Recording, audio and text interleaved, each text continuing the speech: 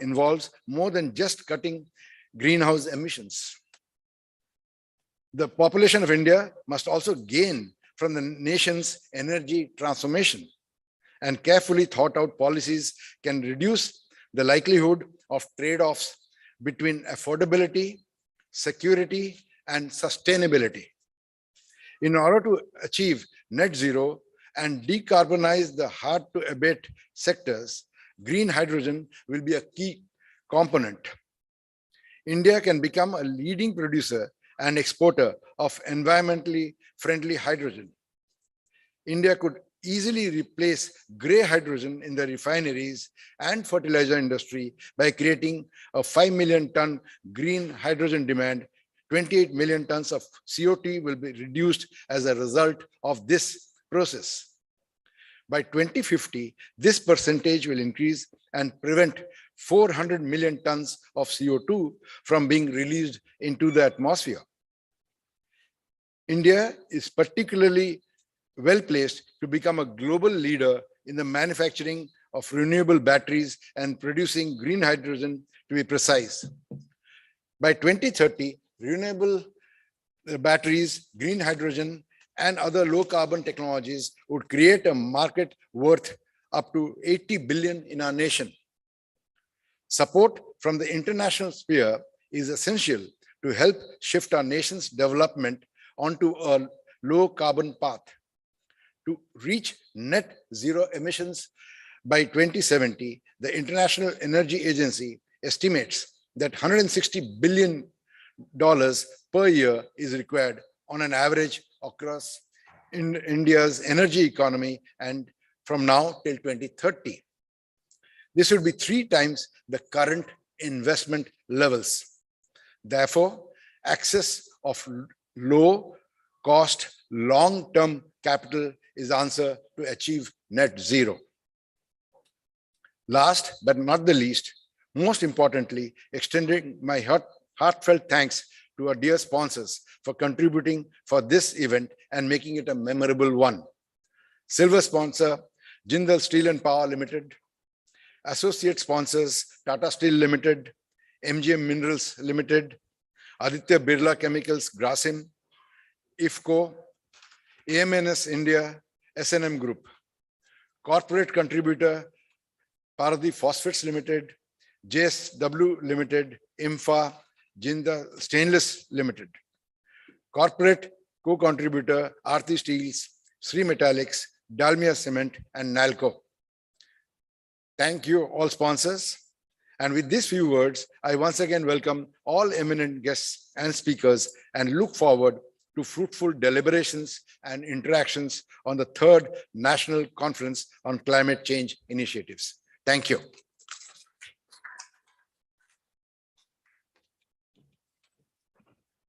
Thank you very much, sir. Next, I would like to request Dr. N.R. Sahu, Convener, ESH Committee, ICC Odisha State Council, and Chief Environmental Engineer, Odisha State Pollution Control Board, Government of Odisha, to please present the theme address.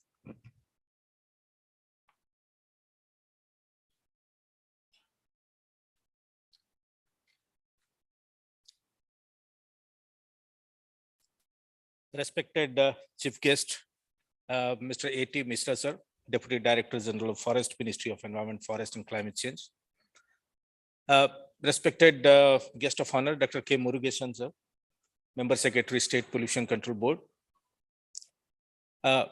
Mr. J.B. Pani, Chairman, Indian Chamber of Commerce, Odisha State Council. Dr. Mala Pradhan, Deputy Director of Factories and Boilers. Mr. K.J. Patel from IFCO. Mr. Pankaj Satija from Tata Steel Mining Limited, Mr. Manish Kharbanda from JSPL. My respected personalities sitting in front of me, ladies and gentlemen. We have been, in fact, talking about climate change since last 30 years. I think since the last Rio conference in 1992, where we started talking about the climate change little seriously. And when the exact knowledge of climate change, the science behind the climate change were also not properly understood. There used to be debates on both sides. Like there used to be debate on the both sides. One school of thought advocating that the greenhouse gas emission are responsible for climate change, and the others were thinking that it's climate just change. It's ever changing, so it changes on way. It's quite a natural phenomena. Now, over a period of time, what happens, more and more scientific evidence came to picture. We also have been witnessing the adverse effect of climate change. We have been witnessing a devastating flood in Pakistan. Maybe we are facing a flood in Bengaluru, and so on. In fact, we are waiting for a few cyclones to hit Odisha coast and so on. So now we have come to a stage where the evidences of climate change, that greenhouse gas are responsible for climate change, are more and more prominent. So we need to, now it's time that we take things really seriously. The initiative for climate change, it all started from, I think, Kyoto Protocol, 1997. There was a target that was set in Kyoto Protocol in 1996 that we should bring down the absolute carbon dioxide emission, greenhouse gas emission, to less than 5% below the 1990 level. So that was the kind of a target, and there were a lot of mechanisms evolved, clean development mechanism, voluntary cuts, and so on. So many countries, including India, we also availed the advantage of clean development mechanism, and so on. But what happened, just to give you a perspective, that between 1990 and 2015, the emissions, particularly the carbon dioxide emission, increased from 22 billion ton to 35 billion ton. Our effort was to reduce it to 5% below the 1990 level, but we increased our emission almost by 60%. So in a sense, all these years, when we have been talking about climate change, our efforts, we are doing this or we should do this. I mean, a lot of things we are discussing, but the fact remained that the emission during this period increased by 60%. Now came the Paris Agreement. In the Paris Agreement, we have been we started talking about net zero, because by this time the world community have realized that no, it's not possible to reduce the emission. So let us try to balance the emission. So therefore, the net zero, the concept of net zero came. That means we should, currently what is happening, if you look at the carbon dioxide, carbon budget, we have a system like a natural system which absorbs carbon dioxide. All forest and grasslands and things like that, they absorb carbon dioxide. Then we have emission sources like thermal power plant, vehicles, industries, and so on, who emit carbon dioxide. Now we should reach a state where the absorption capacity and the emitting capacity, they should remain in balance. That means there should be net zero emission. That's the concept. So when we're talking about this net zero, that means we are now net positive and we need to make it to net zero. It's a much easier target than the previous one, the Kyoto Protocol target, that is, I believe.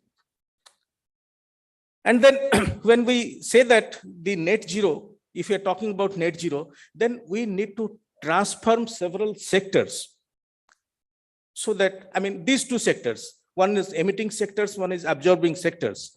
And that transformed energy industry and land use systems, power industry, mobility, building, agriculture, forestry, and waste. I mean, these are the sectors where we need to focus And we need to see, that means we need to increase the capacity, absorption capacity of carbon dioxide in one hand, and we need to reduce the emitting capacity. I mean, we should replace the high emission activities and gradually transform into a low emission capacity.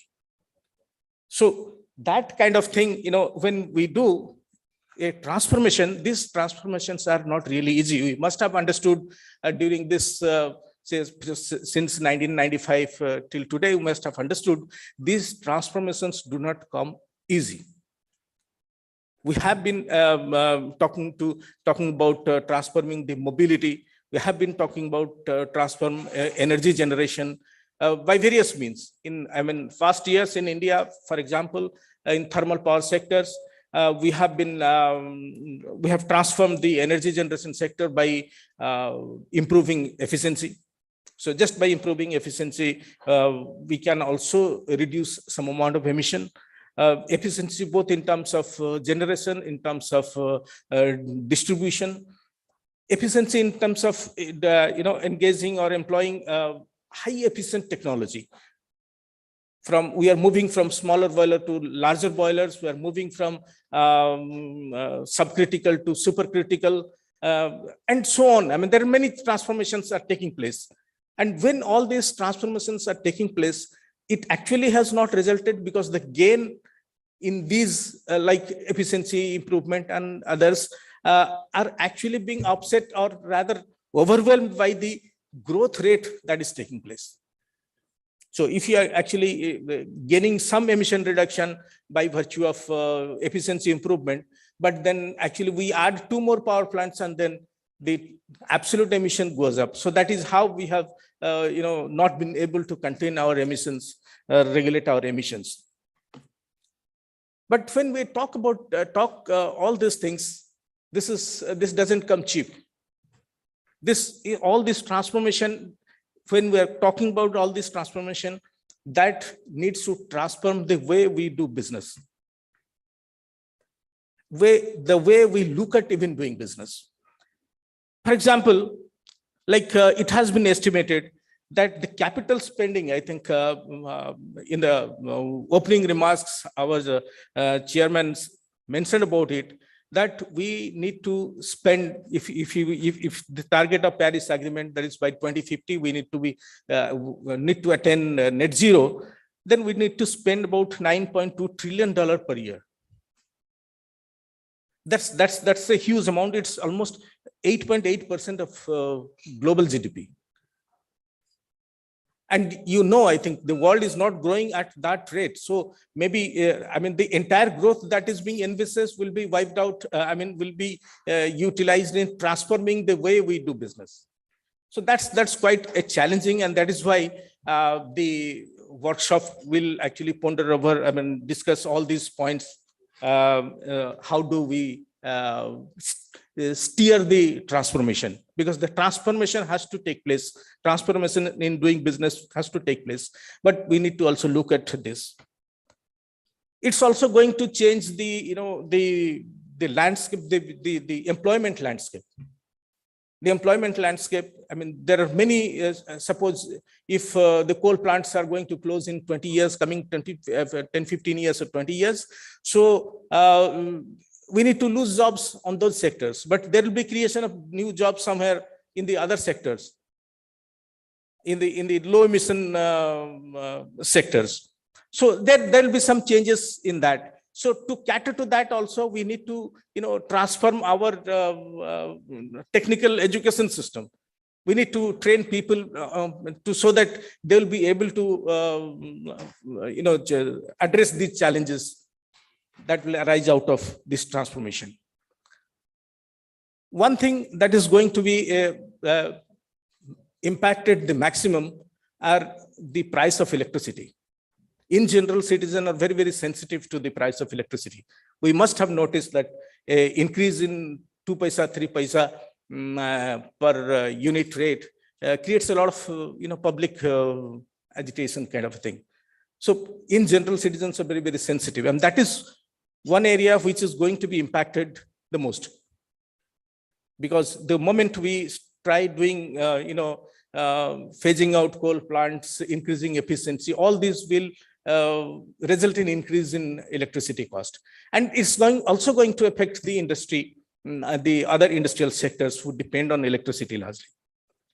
So those are certain things which are going, we need to, we are expecting to encounter during the process of this transformation.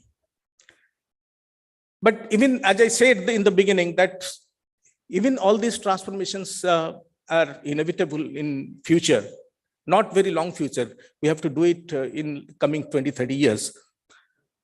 But the two most important sectors for India is the mobility sectors and the electricity sectors, the power generation, because they are the one who constitute about 2/3 of total greenhouse gas emission that takes place in the country.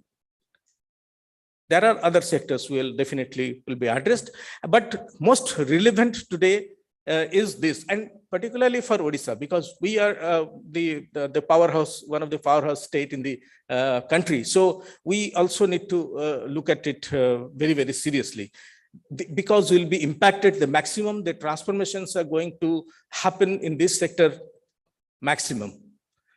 So therefore, it was in this background we designed this workshop, where we will focus our discussion to these two sectors, the mobility sectors and electricity sectors.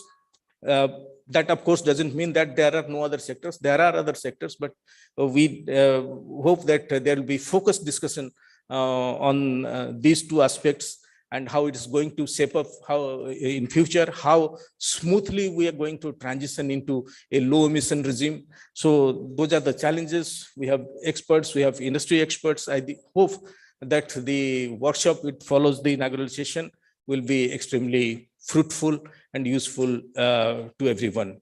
And at the end, perhaps the outcome of this workshop can go as a recommendation to the government, which can help the government in transforming or preparing policy for smooth transition into a low carbon regime. So with this, I wish that this workshop will be useful to all the stakeholders. Thank you.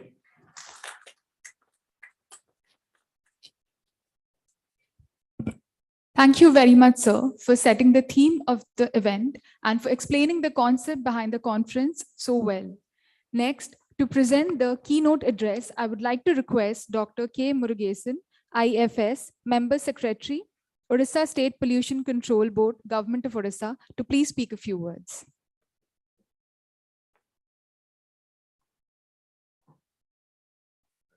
Should I make an address or should I speak few words? Because she said that I have to make a keynote address. In the end, she said that I should speak few words. But I think better, because most of the issues have been already initiated by my colleague, Dr. Nihar Sahu. So respected guests on the dais, Mr. Pani and my batchmate and the DDG, Mr. A.T. Mishraji, Mr. Malaya Pradhan and Mr. Nihar Sahu, and Mr. Patel, Mr. Pankaj Satija, and Sashu Upadhyay, and all the esteemed dignitaries who have come to participate as a resource person, as well as all the stakeholders who have come here, not only to hear and say and to act for the cause of this particular climate change issues. So I'm at the outset, I would like to thank ICC for inviting me again to this program. I told Mr. Paul came, I said that I already spoke. So he said that and we must come because we are the one of the partner in conducting this program. I'm happy that ICC is taking up climate change issues. Climate change issues, if we say any state which is going to have more suffering, it's the Odisha. We have got the longest, almost 480 kilometers. Any cyclone formed in the Bay of Bengal finally lands in Odisha only. So we are suffering, and of course, we are also fortunate to have huge mineral resources as well as water resources and land. That also makes the state very attractive for any industrial projects to be taken up in the state. So that's the one thing advantage, but at the same time, then in that case, we must act how to reduce our what are the precursors which are accelerating, like the pollution, where maybe air pollution or water pollution. Even yesterday we had the same venue, we had that International Day of Clean Air for Blue Skies, and our chairman, chief secretary, and all the secretaries from our forest secretary, transport, commerce secretary, so many people they attended. So because it's not only the pollution which causes the climate change or other thing, it also creates a havoc on the health of the human being. Almost you must have seen also, you must have read also, almost 99% of the population in the world, they don't have any clean air to breathe. If the water is contaminated, you can avoid, but you cannot avoid polluted air. That's the thing. But taking this vulnerability of the state, most of you must be knowing that Odisha is the first state to create the state action plan for climate change. So whatever the sector, Dr. Sahu said that the mobility and the energy sector, the climate change action plan, which has been prepared by the state government, has covered all the sectors, almost more than 15 sectors we have covered, even including that solid waste management sector, which has been recently taken up also. And we have also recommended, it is one of the only state in the country to receive that green climate fund. Must have been some of you from the water resource, I do not know whether I'm invited or not, but this is the only state in the country. I would say even in the country also. In India, we are the only person, but I was very happy that when I made a presentation in Bangkok about 2 years back also as a director environment, I made a presentation, but we are pioneering in all these climate change action plans. Whatever you need it for the today's discussion, we have got at least the basic information. It is the only state, the climate budget has been prepared and it has been approved in the parliament. It has been approved in the parliament, and each activities, whether it is adaptation measures or it is a mitigation measures, it has been coded also. It has been coded. So if you name any department, what are the activities, whether this activity needs more fund or less fund, at what situation, everything is given to all the department without any, because most of the time when you say prepare action plan, people will say that how much is the budget? We don't have any budget. Whatever the budget available, when I allotted to the department, with that money only it has been done. Because it's a mandate also. Every state has to prepare. But as Dr. Sahu was saying that we have already, as we are the country, as a country, we have already signed an agreement with the Paris Agreement. We have communicated our NDC, must be knowing our nationally determined contribution. Almost 8 sectors we have already contributed, many well communicated. But out of the 8 sectors, 3 sectors are very important. One is about reducing our emission intensity by 30 to 35%, which you was telling, and going for non-fossil fuel energy sources by 40% and increasing it by 40%. And the third is the increase in the forest cover, so that add carbon sink from 2 million tons to 3 million tons equivalent of carbon dioxide. But as he said that compared to any other sector, this energy sector and as well as the transport sector creates a havoc in terms of carbon emission. But in Odisha, we are not only making energy for ourselves, we are also making energy for our country needs. So naturally, I think we must be having more than 10 mega power plants, apart from the captive power plants, which have got it for major industries.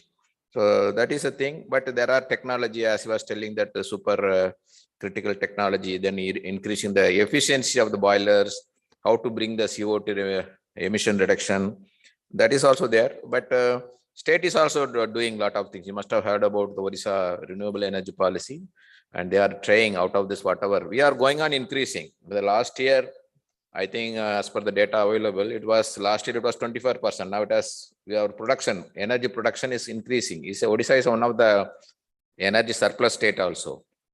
We are going on increasing our production, but increasing our non-renewable energy sources also, like hydroelectric, small hydroelectric projects, solar projects. Wind energy is coming in a large way.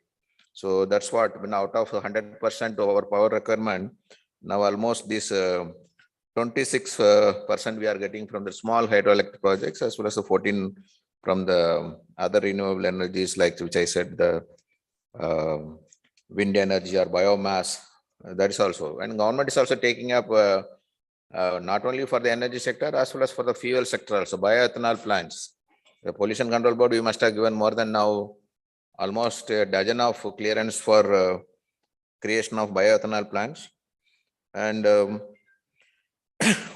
and the state government has also, as one of the component is that your NDC number 3, which says that the emission industry has to reduce. They have made a lot of things, that is like the capital improvement in the distribution system and the smart system of your managing, and that now they got the solar rooftop.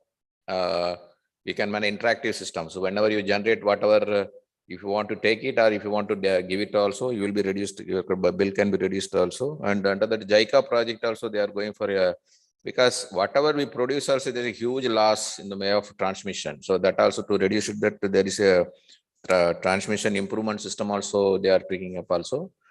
Coming to the mobility sector, as he was telling that Odisha has got that Odisha electric vehicle policy. That is a very good policy. And yesterday, when the Commerce and Transport Secretary was telling, and it's a good section. I mean, most of you, whether you are aware or not, and we have got a provision that if you buy an electric vehicle, there's a subsidy. Any vehicle, whether it's a 4-wheeler or 2-wheeler, there's a subsidy. Even for if it's a government servant, the government is also giving some percentage of concession also, if you are a government servant, to encourage government servants to buy vehicle. And they are also giving subsidy in case if you go for any manufacturer of electric vehicles also. That's a good thing. And that is at the same time to reduce this all old vehicle, they have brought some system like a green tax. So if your vehicle is more than 15 years, you are supposed to pay certain percentage of tax, so that then even those scrapping of vehicles, they have put some restriction, so that how much maximum we can reduce the our carbon emission, or what you call the carbon footprint. Because as Dr. Nigar Saha was that we have left the concept of less emission or controlled emission. Now we have come to the zero emission. So emission zero is very difficult. Yes, we cannot, if I am born, I have to exhale CO2, there's no restriction, you can't stop it. But at least how much I can plant a tree. So that our, whatever we release the CO2, how we can bring the carbon back to the earth, that's more important. So I think there's a lot of deliberation today. The list also I have seen, it's a long list of good speakers. It's being coordinated by Dr. Sahu. There are also good spokesman, person on the dais. They will all discuss.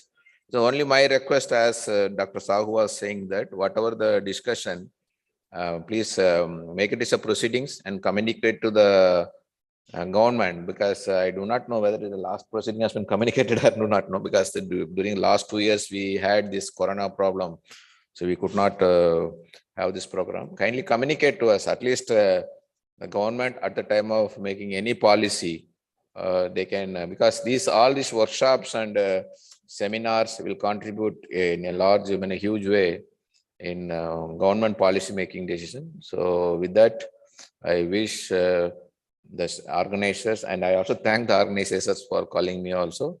I wish that this particular one-day workshop is a big success. Thank you very much.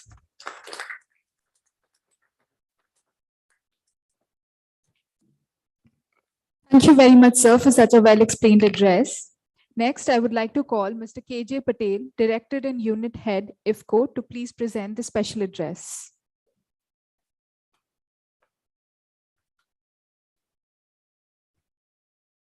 Namaskar and a very good morning to all of you.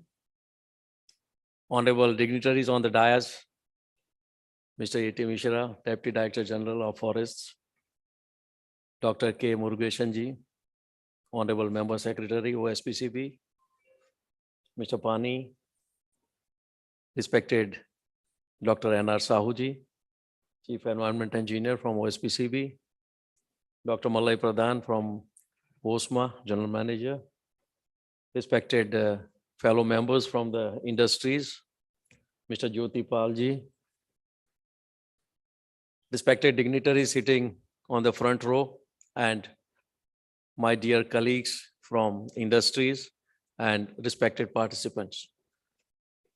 First of all, let me thank ICC, Indian Chamber of Commerce, for giving me an opportunity to speak to you on this occasion. Industries are said to be the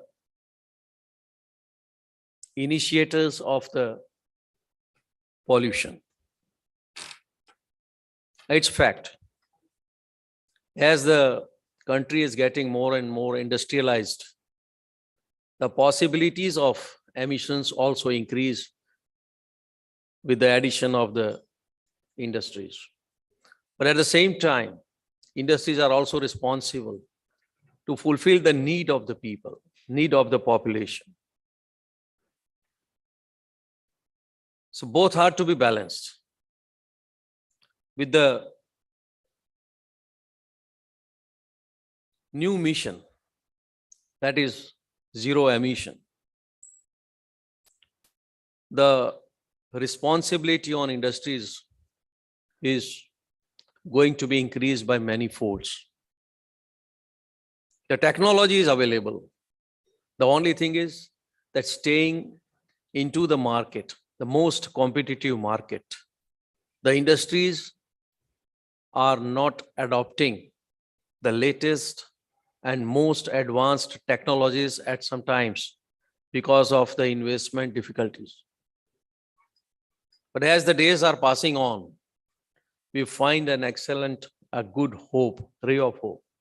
And that is the availability of the best technologies across the world. They are getting available to every country and every industry nowadays.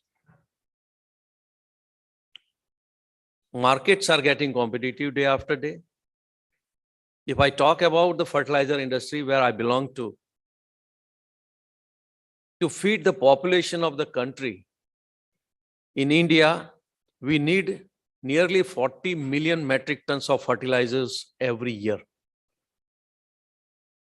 We in our country have the capacity to manufacture about 30 million metric tons. Nearly 10 million metric tons of fertilizers are required to be imported from outside market. And with the challenging environment, with the war between Russia and Ukraine, the raw material inputs, the cost, the availability, everything has become a challenge for the industry. But at the same time, food security of the country is also of utmost importance. If the fertilizers are not made available, then it will lead to a major challenge for the entire population and the country as a whole. You might be aware that last year in the month of May 2021, when Sri Lanka was introducing a policy on a lot of economical changes, and in that one of the policy was not to allow the chemical fertilizers to be used or imported in the country. Later on in November 21, they had to change. And during the recent days, you are aware that what had happened to the country.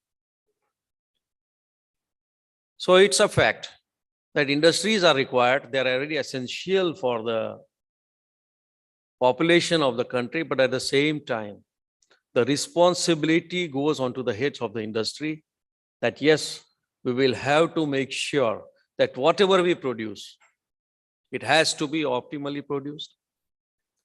Everything, whether it is the consumption of energy, consumption of the raw materials, whatsoever, has to be optimized to its best. And with this net zero emission philosophy, I'm sure that the industries with the hard work and with the best available technology advancements will be certainly make it through, and this challenge will also be surpassed. Once upon a time, there used to be a situation where for a ton of fertilizer, we used to have 8 to 10 meter cube of water consumption.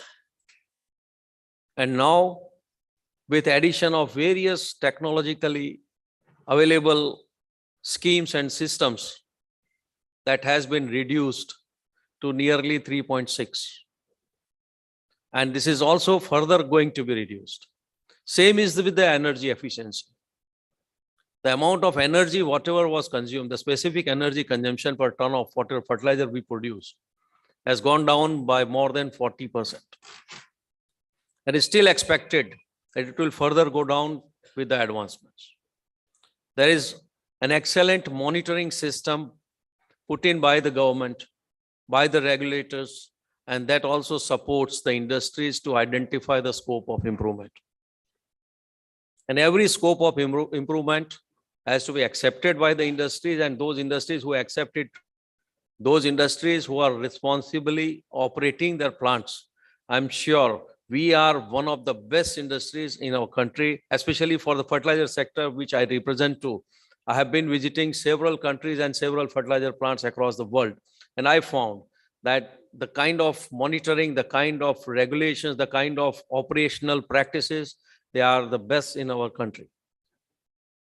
I hope with the changing environment requirements, with the changing scenario with respect to the environment control, all the industries together, we will be putting in our best efforts and will make sure that the ultimate target of net zero emission is achieved, and we all not only take care of the current generation, current population, but for our future population, for our future generations, we'll have to work hard.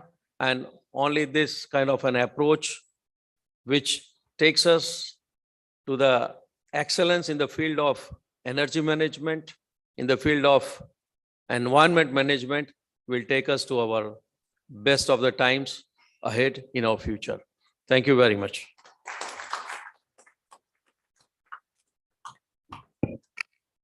Thank you very much, sir, for such an optimistic address. Next, I would like to request Mr. Pankaj Satija, Member, Core and Advisor Committee, Convener, Minerals and Metals Committee, ICC Orissa State Council, and Managing Director, Tata Steel Mining Limited, to please present an address. Thank you, Anita. Good morning, everyone. Dignitaries on the dais, Shri A.T. Mishra, Dr. Murugesan, Dr. Sahu, Mr. Pani, Dr. Malay Pradhan, Mr. Patel, my friend Mr. Manish Kharbanda, and dignitaries of the dais. It reminds me of a famous story of Bhagavad Puran, where King Parikshit, son of Abhimanyu, was traveling back to his palace after conquering a war. And he could see a very unusual thing.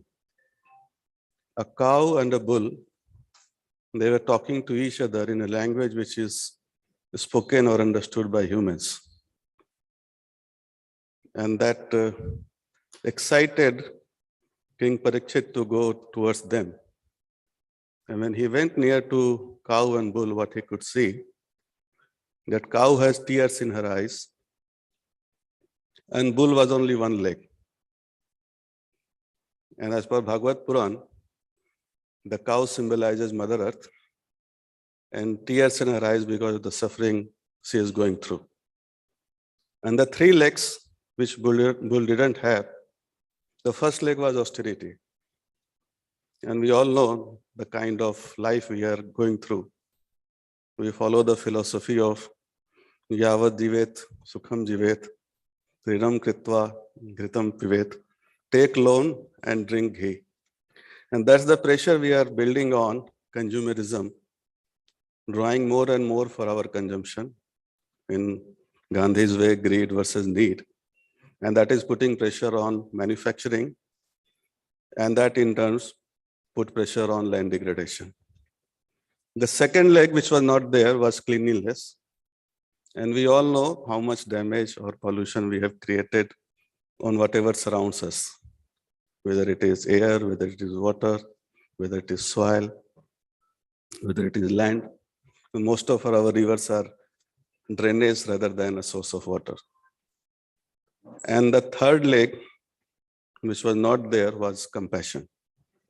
And that's the fallacy of climate change, that the developed worlds, which has created more damage, are now preaching developing world to follow the path of low emission. And in a country also, the rich and the influential, who rich in palatial buildings, drive SUVs, create problem for the poor who lives in slum and have very low consumption pattern, and the woman who sometimes travels 2.5 kilometers to fetch water. So that's the fallacy which is going on. And we talk of adaptation and mitigation, but there is a limitation of mitigation. And we all see in most of the NDC targets taken by different countries, how much they have been able to achieve, and are they sufficient? Adaptation, we talk about that the species will go upwards if there is a global warming, but there is a little limit to adaptation, how much upward it can go. And will the species will get the same food, what is getting in the lower altitude, at the higher altitude also. So the only one leg which was there at that bull, if I infer, it is the climate change. And that is a constant, that is there for a longer period of time. But what has happened now that the change has become more frequent. And if you go through the shloka of Bhagavad Gita, Adhyaya 9, Shlok 7, which says, Bhagavan Krishna says to Arjun, that Sarva Bhutani Kaunteya Prakriti Yanti Mamikam Kalp Chaya Punastani Kalpadyo Vishyamyaham. At the end of a kalp, everything comes to me. And at the beginning of a new kalp, सृष्टि की जब रचना होती है तो फिर मैं manifest करता हूँ सबको. So the climate change was there, but what has happened, it has become more frequent, more dynamic, and what you could see in 300 or 500 years, you are seeing in your lifetime. And if you go through the state of climate in 2021, published by American Meteorological Society, the Earth global surface temperature has been increasing from last 10 years. And it has gone up by 0.5 degrees centigrade from the last average. Sea level level has risen by 97 mm compared to 30 years average of 1991 to 2020. And if you compare with the last year data, it is more than 4 mm. Dr. Sahu was mentioning about CO2 concentration. So that has also gone by 4.6 parts per million, making the inventory to 414 parts per million. Methane has also gone up by 18 parts per billion. And nitrous oxide, we all know, because these are the things which have a very high life years time. It's not like that the concentration what it is today will be over by when we stop emitting. They have their own life years more than 100 years. And nitrous oxide has also gone up 1.3 parts per billion, making it to 334. East Africa has seen the consecutive 3 failed rainy season. And as Murugesan Sir was mentioning, India is also one of the most vulnerable country in terms of climate change. We have 12% flood prone area and 16% drought prone area. And in India, as Murugesan Sir was mentioning, Odisha is again most vulnerable. So there are opportunities, and as the problem is complex, the solution has to come from the different quarters. So good things are happening. European Union has given different directives in 18 and 19, and energy community is picking up. So around 2 lakh European are now part of 7,000 energy community. And we all know how in India, the community of farmers has made us self-resilient or self-reliant in terms of milk. And I see great potential in India also. We have 6 lakh villages. And if each village, if there is an energy community which can take care of the energy generation through solar, and the consumer and the producer are the same place, probably we can tackle these situations at a different level. And I'm told also that citizen science in India has picked up earlier, but primarily it was concentrated to biodiversity, but we see a great potential in climate change also. Energy, different quarters and electric mobility is not new. 2011, Government of India has formed a board, National Council for Electric Mobility. And every year there has been certain positive development. 2019, the second phase of FAME started, and 10,000 crore fiscal and non-fiscal support was earmarked for the adaptation. So there are many positive things which are happening. Each state has come out with different policy. Murugesan Sahib spoke about EV policy of Odisha, and it's really very good in terms of subsidy and the data what it suggests. So 82% of vehicle registers are two-wheelers, and if you see that the adoption also, mostly it is in two-wheelers, three-wheelers and buses. On four-wheelers, it is yet to pick up. There are different challenges which are related to total cost of ownership, charging, and there are many charging stations which are being, coming up also. So while the states have taken the primary responsibility, it is now for the citizen of India to take the lead and do whatever best they can do. Article 51 of Indian Constitution says that it is the duty of every citizen to protect and improve the environment, including forests, lakes, rivers, and wildlife, and have compassion for living creatures. And this compassion is the same which I mentioned about one of the missing leg of the bull. So as the situation is complex, the problem is complex, the solution has to come from every quarters of society, be it the corporate, be it the government, be it an ordinary citizen. And if I borrow words of Ahmad Faraz, कि शिकवाए जुल्मते शब से कहीं बेहतर है, अपने हिस्से की कोई शमा जलाते जाएं. Thank you.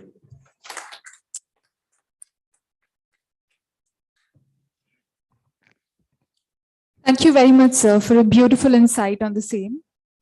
Next, I would like to request Mr. Manish Kharbanda, Member, Core and Advisory Committee, and Mentor cum Principal Advisor, Minerals and Metals Committee, ICC Odisha State Council, and Executive Director and Group Head, Legal, Corporate Affair and Sustainability, Jindal Steel and Power Limited, to please present the special address.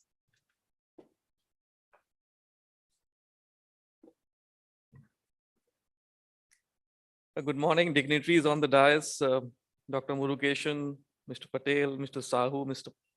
Pankaj Satija, Mr. Malay Pradhan, Mr. Mishra. I think this is one of the programs where a very pertinent topic has been facilitated by ICC, which is climate change. And I've been listening to the speakers before me, and they have said a lot of things about climate change and what the government is doing, and that's a very welcome step. But I still feel that before I begin my address, let me just try to make you understand that I'm sure you understand, but just to reiterate it, what is climate change? And how does it impact each one of us? Because the awareness raising is to be done by everyone. I see youngsters, I see fellow colleagues all in front of me. I think awareness becomes a big thing. That why is it important? Because what we have seen is that we believe, and it's including me, it's not that if it's not impacting me, I don't care. You will see people will throw something outside their home and drop something outside their car and think that, listen, it's not impacting me, my car is clean, and they're not understanding how it's taking the overall ecosystem and going to impact the future generations. So with industrializations, which of course is very good, because when the population goes up, industrialization is required for employment, for, of course, meeting the needs, as Pankaj ji just put in very succinctly, that If you grow in size, obviously you need to meet the needs also. And as from Mr. Mishra, from Mr. Patel from IFCO said that if fertilizers don't come, in that case, how do you grow the grains? So this is something which is imminent. Industrialization is imminent. It has to happen. You can't stop it. So what can each one of us do and what the industries can do becomes very important to take care of the future generations. So basically, climate change are all the, in very layman terms, are the changes inflicted by industrializations and the actions that we have been taking towards each other, in short. Now, what has impacted? If you do it, you use coking, you use coal, you use different kind of iron ore in steel making, you use coal in power. So what's happening is that the emissions are going up of the gases. And these emissions, the environment cannot sustain. For example, there were certain figures in the last, if you see the increase of CO2, methane, NO2, and the chlorofluorine gases that has happened, it has gone exponentially, with carbon dioxide going by 76%. And all of us know that carbon dioxide is not good for us. It's good for some plants, but to a certain extent. So we take in oxygen, give out carbon dioxide. Now that natural process is happening. So the nature is in a balance. The plants are absorbing the carbon dioxide, but up to what extent? And when anything becomes excess, it leads to problems. So what happens if the temperature is going up, as Pankaj just before me pointed out, by in 10 years, it's gone up by 0.5, but from 1750, it has gone up by 1.1%. And now the change in the temperature is accelerating. So this disturbs the entire ecosystem. And once the ecosystems get disturbed, in that case, you see glaciers start melting. You see where there should be snowfall, there's rainfall. Where it should be dry Dubai, it's been raining sometimes. Rajasthan has begun to rain. So you see what's happening. It's actually creating a disbalance. And as soon as the disbalance is created, it will start impacting our future generations, our children, our brothers and sisters. It will start impacting. It will start impacting us. You see the lifestyle diseases that are happening. You see cities like Delhi and the metros, what's happening there. So you can't breathe properly and there are so many diseases. And this is a complete cycle. Once that starts happening, the cost on healthcare starts going up, the industrialization gets impacted. So it's a circular thing which happens and impacts all of us. That is why climate change is important. And I still believe that all of us have a role to play, even in the schools, even at the children level, at all across the level, it has to be pervading. I was interacting with the media just outside when I stepped outside. I still don't see, because they're not interested. You talk about something very interesting, you'll see a lot of people turning up. You talk about climate change, okay, fair enough. We understand. But then they're not interested. The idea is because they don't know how it impacts. Unless and until everybody understands that what's really impacting, and this is the most important thing which is confronted to the entire human community, I think we will not be able to understand the impact. So whoever is attending, I first thank you for being here, and the media people for being here, and then to see from once you step outside today, what you can do today to actually lessen the environmental impacts, which can actually influence the climate change. Now, in terms of, as I said, industrializations means more emissions. So I don't blame the developed world. For example, if the highest is China, why? Because China has the maximum industrialization, followed by United States, then by India, then by Russia, and Japan, Germany, and South Korea. These are the manufacturing states. But yes, what's happening now that the developed world, having done all the industrialization, does not want that to happen in the different countries. One, it's always how the countries compete, it's different. Others, they have now known they are better technologies, they know the fact. So even if development happens, they want it to be happening in a particular pace. And that is why the entire concept of net zero is coming in. And you would see that this net zero will assume importance as we go on.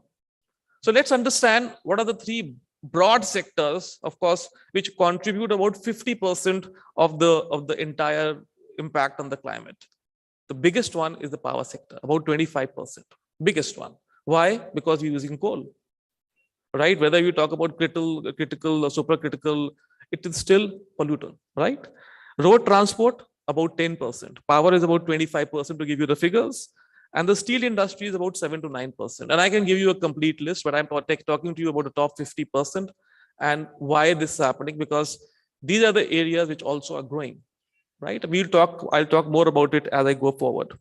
There's a global commitment which happened on the 26th UN Climate Conference which is called the COP26. I'm sure most of you have heard about it.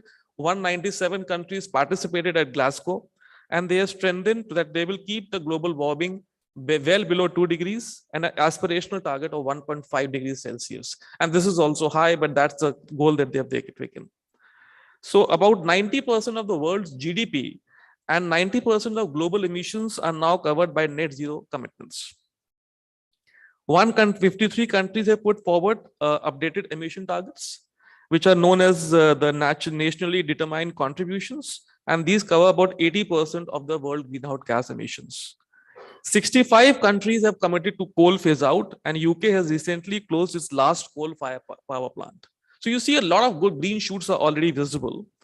And more than 110 companies have signed for the EV 100 pledge, fully committed to zero emissions. You name the company and manufacturers like General Motors, Jaguar, Fiat, Volvo, Audi, they have all committed to 100% zero emission vehicles by 2035. I believe it needs to be accelerated, but the ecosystems are not in place. India, of course, says net zero by 2070, but the way and 50% of the energy will be derived from renewable by 2030.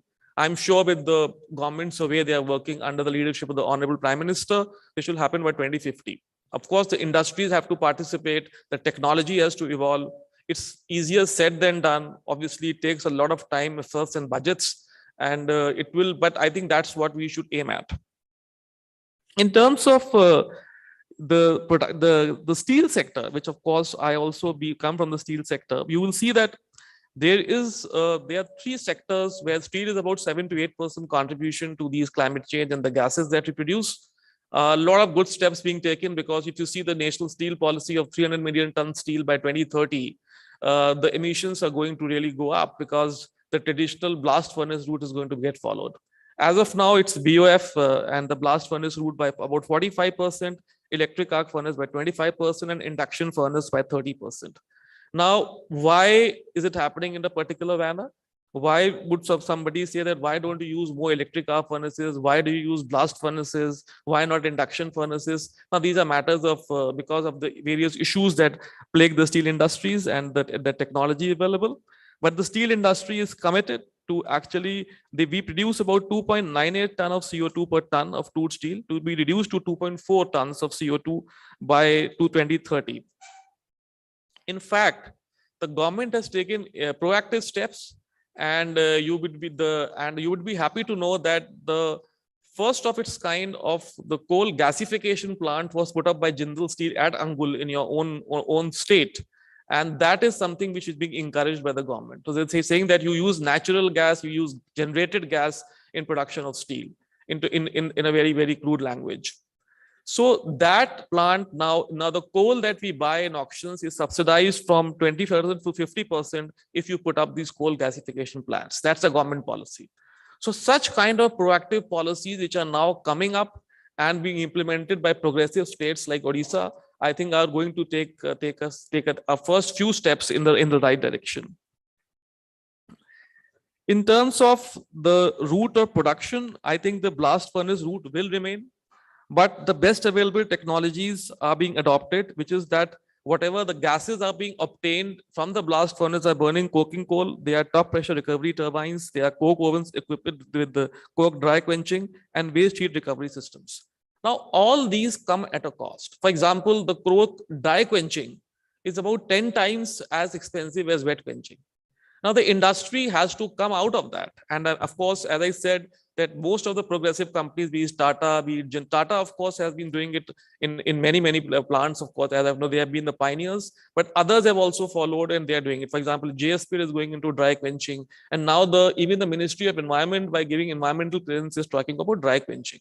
Now, we don't understand, because as people, commoners, we don't know these terminologies, we don't understand how it impacts. So that is where the industry captains come in place, and they have to see that even if it's more expensive, we need to go to these technologies.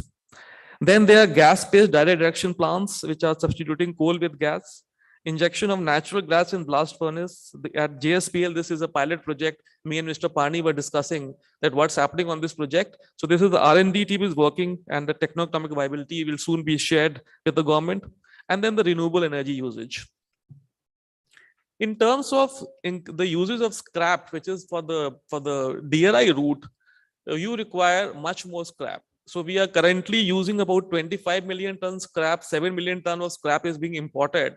Now to substitute import, you need a lot of collection centers. See, everything requires an ecosystem because the scrap has to be stored somewhere, transported somewhere. So you require storage places, transportation places, logistics, dismantling, manpower. It's a complex thing, but I think this scrap policy by the government, which has just come in, the steel scrap recycling policy of 2019 is welcome. The voluntary vehicle fleet modernization policy is also a welcome step. And the announcement to double the capacity of ship recycling by 2030 is also very, very welcome step. I want that the industry should deliberate on exploring additional levers to generate scrap, fast track implementing of policies, because we have good policies, but execution remains a key challenge. And where I think the Odisha government should actually be taking the lead. You have the best chief ministers who was awarded yesterday on the 5th of, not yesterday, but on the 5th. So you understand that you have a dynamic leadership who can execute and make Odisha a place where you actually proactively implement these things and showcase it to the entire other states, show them the way, and also to the world. The Ministry of Steel, of course, is talking about two more things, which is called green steel. I'm sure you have heard about it. The definition is yet to be done. And then there's something called carbon capture utilization system. These are two new technologies which are coming up, where how from the blast furnace, if you can capture the carbon and use it in making fuels or other things, that will be very helpful. And green steel is actually being talked about.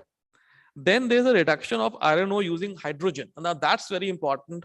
JSPL is also working on the same.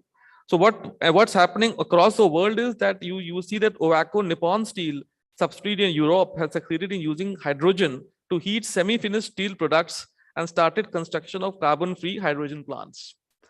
So the reduction target by CO2 is about 80%. So the using hydrogen, you can reduce it by 80%. And that's something which, of course, the steel industry is trying, and I hope we will achieve that. ArcelorMittal has built a demonstration plant in Hamburg, which will reduce iron ore with the hydrogen.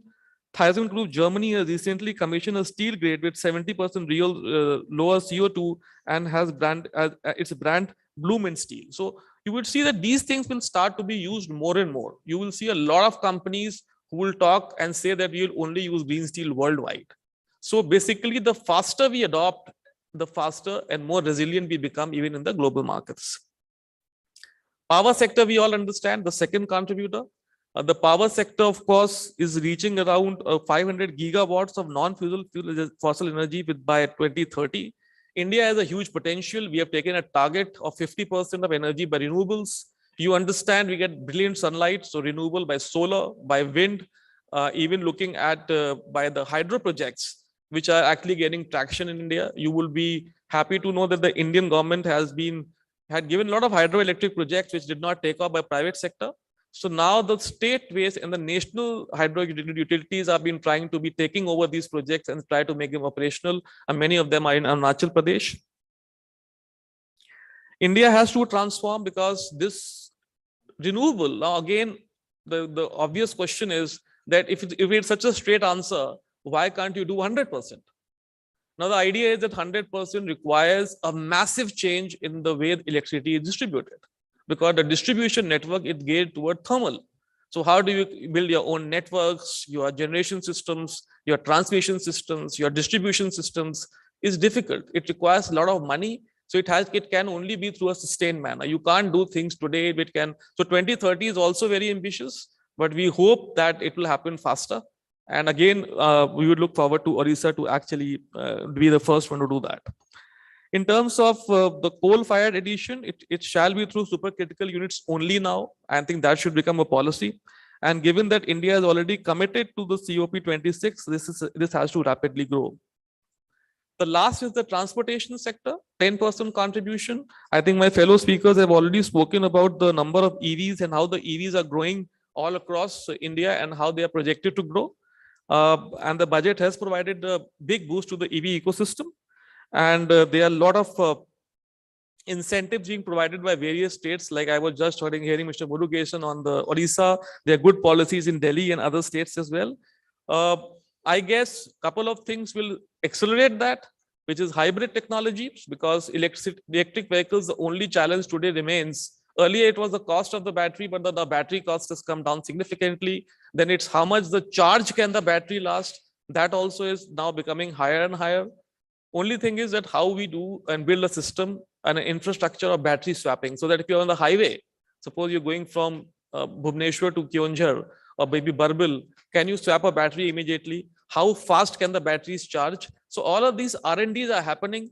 And I think the hybrid vehicles will use fuel and electricity both may be an answer. And I think that also is being promoted in a big way.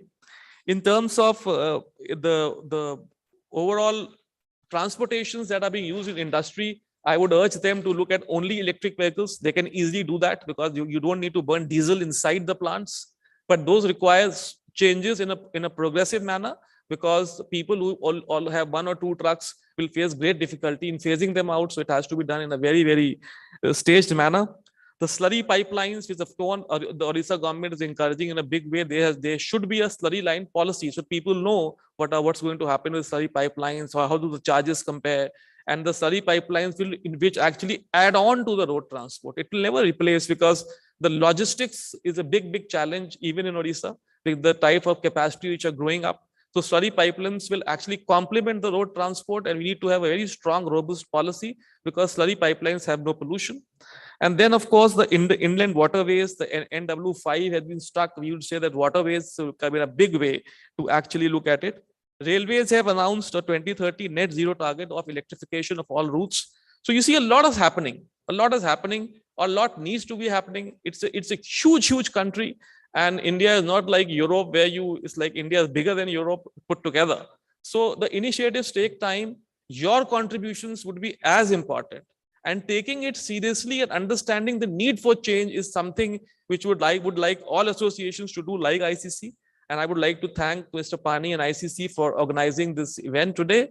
We look forward to some eventful and discussions, and where something credible ideas are discussed, and these ideas are given to the government, and we work in hand with the government, give whatever you want to do, and see that this climate change can be at least stalled, if not reversed. Thanks a lot.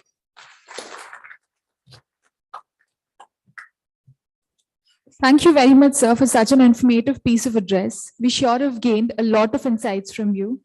Next, I would like to request Dr. Malay Pradhan, Deputy Director, Directorate Factories and Boiler Safety, Government of Odisha, to please address the gathering.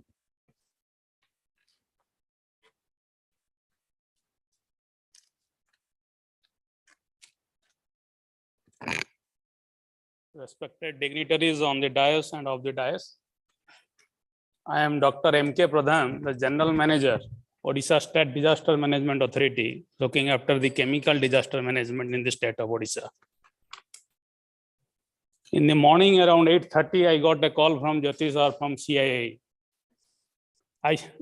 Sorry, that you are, sir, invited to come for this program on net zero.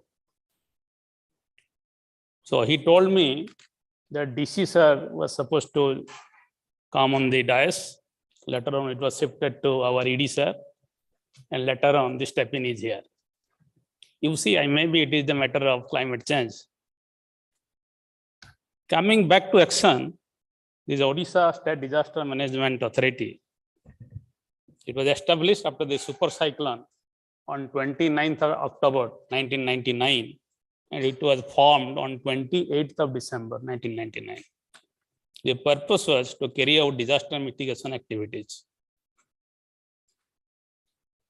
So there are two basic things that OSDMA believes. That is the game of 1 and 0. Our mission is one, that we will become the #1 state in the country, not only in the country, in the entire world. Possibly we have done it. The second one is our vision, that is 0. This does not mean that we will make your vision 0. It says that there will be 0 casualty, not only in Odisha, everywhere. And that also we are definitely trying to achieve it. If you look back to the history of OSDMA, When it was formed in the year 1999, the super cyclone took away life of around 10,000 people. Coming back to Phani 2019, similar nature. The casualties was 63. Definitely, there is a change in the strategy. If you look back into the Sendai framework 2015, the first basic principle is that will reduce the global mortality rate that Odisha has well ahead. And if you look into the history of Odisha, Odisha is the most vulnerable state in our country. There are around 98 cyclones recorded in the last 100 years, and a majority passes through Bay of Bengal. Coming back to 2005, when we were celebrating the silver jubilee of our engineering college, a dignitary spoke. Now there are 3 seasons in Odisha. We thought there are earlier 6 seasons, now 3, maybe winter, summer, and rainy. We don't know. There are 3 seasons. One is hot, one is hotter, one is hottest. The concept of global change.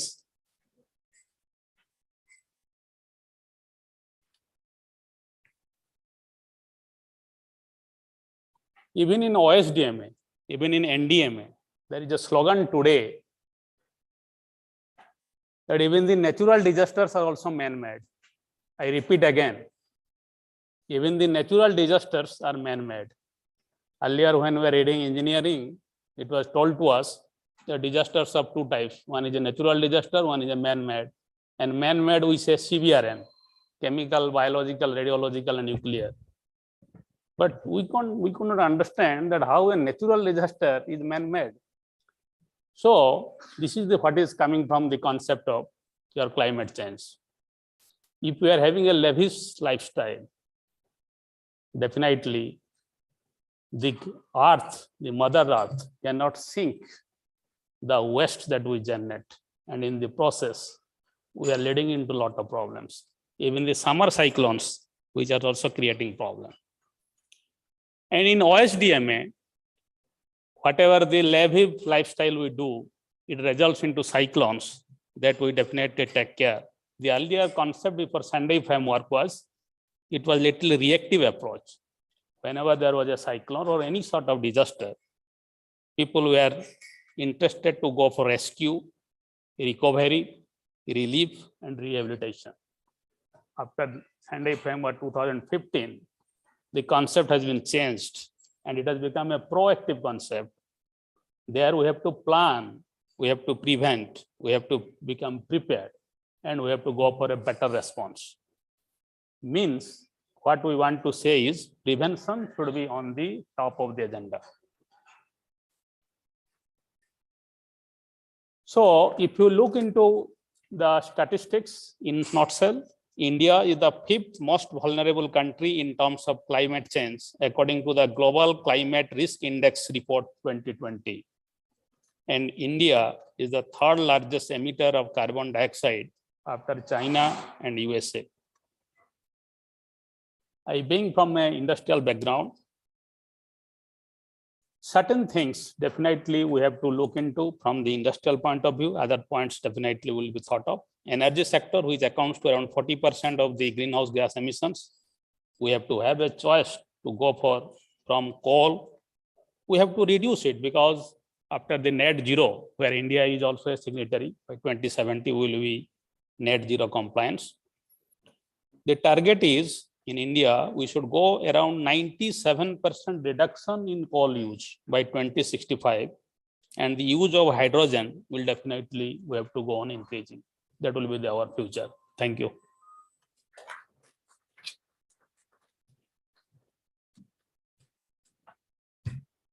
Thank you very much, sir. Now I would like to request our chief guest, Mr. A.T. Mishra, IFS, Deputy Director General of Forests, Ministry of Environment, Forest and Climate Change, Government of India, to please present the special address.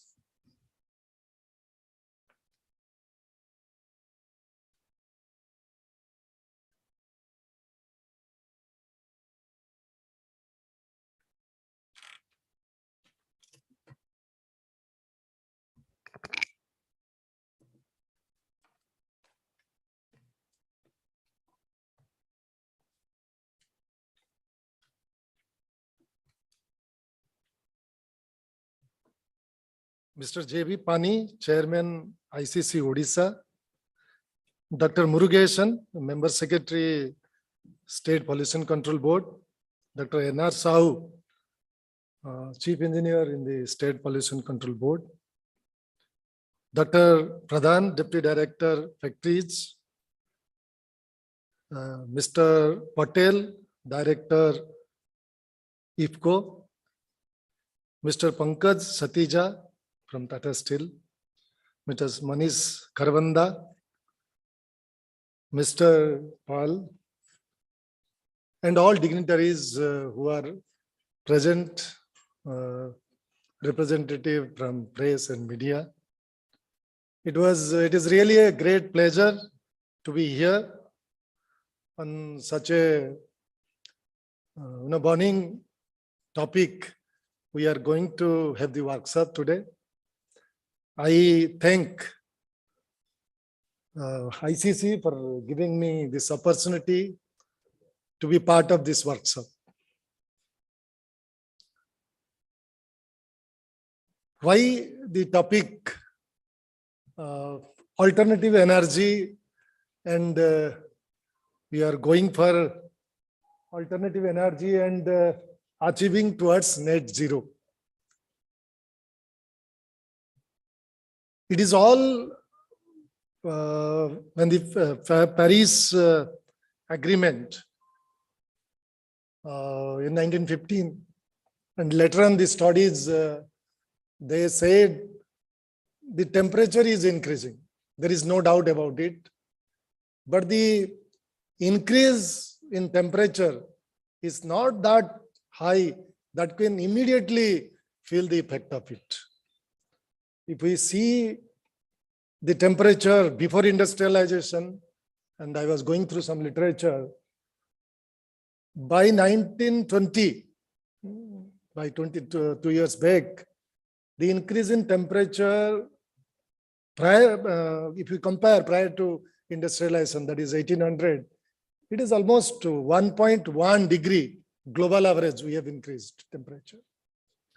And the Paris Agreement was to achieve, to curtail that increase compared to that 1800 to 1.5 by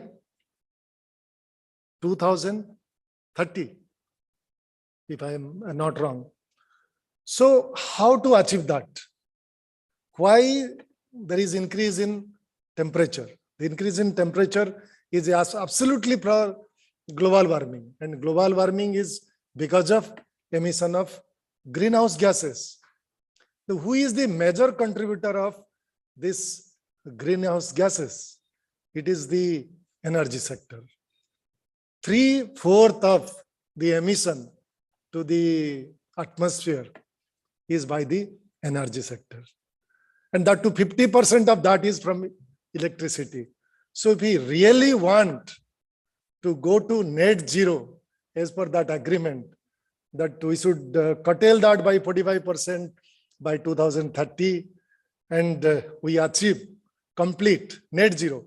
It is not carbon zero, it is net zero by 2050. So we have to think of the major contributor, that is energy sector, which is responsible for increasing, contributing greenhouse gas and ultimately increasing temperature, resulting to climate change. But when we think of this topic as a responsible citizen, not of India, you just think as a responsible person of the world, I just want to tell you small thing.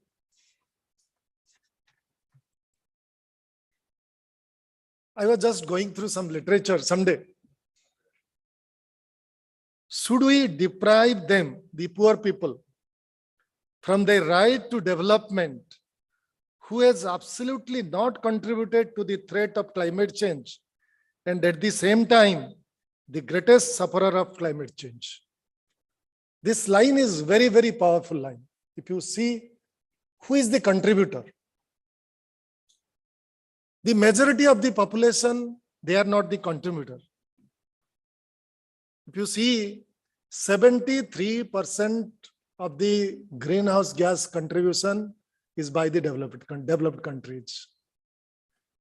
More than 100 countries in the world, they only contribute 3% to the greenhouse gas emission. So should we deprive them from their right to development, right to have a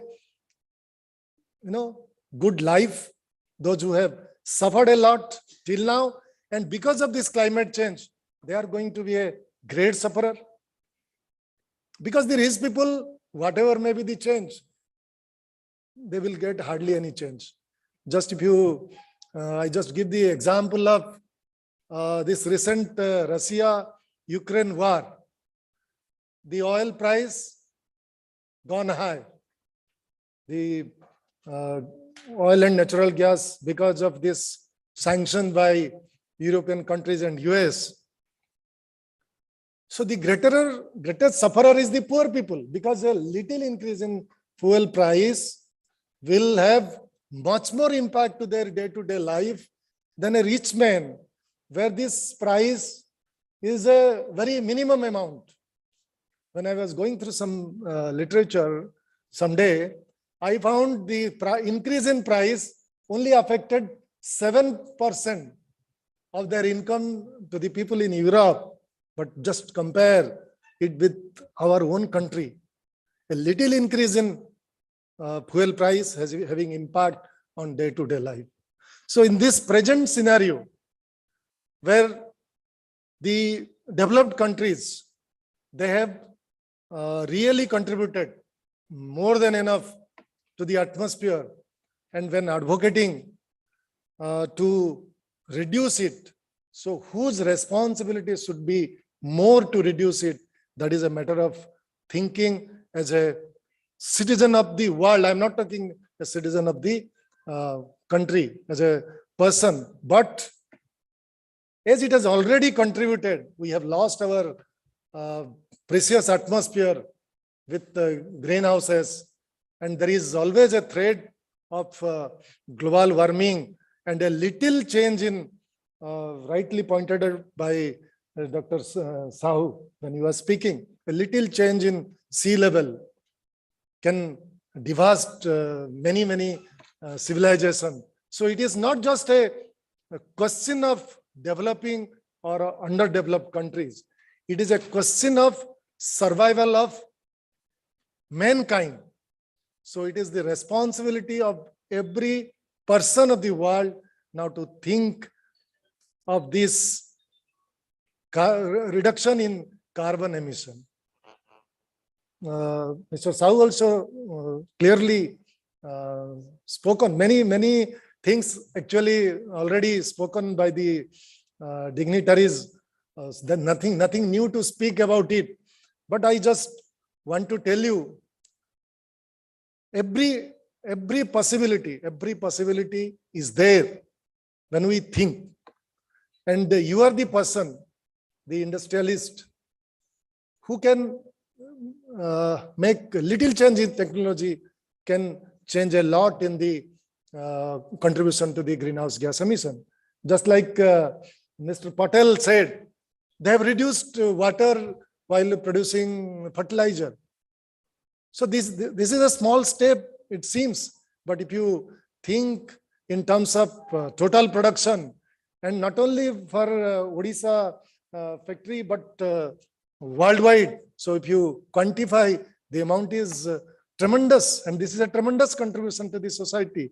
Rightly pointed about by some of the speakers, they are changing from coal to gas. Again, that is a transition, though we are not going to achieve net zero, but is a transition to go towards net zero. But if this is the scenario, then how to achieve net zero? I think everybody know what is net zero, rightly pointed out.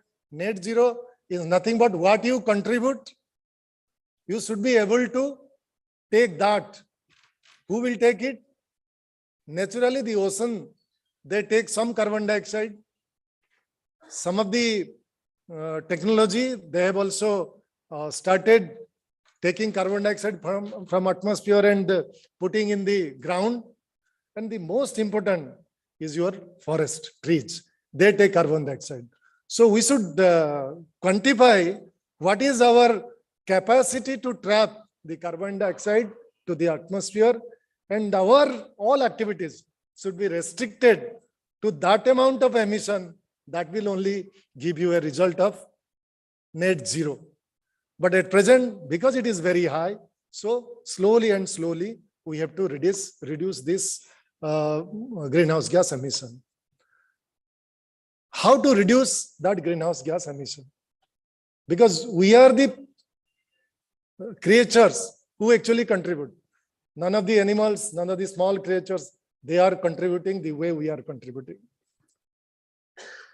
If you classify the process, how we contribute, the first process through production. We produce energy, and while producing energy, we contribute greenhouse gas to the atmosphere. Mostly, our electricity is produced through coal. And coal is the major source of energy in many blast furnaces.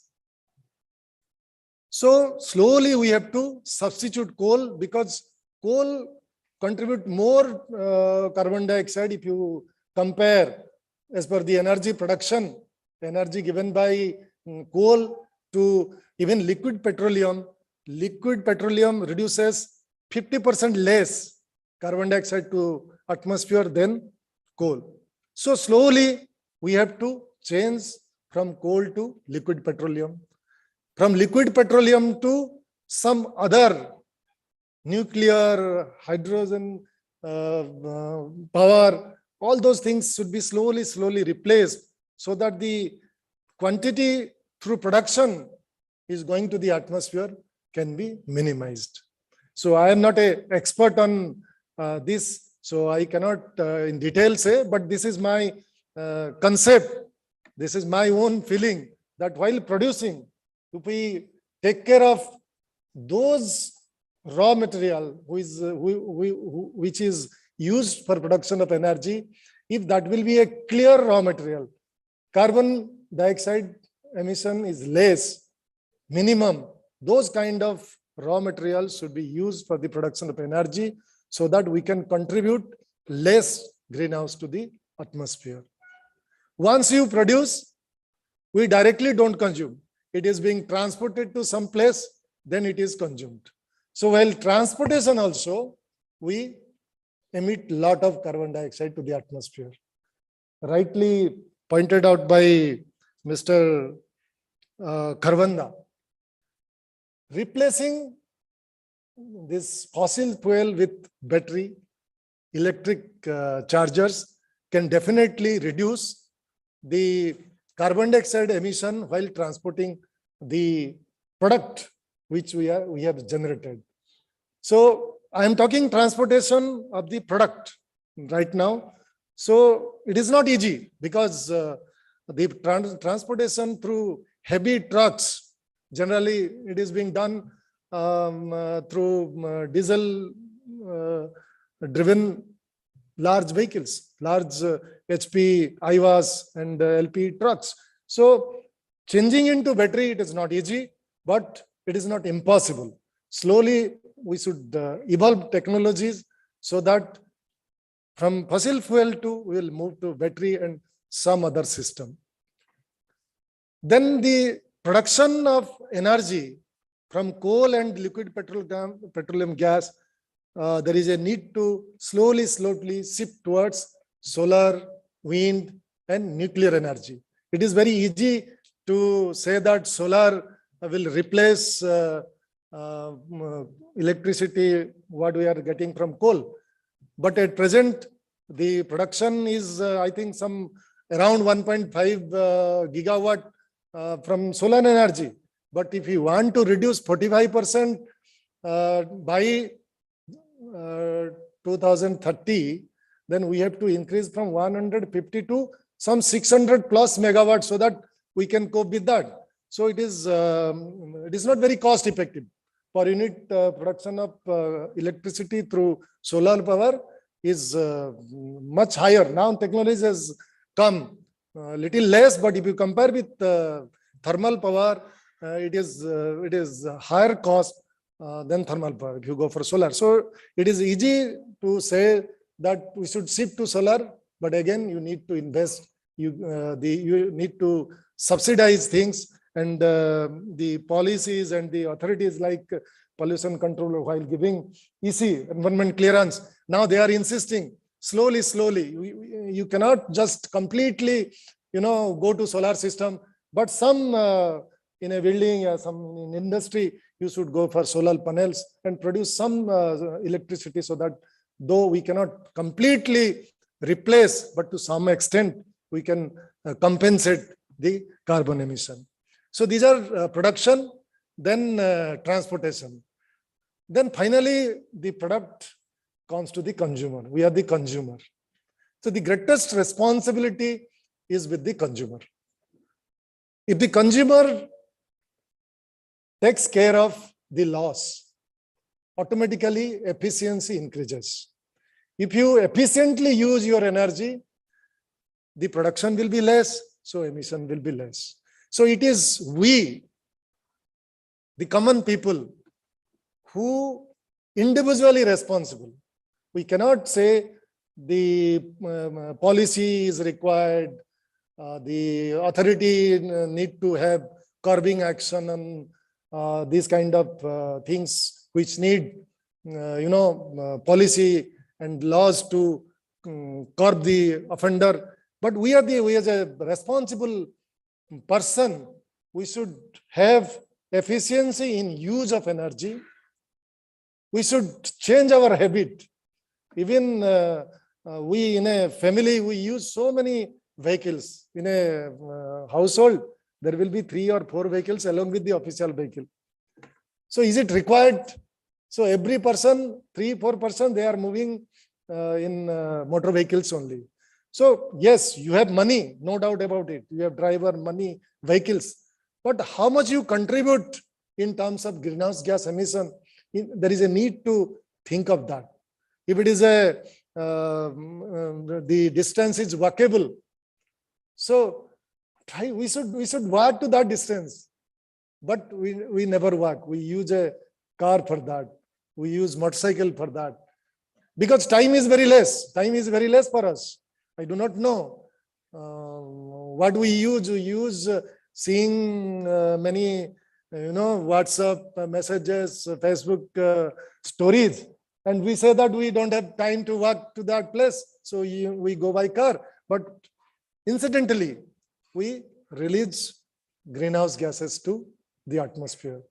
So I just I can't be more technical, because there is a technical session we will be having in the afternoon. I hope the workshop a very success and meaningful. The experts will definitely give good suggestions so that those can be some point of reference for us, for industrialists, for officers, for every common people, so that they can change their thinking and habit to contribute towards achieving net zero. This recent Russia and the Ukraine war has changed the dimension of this achieving net zero, because when the oil and natural gas supply is reduced, and the European countries, they put sanctions. So now thinking has changed. Now they are not thinking of net zero. Now they are thinking how to compensate. Some of the countries now thinking of again going for coal, how to compensate. How to compensate them. So sometimes some natural calamities, some unseen circumstances lead to this kind of situation where all your planning and ambition affected. So recently we just had a great experience of COVID pandemic. COVID pandemic taught us we can live also like that. we can live. And during that 2 years, it has exposed the civilization. It has exposed claimed the much talented human being that I am the Almighty. It has taught them a lesson that you can be very, very big, but still there are a lot to achieve. So from that COVID pandemic, we should learn that we are not the ultimate, and we have the responsibility to look after all creatures of the world and the future civilization to come. So with the word, I should say, if everybody contribute towards net zero, definitely the rubber will meet the road. Thank you. Thank you very much.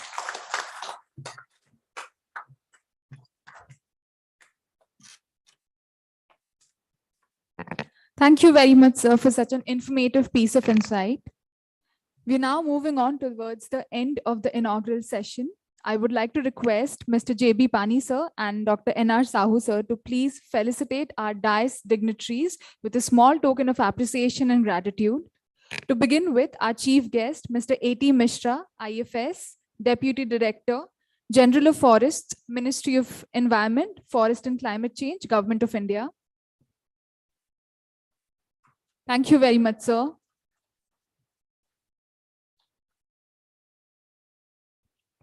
Dr. K. Murugesan, IFS, Member Secretary, Odisha State Pollution Control Board, Government of Odisha. Thank you, sir. Dr. Malay Pradhan, Deputy Director, Directorate Factories and Boiler Safety, Government of Odisha.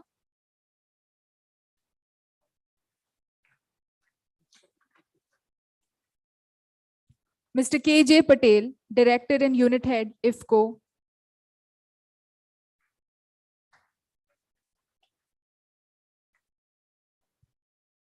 Mr. Manish Kharbanda, Member, Code and Advisory Committee, Mentor cum Principal Advisor, Minerals and Metals Committee, ICC Odisha State Council, and Executive Director and Group Head Legal, Corporate Affairs and Sustainability, Jindal Steel and Power Limited. Mr. Pankaj Satija, Member, Code and Advisory Committee, Convener, Minerals and Metals Committee, ICC Odisha State Council, and Managing Director, Tata Steel Mining Limited. Mr. Jagadananda, Convener, CSR Committee, ICC Odisha State Council, Mentor and Co-Founder, CYSD Bhubaneswar.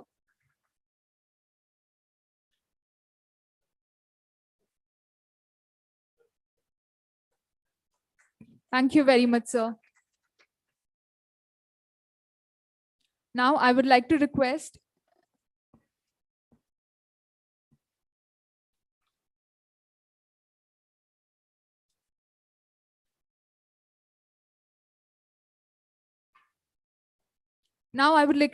Pani sir to kindly felicitate Dr. N.R. Sahu, sir.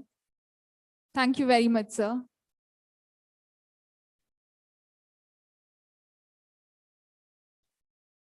We thank all our dais dignitaries to taking out time from their busy schedule and being a part of the event today. Now, I would like to request Mr. Jagadananda, Convener, CSR Committee, ICC Odisha State Council, Mentor and Co-Founder, CYSD Bhubaneswar, to please present the vote of thanks. Thank you. Thank you. I think we are already 45 minutes delayed now, right, for the technical session. So I'm not going to take a long time, but how happy I am and how urgent is the situation to deal the climate crisis is evident from the inaugural session. And those of you who are part of the climate crisis debate, and those of you who are part of the climate action, activists on the ground, and those of you in the industry who are climate change pioneers in your respective sector, a big compliments for being part of this big gathering. Thank you so much. Let me also thank our chief guest, Sri Mishra ji, right, who came, who is with the Ministry of Environment, Forest and Climate Change for sharing his heart actually. He was not giving a technical presentation, but he was sharing his heart and his feelings that change must begin from an individual. We say government should do this, industry should do that, Phalana should do this, policy should be like this, but I will do nothing. So he was inviting and invoking everyone that the change must start from us actually, individuals. And we have a huge responsibility. So thank you, Mr. Misra. Thank you, Dr. Murugesan and Dr. Sahu, both from the Pollution Control Board, for really putting it together and taking the conversation to a little higher order. Thank you, both of you and the State Pollution Control Board. And we are delighted to have you here. Mr. Pankaj Satija, Manish Karvinda, and Sri Patel from IPCO. You are all industry leaders in your respective field, but two of you are part of the ICC core committee actually, right? So I must thank all of you for really sharing some of your thoughts and also reminding all of us that, whenever we seek industry leaders' support in climate change action, we'll also think about you so that you are available, right? And Mr. Pradhan and Government of Odisha, he has been time and again saying that he's part of Odisha State Disaster Management Authority, right? Not the factory boilers at this point of time, right? So do that correction. And thank you, Malay, for being with us. And I'm very happy. Not the least, Sri J.V. Pani, who has put it together, our ICC chair, and who really pulled us from our beds this morning and made all of us to be here by 10 actually. I was amazed, and that is the success of a meeting, right? When you walk into a meeting hall at 10 o'clock and you look for a seat, then the meeting is grand success actually. Everybody's in. So thank you, Mr. Pani, for making it possible actually. But being an activist, if I don't say 2 words, I'll fail in my duties. So the first reminder I would like to give all of us, including those in the panel, those of you who are outside, that we must thank ICC for hosting this event in Odisha, because Odisha has 2 problems at this point of time, despite all that good things we are doing. The first problem is we are one of the states whose per capita carbon emission is highest in the country. We don't talk about it. Highest per capita carbon emission in Odisha is highest in the country. Because of thermal power plants, because of coal, because of many things. And minus that, we are the best in the country. Minus that, we are best in the country because we are a state of tribal population whose lifestyle is carbon neutral. We have to recognize that. That means we have to learn from the tribal way of living our life so that we become also carbon neutral. That is the first point. The second point I would like to remind you, when we're talking about carbon emission, sea ingress, sea rise, my colleague, Professor Radhamon, who is not here now, he's already in the heaven now. People were laughing at him. When he was part of the Forest Environment Department, as a senior scientist, he was talking, secretaries in the secretariat, I have seen laughing at him. They would say, he's frightening us. Today, that is no more a rhetoric, it's a reality actually. Those of you who would like to do a check, I would invite you to go to Satbhaya. Go to Satbhaya to see the sea ingress, which has displaced a complete village. And there are more Satbhayas going to happen, where people are going to be uprooted from their habitation actually. And we can't do nothing actually. Very difficult to do anything there. So before these things happen, I think we have to really go. Our renewable energy obligations in the state is only 27%. We are able to achieve only 27%, right? So that means as part of the new Odisha Renewable Energy Policy 2030, we are supposed to go to 30 gigawatt by 2030. And the other paradox is the Renewable Energy Purchase Obligation, the RPO, which is a mandatory obligation for companies and for those who are changing the atmosphere. I'm not going to name any company here, that will be not nice, but companies here, the one, top companies here, they are buying their RPO obligations from Rajasthan, solar energy, they will buy wind energy from Andhra Pradesh, not do anything in Odisha. That is not acceptable to, many of us actually.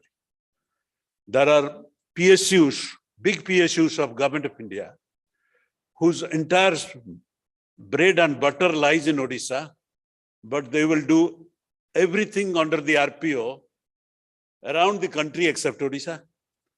That is something which has to change actually, and that is all I will say. But before I close, let me also tell, during the next 10 years, with all that, whatever we are doing, coal mining will be peak in Odisha in 2030.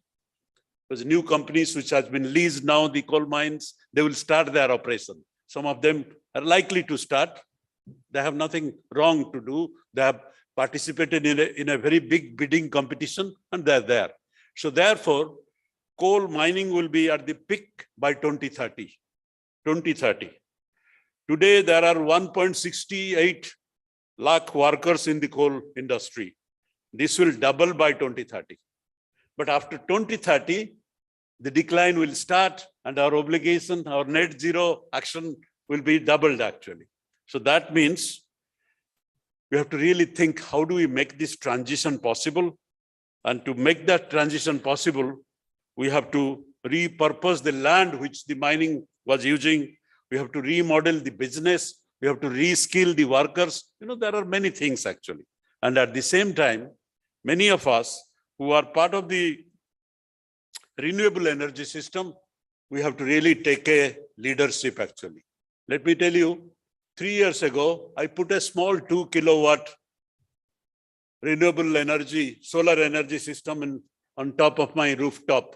So rooftop energy, let us not undermine. This is going to really be a little game changer to remind all of us on a daily basis that I must do something. I must do something. I'm still struggling for my entire, net metering, this, that. Hopefully that will stabilize one day. But I'm sure all of you who are part of this gathering, we have to really think what we can do actually. And that is very important. So thank you very much. But at the same time, let me also tell you, there is a jam-packed program lined up.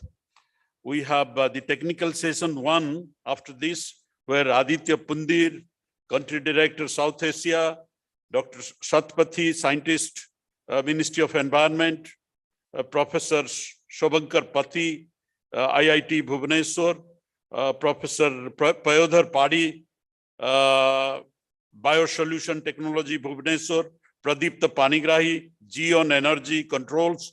They are all lined up under the leadership of Dr. Sahu. The next technical session, you have Sri Pandey, IFCO Paradeep, Praful Dhal from JK Papers, Nrsimha Thara from the Environment, Tata Steel, Akash Mahapatra, then you have Suchishmita Patnaik, Shubhramaya Panda. So it's a jam-packed program. I'm sure you will enjoy that. Let me thank all of them in advance, for agreeing to be part of this gathering and for agreeing to be part of the ICC event to trigger off climate action in a big way in the state. And at the same time, if I don't tell the sponsors and thank them properly, Mr. Pani is not going to leave me from here, right? The silver sponsor, Jindal Steel Power Limited, associate sponsor, Tata Steel, MGM Minerals, Aditya Birla Chemicals, AMNS India, SNM Group, IFCO, And then corporate contributors, Paradeep Phosphates Limited, JSW Steel, Impa, Jindal Stainless, and corporate co-contributors, Aarti Steel, Sri Metallics, Dalmia Cement, and Nalco. All of you, a special thanks on behalf of the organizers. Without your support, these events are not possible. So thank you, sponsors. Thank you so much.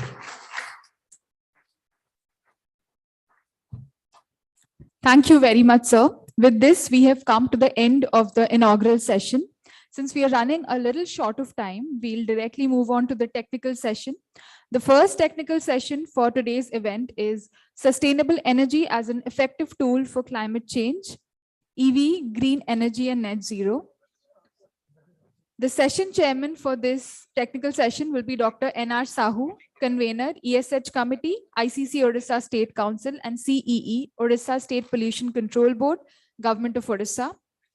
The presenters for this technical session will be Mr. Aditya Pundir, Country Director, South Asia, the Climate Reality Project, Dr. S. Satpathy, Scientist F, Ex-Director, CC, Ministry of Environment, Forest and Climate Change, Government of India, Professor Dr. Subhankar Pati, Department of School of Minerals, Metallurgical and Material Engineering, IIT, Bhubaneswar. Professor Dr. Payodhar Padhi, Director cum Chairman, Research, High Tech Medical College and Hospital, Consultant to MSME, Government of India, Advisor, DD Biosolution Technology, Bhubaneswar, and Mr. Pradipta Panigrahi, Managing Director, Geon Energy Controls. We'll be beginning the technical session shortly.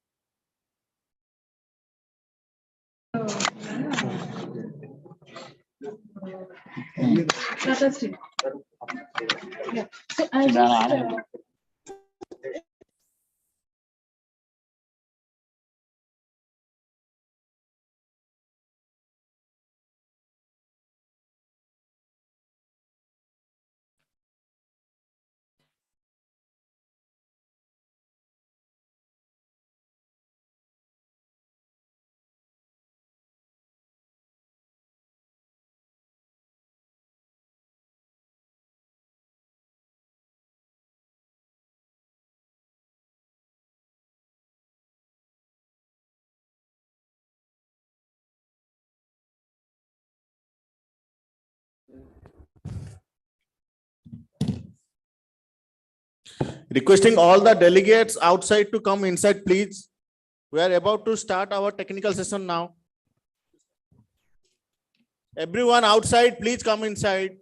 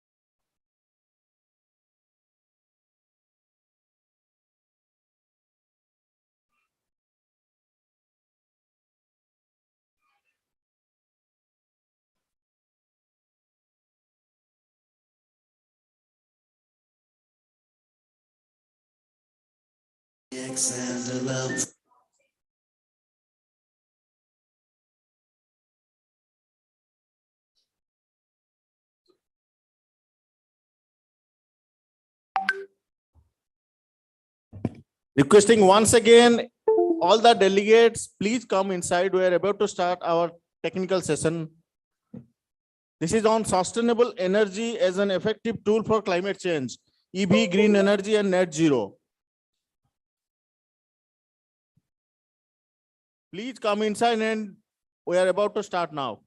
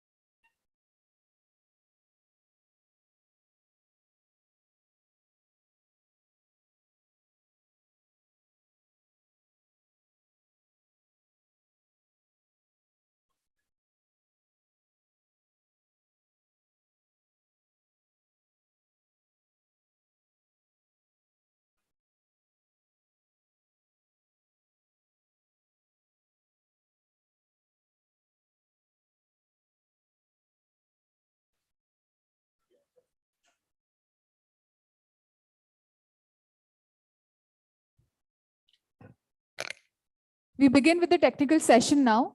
The technical session for the first part will be sustainable energy as an effective tool for climate change, EV, green energy, and net zero. The session chairman for this technical session is Dr. N.R. Sahu, convener, ESH Committee, ICC Odisha State Council, and CEE, Odisha State Pollution Control Board, Government of Odisha. I request him to come to the dais, please.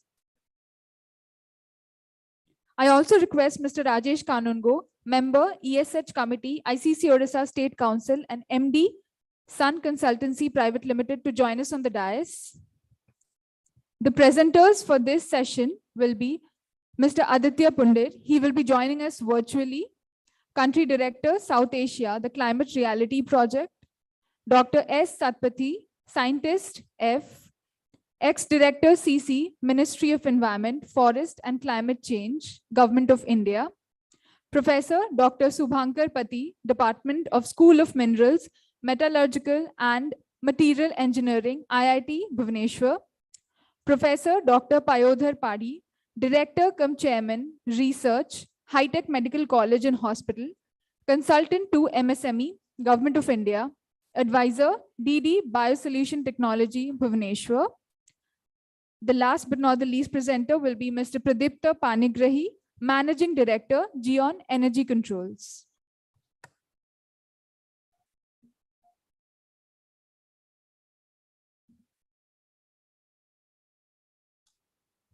I request Dr. N.R. Sahu sir to chair the session and begin. Hello, hello.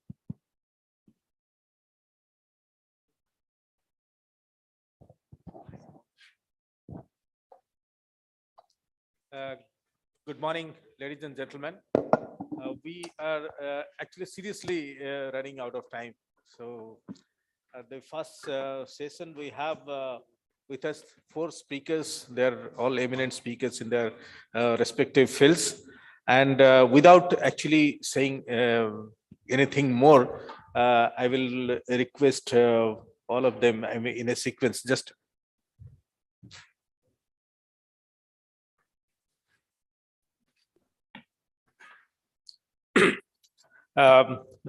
first of all, we will listen to Mr. Aditya Pundir, who will be here with us in a virtual mode. And then we'll go with, we'll listen to Dr. S. Satpathy, S.N. Satpathy, who was a advisor to Ministry of Environment and Forest Climate Change, has extensively worked in the field of climate negotiations. Then we will have, we'll listen to Dr. Subhankar Pati, who would, I think, would talk something which has got relevance to e-mobility, and Professor Payodhar Padi. I mean, fortunate to have him, and he will talk about carbon capture strategy and conversion of CO2 to energy. So that's an also that was also an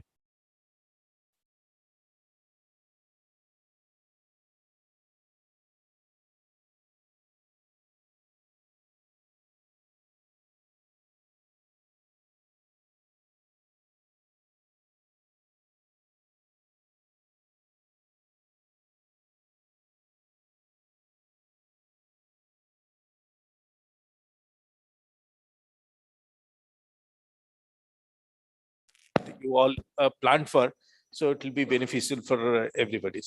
So thank you very much. So now it's over to Mr. Aditya Pundir. Thank you, sir. Thank you, sir, for giving me this opportunity to speak to an August gathering in Bhubaneswar. I'm Aditya from the Climate Reality Project. So I have been given around 20 minutes time to take you through this journey of climate change. So our organization has been working quite extensively, and our chairman, Mr. Al Gore, got his Nobel Prize in 2007 for bringing this discussion into people's, you can say, drawing rooms and start talking about climate change. So without wasting much time, so I've got a presentation for you. I will take you through that. I hope my screen is visible. So to begin with, I will not get into the details of the greenhouse gases and carbon, what are the reasons, the scientific behind it, because the time is too short. And today it's so easy to find everything on the Google. So as you see, I just got one slide here to just get you oriented towards like what are the major places from carbon dioxide is coming from, which is the main pollutant as far as climate change is concerned. Coal plant, industrial processes, fertilizers, forest burning, volcanoes, oil production, all these things are leading to greenhouse gases. And these greenhouse gases are today so many that they have literally raised the temperature of the earth. Like people say, how can you raise the temperature of earth? To make even a cup of tea, it takes 10 minutes. But literally energy worth 6 lakh atomic bombs going off every day. That is the kind of energy we are putting into atmosphere. And the temperature of the earth has gone up by more than a degree. That's the reality today. And what you see on this map is that all the areas which you see, which are red or literally brown, those are the places which you can say they have already got all-time high record of temperature. So a few dots would have been fine, but you see most of this slide, it's all red and deep red. So that shows how intense the global warming is becoming now. And this is a picture from this year itself. This is my own New Delhi where I work and stay. This is when Delhi hit a temperature of 50 degrees. So people have air conditioners, people have facilities, but people who have nowhere to go, as you know, the kind of poverty which exists in a country, the homeless, people were hiding beneath the flyovers to escape that incredible sun at 50 degrees. And people say that in coming times, it's going to get worse. And it's not only in India, it's globally. Like look at what's happening in Europe. I think for the first time we were talking that in UK, I got a call from my friend who said, can you quickly send me a fan and an air conditioner, because we don't have many out here and there's nothing available in the market.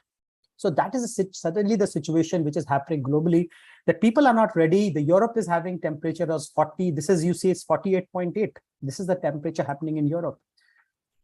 So heat waves, we had more than 280 heat waves we had this year in India till May. So you can imagine the kind of heating which globally is happening today. The earth would have been much more hotter, but thanks to all the oceans, that they are taking 93% of that heat is being taken by the ocean. Otherwise, the land temperature would have gone much higher. So what happens when this 93% heat of global warming is taken by the ocean? I think you must have guessed. It leads to cyclones. The cyclones, Odisha is no, I would say, stranger to cyclone. You have it every year, like it was Fani, it was before that, Titli, Hudhud. Like every year you can say this cyclone was a major cyclone, unless you go back to 1919 and where the super cyclone came. So the East Coast is quite familiar, but the West Coast of India is very silent. Arabian Sea does not have many cyclones. And it was so surprising when this Taukte storm came. It was a super cyclone, and we were lucky that it missed Mumbai. Had it gone into Mumbai, it would have destroyed Mumbai. The winds were at 160 km/h. So thankfully, it missed Mumbai by literally a degree. So, but of course, the impact of this super cyclone was again quite intense. There was heavy rainfall all over Mumbai. And then, of course, these type of cyclones are getting stronger. They stay longer.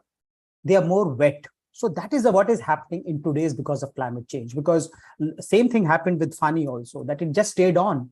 So that is, and the same situation now you're seeing globally also. Like this 10 inches was the rainfall which was happening in a day, and literally after having an earthquake, the place was devastated.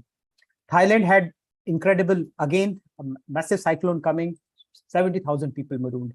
And Philippines is a place where, like Odisha, a lot of cyclones come. But now they're getting Category 5 storms coming, which is more than 250 km/h speed storms coming every year.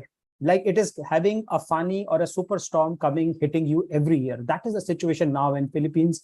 And it's not a very rich country, you would say. So the devastation is incredible out in these places.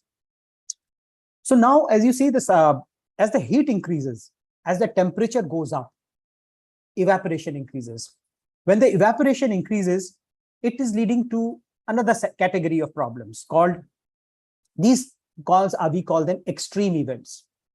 These extreme events are different from cyclones. Cyclones, as you know, cyclones come, they have rains, but the extreme events are something where the rain happens, which was supposed to happen in 1 month, happens in 1 day. Same thing happened in way back in 2013, I remember, when it just rained in Uttarakhand so heavily that the lake burst, and we had probably one of the biggest disasters in the country as far as extreme events are concerned. I think nearly 10,000 lives were lost in this particular event. And then, of course, we keep having these events. Again, these are happening now globally. I'm showing you a picture of Bangladesh, but I think in television, you must be seeing the picture of Pakistan. 1/3 of the country is now underwater. So that type of a thing is now happening globally. Talking about glacier burst, last year we had this extreme event. Again, there was a rainfall, the lake burst, and again we had this massive casualty, I would say, happening in the Ganges River. Similar situation are being repeated globally. Whether you go to China, they said they had the 1,000-year event. Now, because of the climate change, now you're going to have these 1,000-year events, 500 years event. People say these are biblical events. People have not heard of such type of intense rain. Again, I'll bring your notice to what's happening in Bangalore. We must be reading in Bangalore what is happening today. And like last 4 days, some places have become lakes. Similar events happening globally. Again, this is an example of Turkey. They had a flash flood.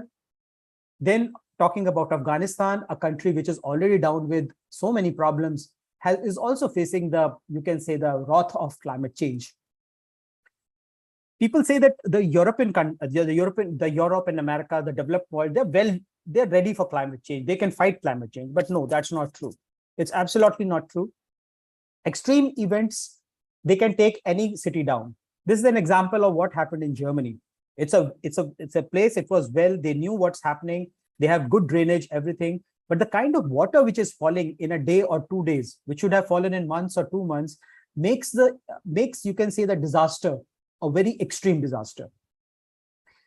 Similar events are happening in other continents also. This is a picture of Brazil, Argentina, and continuously facing either floods or having extreme events. Indonesia, again, a country, again in a neighborhood, again has been suffering from a number of these type of events in the past. So the point I'm trying to make is that climate change is a global issue today, and the extreme events which are happening, they're happening globally. Like I think if you pick up the newspaper, every month there is now a news that this type of a extreme event has happened in this part of the world. So this is all happening with a lot of regularity, and it is going to create a lot of problem for our infrastructure. We are building a lot of infrastructure in Odisha now. Odisha has been lacking infrastructure, but a lot of good infrastructure is coming up. But now the problem is the climate risk is there for nearly all the structures, whether it's a bridge, road, it's a drinking water system, in case you are making flyovers, like every structure is today susceptible to climate change impacts.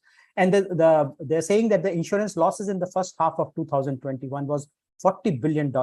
So you can imagine the kind of losses which we are going to look forward in future. Now, excess of water, whether through cyclone or extreme event, is one part of climate change. The second part is droughts. The droughts are getting more and more intense. Like I've visited a couple of these places in Maharashtra. The situation is extremely bad.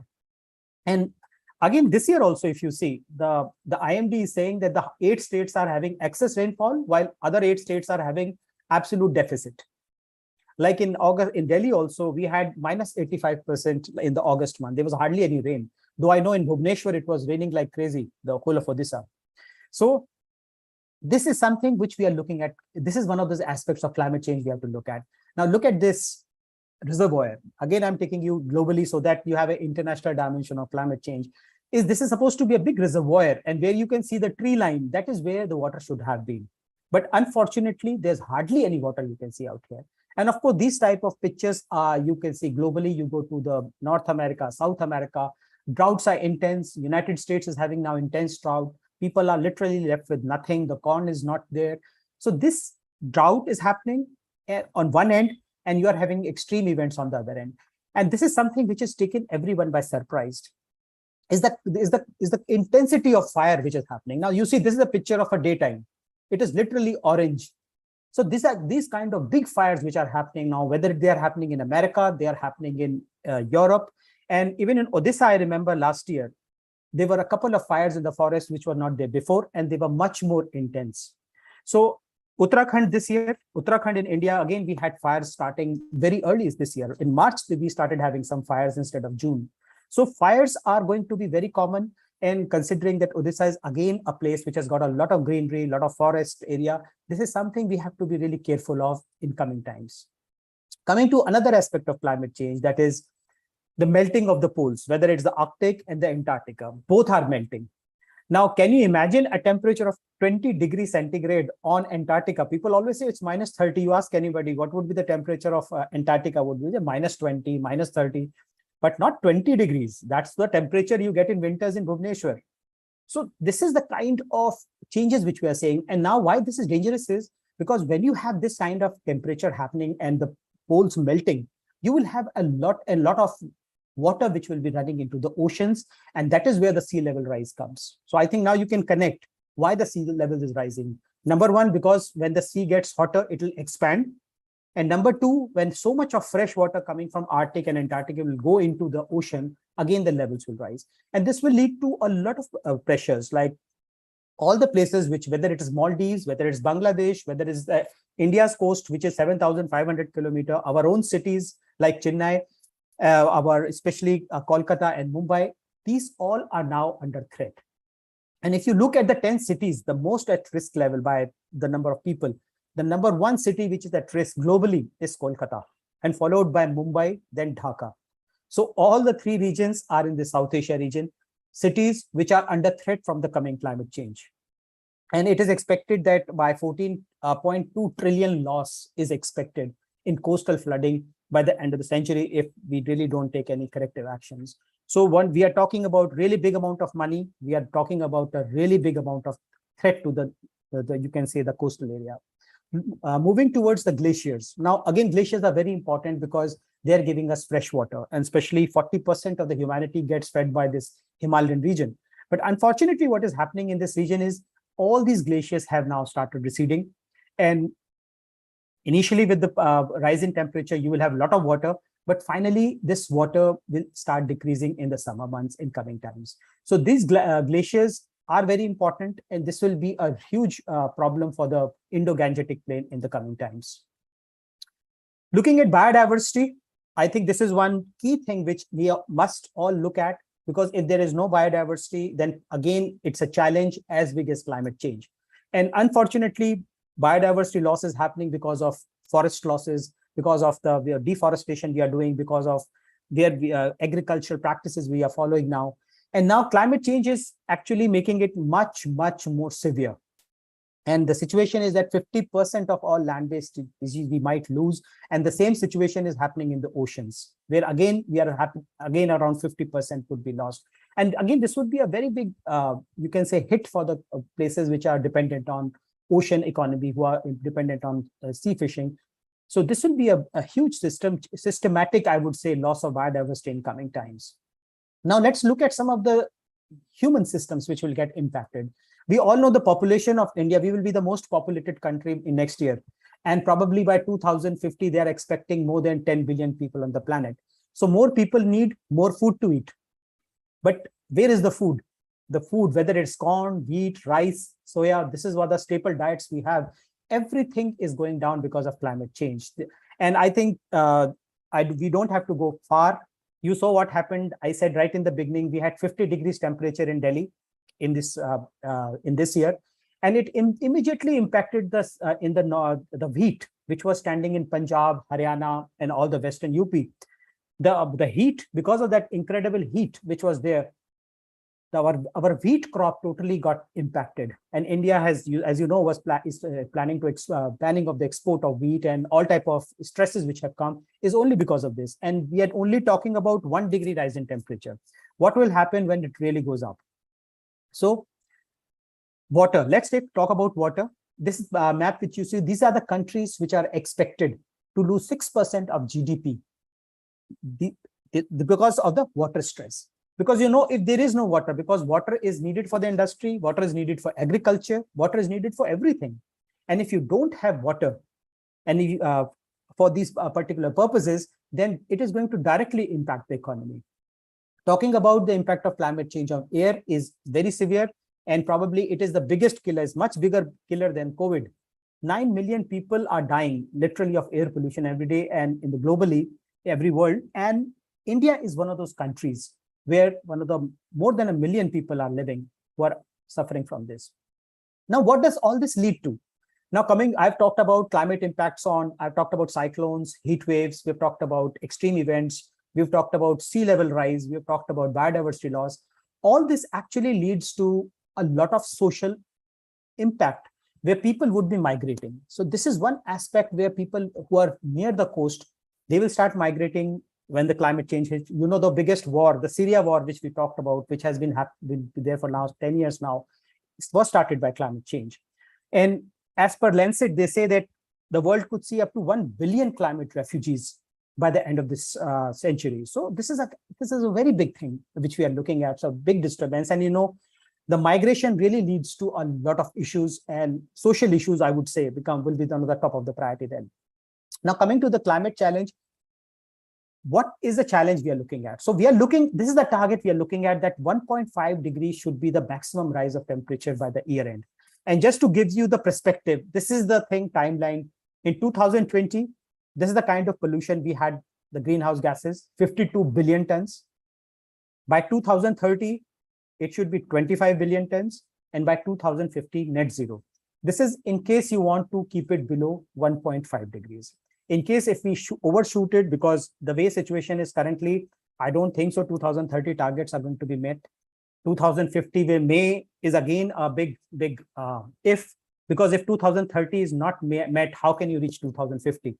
So this is the crisis, and this is the challenge in numbers, which I think everybody in the audience must understand, that this is what we are talking about, going from 52 billion to 25 billion and then to net zero. But this is possible. I wouldn't say this is not possible.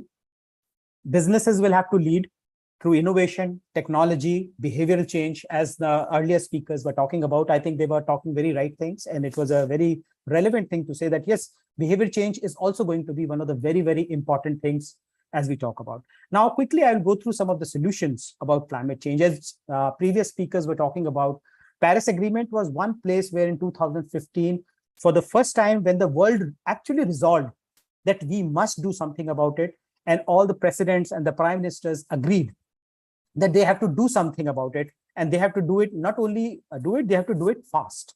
And so the targets were worked out, that 2 degrees by 2100, but recommended 1.5 degrees. And the reality, what we are seeing today is that we have to target 1.5, because 2-degree Earth will be a very, very hot Earth. So how do we move forward? Coal, oil, to natural gas, biogas, solar, wind, to total renewables. Because as you know, energy is one of the main components, though itself contributing about 25%. And in the production process also, whether it is steel, whether it is cement, or whether it's any other production processes, transportation, again, it is very important, playing an important part. So energy transformation to renewables would be one of the biggest transformation. And before we get the transition, I think the easiest thing would be start conserving energy. If we can conserve energy, that will be much easier to do and much faster to do. One good thing which is happening is here is the LEDs cost, if you see. So probably the first thing I could advise the industry people is that probably please change in your factories, change the bulbs, change the light sources. If you can convert it into LED, it will be much better. And secondly, of course, everybody knows about solar. I think, as the previous speaker again said, that we are still way behind in solar implication. Yes, solar is important, and solar we should put both ways. The industry should take a lead. They should try to convert their energy production through solar. And also we should have the rooftop solar, which is the energy people, they are the people who have more ideas. Like, for example, if I want to buy a television or if I want to buy a fridge, I don't have to go anywhere. I'll just go to my local store and I can buy it from there. But this is not happening for solar today, because the industry is not taking the initiative. Because if industry takes the initiative and we make it very easy for people to buy solar, then that is the time people will start buying solar. Like, I feel like buying a solar, I'll go to my local market, there's somebody who's selling solar, and I get it done. So this type of things, probably if we can see in the future, this is a big business opportunity also. And this is something which is really going to fight against climate change. And thankfully, as you see, as you all know, I will not go in detail into the slide because the cost of solar is going down. I remember myself 10 years back seeing the cost of electricity being produced at 15 rupees per unit. And today in house, it is coming to 4 rupees per unit. And for companies, larger organizations, it can fall below 3 rupees per unit. So this is the advantage we are seeing. And where the electricity has to be stored, again, we are seeing a good development where lithium ion batteries are becoming extremely cheap. Other sources people are also working on. So this could be a workable solution. People because say that if the sun is not there, what happens? The storage is important. So this is something which we will see in coming times. And see some of the examples, look at what's happening.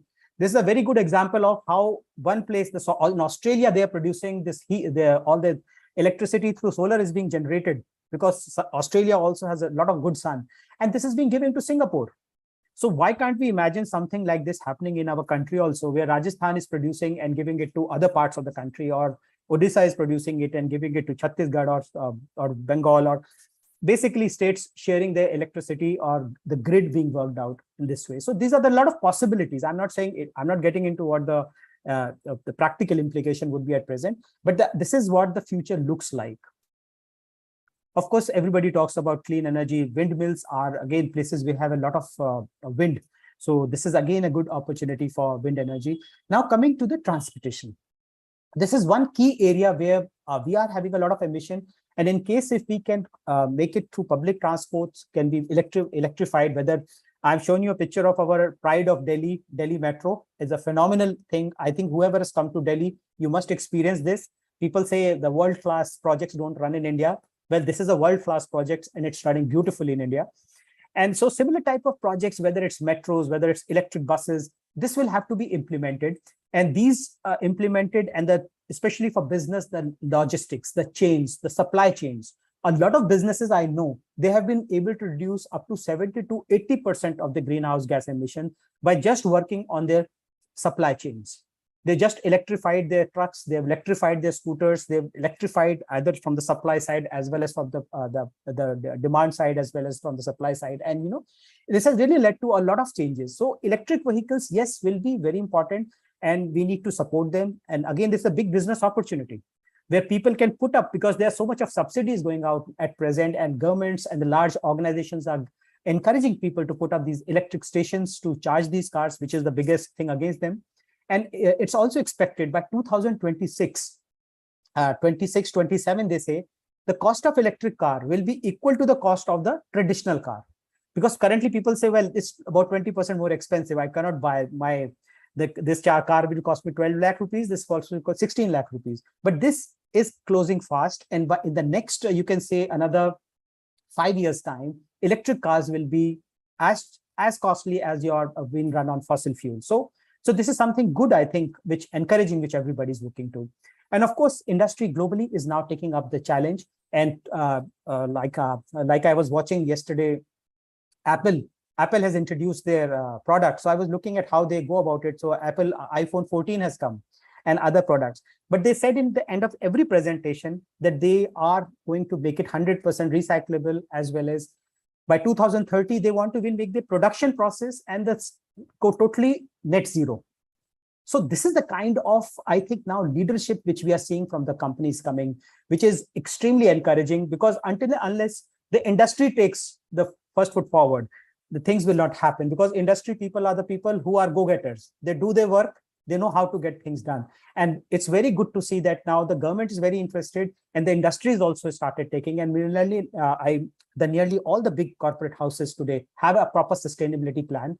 And most probably, like in the Europe and America, the way the legal system is working, it will be very difficult to operate in those countries after a certain time. And I think similar thing you might have in India also, where currently it's all about carrots, but then the stick will also start coming, where the government will insist that you do this, otherwise. So businesses will not be competitive who do not start taking action now and start thinking about what they are going to do in the long run. So about another good way to go about solving climate crisis is currently, which we know, is plant trees. This is a mission 1 million fruit trees, which Climate Reality started in 2019 after Fani, after the Fani impact. We saw the destruction which happened in Puri district and all thereby. And our organization started on a mission 1,000,001 fruit trees. And now we are working on mission 10 million fruit trees. And we would really like ICC and other organizations to come forward, support us by supporting the nurseries, because tree planting not only helps in the biodiversity, livelihoods, but is also a very strong measure to fight climate change. At the end of the day, by presentation, I will just talk about that who is this earth belonging to. We got it in a very good condition from our, you can say, our grandparents. It was a beautiful, but the last 20, 30 years, and now the situation has totally become bad. And the way things are in the country is that we always do, we are working for our children, we are building houses for them, we are buying insurance policies for them. But actually, if the children are not able to go out and play, if your son or your daughter at the age of 40 is suffering from asthma and his health is all haywire, then what is the point of a life ahead like this? So I think it is a healthy planet is a right which for the future generations which we have. And I would like to thank you so much for listening to me. And this brings me to the end of my presentation. Thank you.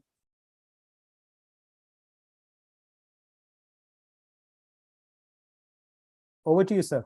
Sahu, sir.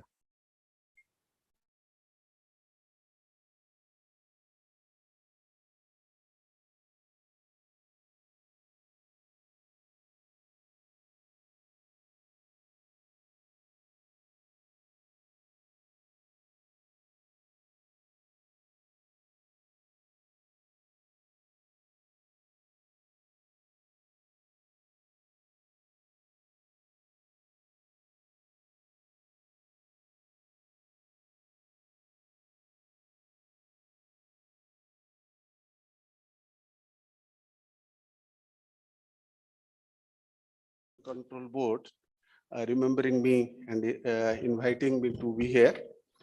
Of course, I am living with my past at present. My topic, what it has been assigned, that climate change, the road to net zero, very confusing title. It is very broad and it is only one point. Anyway, after listening the first presentation, I remember I was just telling Rajesh that we were preparing our IPCC report, Intergovernmental Panel on Climate Change, AR5. In working group 2, one of the key message was there. I was representing Government of India for negotiation of these key statements.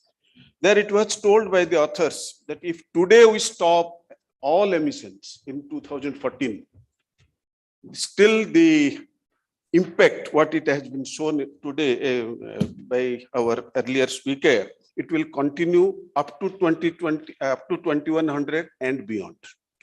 Means the warning was given in 2014 that whatever we did, it is irreversible. We have to face the music of our future.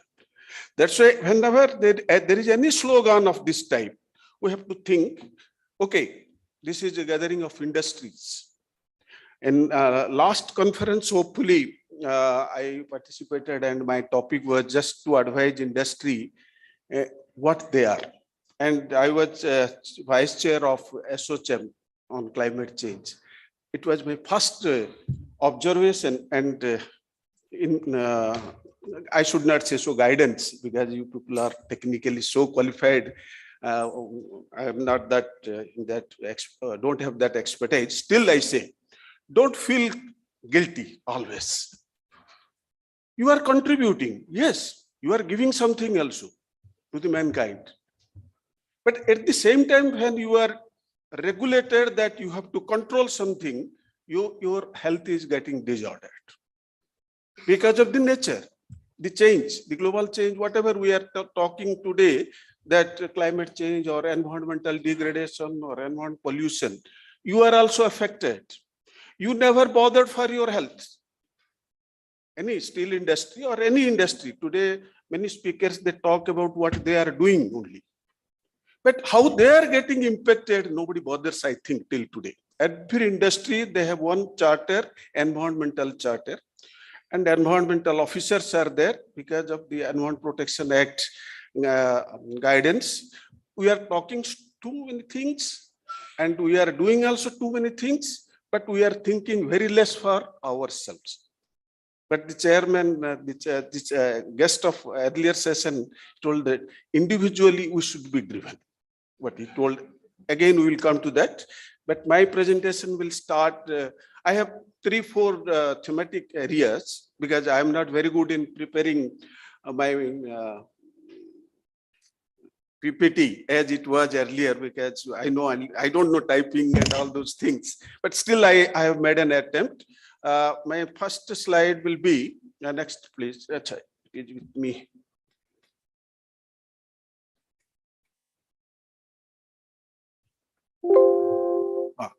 Here I have just tried to say, because the title says the climate change and the road to net zero or to road to zero.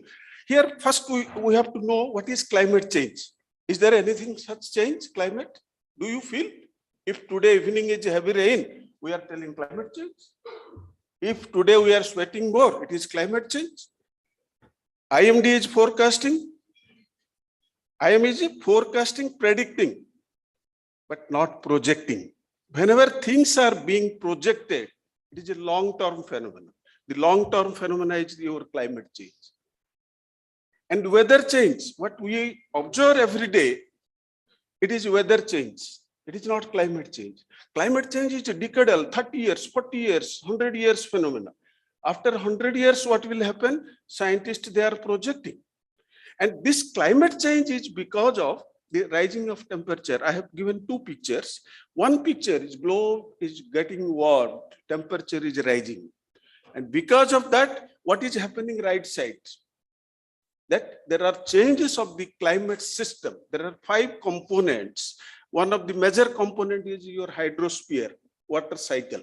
That is the main driving force of all other impacts on human life and its well-being.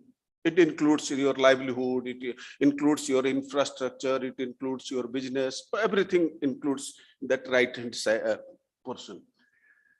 And here, scientists, they studied because, again, one thing I would like to say from 1972 onwards, when at a global level, we were given to understand that environmental and human health both are important.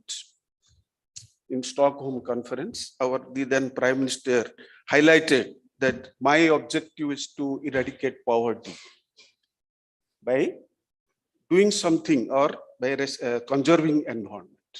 And thereafter, we have been taking a lot of steps and many environmental treaties after that to protect the environment or to protect the atmosphere, protect the water. This is the way after 72 onwards, we have been proceeding. In first convention, 1985, when it was Vienna Convention for Protection of Ozone Layer, it was first attempt of scientists or global community to address this climate change what we are facing today. Because all gases we started using since 1927, and when it was heavily it was used by 1970, that refrigeration gas, CFC, halon, all these things what we were using, these are also high global warming potential. In phased manner, scientists and global community addressed that issue and reduced substantial amount of warming from 1985 to 2010. And in 92, the first decision was taken in that in Brazil, I don't remember that name. Anyway, 92, 3 conventions were signed. All 3 are relevant. One is climate change, another is biodiversity, another is desertification. And thereafter, global community has introduced a mechanism to govern at global level and advising to national governments to initiate governance at their own level. That's why thereafter we started writing our story, communication papers. what we are doing, and we need to communicate to the global community for further assessment that what we are doing and what we are likely to do, and whether we are addressing to the Article 2 of the convention. Article 2 convention says that greenhouse need to be stabilized to reduce the impact on well-being or human being and its well-being. And thereafter, what it was mentioned that first Kyoto Protocol in 97 tried to address through developed country that you reduce something to 90 level. But developed country, they don't bother, because rich man never bothers for any regulation. Even you drive, if a Mercedes car is going, the police constable will not see it. If a rickshaw or motorcycle or immediately whistle. This is the way things are moving. Anyway, that is another part of the story, because always rich men became the king. Very rarely you will find poor people are king, but once they are king, they became rich. They forget their poverty. Anyway, in 1997, after this Kyoto Protocol, when it was implemented, then, sorry, I will just come to the science part, not politics. I will explain later on. 1988, the first scientific communities, they tried to understand, is there any change? Yes. And here, just I will say, you see the left hand, it is a business as usual temperature rise prior to the Industrial Revolution. Industrial Revolution, particularly carbon dioxide evolution started from 1627. First steam engine was invented by one British scientist. Thereafter, gradually it increased. 1760 onwards, then the greenhouse gases concentration has been increased. And accordingly, you see, 1850 onwards, how the temperature is rising. It is only 1.1 degree, but 1.1 degree is not that. Yesterday it was 24 degree in Bhubaneswar and today it's 32. It is not that difference. 1.1 degree temperature rise at global means it is too much. And what we have seen since last review to this review, 2014 to 21, earlier it was 0.82 degree rise since the industrial era, pre-industrial era, now it is 1.1. And in between, IPCC, they undertook a study in 2017 or 18, that report came in 2018, that Paris Agreement, we are talking that the temperature should be limited to 2 degree or less than that by 2100. In between, there was one report that even 1.5 degree, the impacts are severe. What we have seen from the previous speaker, he has shown. The impact will be severe. That's why there was a call by UNFCCC. Next slide, sorry. This is the way I will come to. After Paris conference, there has been strong advocacy to review what developed country did by 2020 and what developing country need to do after that through nationally determined contribution, what we have been talking. And here just I have shown why this global warming is happening. This is the trend of different gases, how the things are contributing. Already many people, they have told that what is the percentage of carbon dioxide, methane and all other gases. Just here I would like to say, carbon dioxide we are fighting now, and what we are talking today is the carbon dioxide only, the net zero by 2050. And other gases like methane, nitrous oxide, then hydrofluorocarbon, there are some other gases that remaining 34 or 35%, that will be phased out by 2070. And one more thing, the science says, or the IPCC AR6 recently, what they have concluded prior to the COP26, that let it be 45 reduction by 2010 level and 0 by middle of the century. There is some confusion still in my mind probably. if we are reducing 45% of the 2010 level, how it would be zero. But let us understand as per the title or what we are talking today, net zero. And the net zero definition already you people know. And here just I would like to say how temperature is being contributed by different chemicals. Here left-hand side, the scientists or the last report shows that this is 1.1 degree temperature rise happened from the pre-industrial era to 2018 data they have taken. And the first column, it is given, the second largest column is given, the total warming happened, and all blue lines are, because simultaneously some cooling effects are also there. Like aerosol, when it goes to the atmosphere, the atmospheric temperature gets reduced. This is the way the 1.1 they have reduced by total temperature minus the cooling effect, and the remaining is 1.1 degree temperature. And here I have just explained what are all the sources of emission. This will be important because we have been talking about manufacturing, transport, and other fuels, electricity generation, electricity and heat use, because the energy takes more than 70% of your total chart, the emission, then biofuel, then land use, land pattern, then waste generation, agriculture, then industrial process. Because we have to see, since the audience here, mostly industrialists or industry people, this whole, all sectors are relevant to us. Then this is just, I have given that what, where in India, what we are doing, it is almost consistent with global scenario. It is not much difference because in the negotiation, what we have been talking from government side always, when there is a developed country, they say that you have to reduce China, India, Brazil, South America.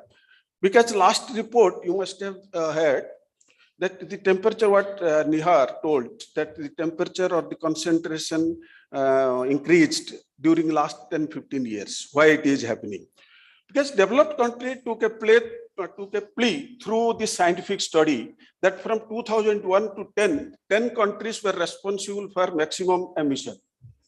They didn't say India or China, but they told that some developing country, they emitted maximum. But they never told that there is no carbon space at present. We have taken already 80%, another 20% are there. They have to also increase their economy. They have to also get their livelihood properly. But they hit at that time. No, these people, they have to do first. Where India and China and Brazil and South America, that's why we formulated an alliance, 4 countries, that BRIC. We discuss ourselves before any negotiation that what will be our stand. We get developed countries, they always attack these 4 countries, that your emission is too much now. Anyway, that's why I have shown that in India, how we are. And here also our energy sector is maximum. Then nitrous oxide is not that. And methane is also not very low in India. Because last COP 26, there was a need to sign the methane, global methane pledge, but India did not do so. The reason being, in India, our methane emission is maximum from agriculture, and our economy is agriculture driven. If you take any step, then immediately our agriculture people will be affected. This was the reason given by government, but there is scope at industrial level. 30% of methane emission from oil and gas industries and waste disposal. All these things, if we address, definitely India also can do something in regard to the methane emission. Anyway, then what are all the last IPCC report, which was published in April? And these are the major findings. The evidence is clear that the time for action is not. We are here. We are not delayed. That we have options in all sectors, at least of emission by 30. They have not excluded any sector like agriculture or any other things which have an impact on climate. But they findings or the message that all sectors they can that they can reduce their emission at least 45 to 50%. Then closing investment gaps. This is very critical line. We have to underline it. Everything somebody may say, but what we need to do, you have to spend money. We are talking in two terms, expenditure and investment. Here what we will do, whether we will do expenditure or investment. Yes, when we are talking of anything, any action relevant to the climate change and related to our business, we tell that it is investment. And the investment is on every action of any emission reduction. But here again, for industry people, I will say investment is for your own health. We are not talking anywhere. Only working group 2, they have slightly or very mildly advising industry that you need to have also adaptation measures to save yourself. Anyway, our closing investment gap, what financial position is there and what is the requirement, huge gap. How that could be shortened, the gap should be reduced. Then global net human caused carbon dioxide emission would need to fall by, anyway, that we have been discussing 45%, and that is to maintain 1.5 degree or below. The Paris Agreement never told that there should be zero emission. Paris Agreement told that 2 degree or below by 2100 at the pre-industrial era.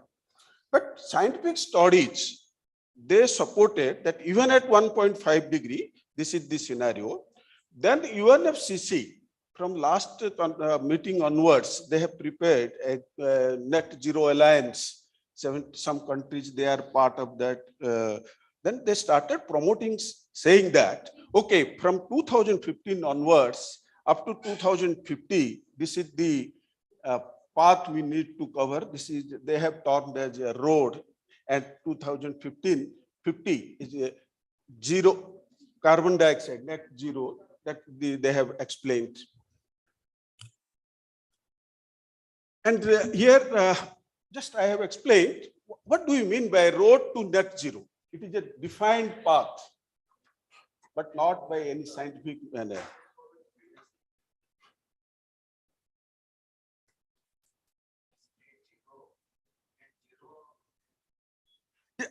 My next slide, it is coming. These are all findings of only last assessment report. I'm just telling what is the road to net zero. First part of the sentence I am clarifying here. A defined path has been established, that 2015 to 2017. This is the path. And why this path has been defined?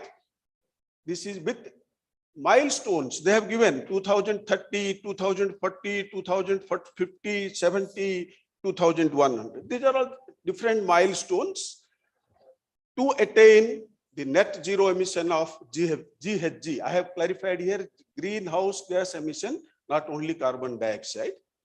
Okay, in order to reduce the global warming and preventing catastrophic climate change, preventing, not reducing totally. Some sort of prevention may be there. Like earlier, our pollution control board named what it was, you know.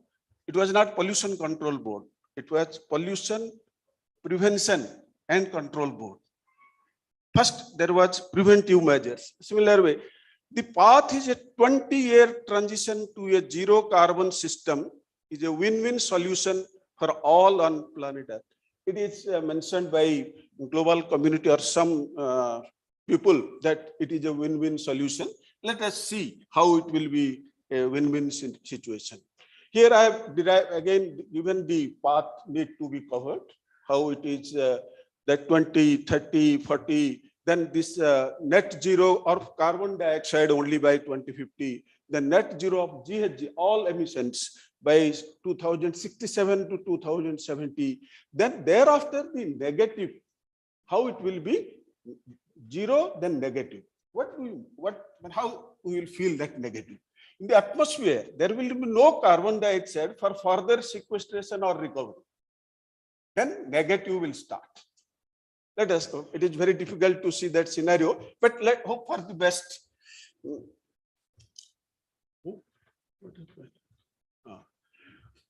Yes.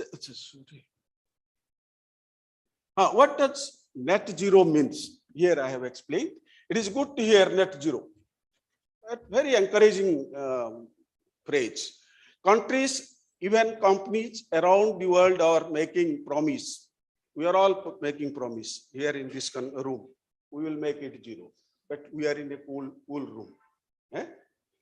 Anyway, making a promise to join the race to zero. Yes, we will run. How to achieve that? But what does that really mean? Everybody needs to think what I am telling and what I have listened and what I will do after this conference after 5 p.m. We need to think seriously. To stop the warming, is it our goal to stop the warming? Is it possible? We need to reach a balance between atmospheric emission source and removal. This is a general phenomenon.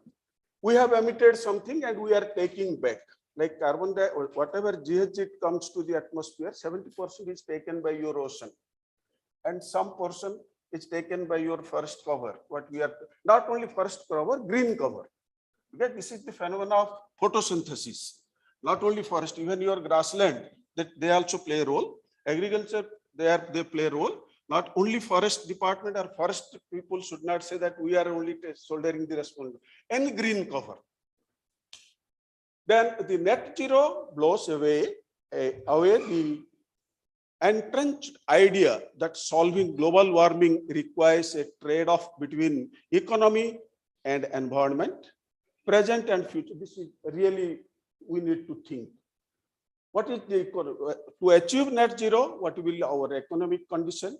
How will be our environment? And what is present and future generation responsibility? Where we are talking of the sustainable development, rich and poor. And all these things we need to see. I have given the author's name also. It is not my thought. Some good author, they have mentioned that if we are thinking of net zero, we have to think other things also. The economic condition, my financial condition. Suppose I am told you have to take this. I am using only kerosene, not even thermal power generated electricity. Somebody will say you have to stop kerosene. Hey, what? I will use them. Then I have to sleep at 5:30 or before sunset. But these are the things you need to reach, poor, all these things. You are having a car of heavy engine. You are taking 1 liter petrol for 3 kilometers. I am going by cycle, but I will be first caught by police. Hey, lathi khaya hai, tum cross kar liya red light, marega wo. This is the way we are. We have to see all these things, and if some people they want, I will leave this slide, these slides, and it can be shared with you so that at least some quotation of eminent authors I have given. This is one trend. Our UNEP, United Nations Environment Program, every year they bring out some literature or some book. This is emission gap. What emission gap? How they have identified? Because whatever promise we have made, all developed and developing countries, they have analyzed. But whatever promise we have made by 2030, that emission reduction will never happen. That's why COP26 requested all parties, all countries to enhance your ambitions.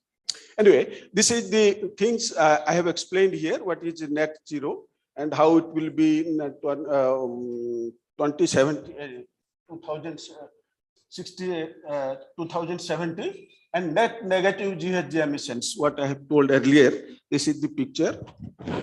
And this is the consequences of how it will be look like. this will increase, then there will be some stabilization, then it will further decrease, then the remaining period will start of cooling, which will never happen, of course.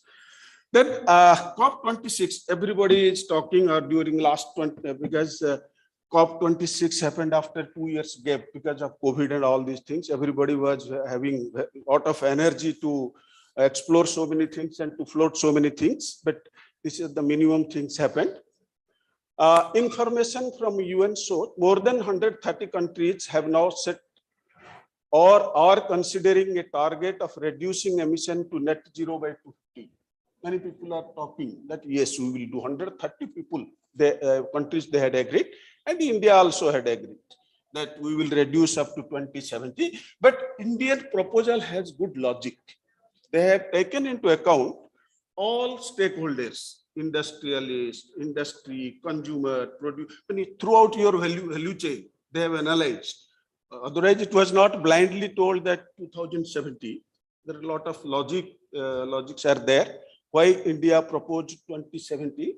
Some think tanks they criticized India is just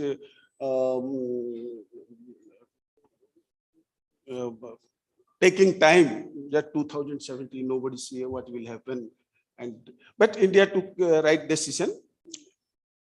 And accordingly, India has initiated all actions we are discussing and you people are also witnessing.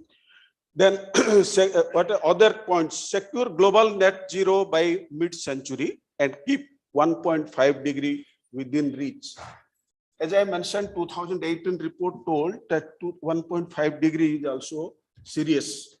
Then it was thought last time after the IPCC report that let us keep our temperature within 1.5 degree, then accelerate the phase out of coal. Here, India opposed, of course. It should not be phase out, it should be phase down. Phase out means the total, of course, meaning of these two phrases are different, but India never supported this phase out. Then curtail deforestation by 2030. Then speed up the switch to electric vehicle. We have been talking, and Government of India is also taking appropriate steps. And many people told that there are so many incentives. Of course, one may not get easily from government system. Speed up the switch to electric vehicles. Then encourage investment in renewals. Again, I have my personal view, encourage investment in renewals. No doubt. I will finish. Just otherwise, I will distribute my slides so that my slide, these are all self-explanatory and I will be available anytime to explain all these things. Encourage investment renewals. It is very easy to say. It is again business slogan. Stop this, do this. If you have to do this, when you are stopping something, you are losing. If you are doing something, help from money will come. It is a business, good business opportunity. In India, solar is booming like anything. The cost 15 rupees, now it has come to 3 rupees. But lot of investments are gone up to 25 years. What will happen after 25 years, nobody knows. Every solar people, they are telling that my guarantee is 25 years. What will happen after 26? Because my life expectancy is up to 80 now. There are so many questions. One need to think all these things. Okay, these are this picture shows which country takes what type of step to take net zero. Then again, he is the chief of UN system, whose slogan is that all countries now, based on scientific evidence, need to do something at COP27 for commitment. This is his request to all countries. Next meeting is very crucial, that how other countries will commit to get this, to fulfill his expectation. Then here I have explained how we will achieve, how this net zero will be achieved. And many people, they discussed the opening session also. Transitioning to net zero is the greatest challenge, everybody knows. It requires complete transformation. Again, the energy sector is the source. You know, I have not but 70% we need to see GHG emission. Energy sector is also emitting methane. To reach net zero emission from home, transport, agriculture, industry will need to be got that. But in areas like aviation, the civil aviation and your shipping, these two areas are very critical. But some in developed country, some organizations, they have they have developed some methodologies to address aviation and maritime emission also. Then what are all actions required? The transition in energy sector, then agriculture sector, then in urban areas, how it will be possible. Then reduce emission in cities and urban areas, reducing emission in industry. We may take little 1 second or a few seconds. Net zero emission from industry will be enabled by the adoption of new production process using low and zero GHG electricity, hydrogen fuel and carbon management process. Then our life cycle. Our life cycle, in 2015, Government of India, our Ministry of Environment Forest has published one book, Parampara. There we have cited our Odisha, this Pakhal culture, how we take rice. It is a preservative. It gives you energy. These things we are forgetting. We are now preserving in refrigerator, which does not give any strength to us. There are so many things. This lifestyle changes is also contributing to your, I will not say net zero, but reduction of emission. Then who can contribute? I have listed out supply side companies, demand side companies, finance sectors, policymakers, civil society, all have roles.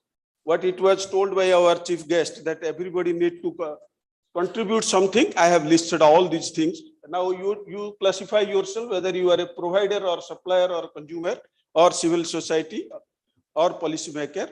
Then affect to again what at international level, what they have made an attempt to formulation of a coalition of net zero. These are the companies and some education institutes they have participated.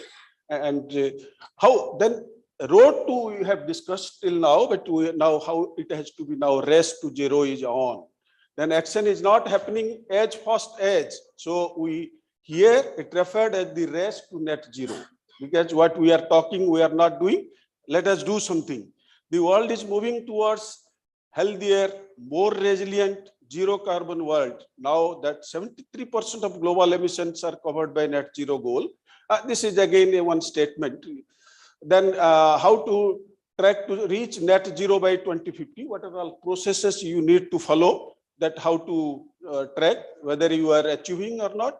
Who are all stakeholders? Because by 2050 emission target, if you want to achieve, first you have to achieve 20 breakthrough by 2030.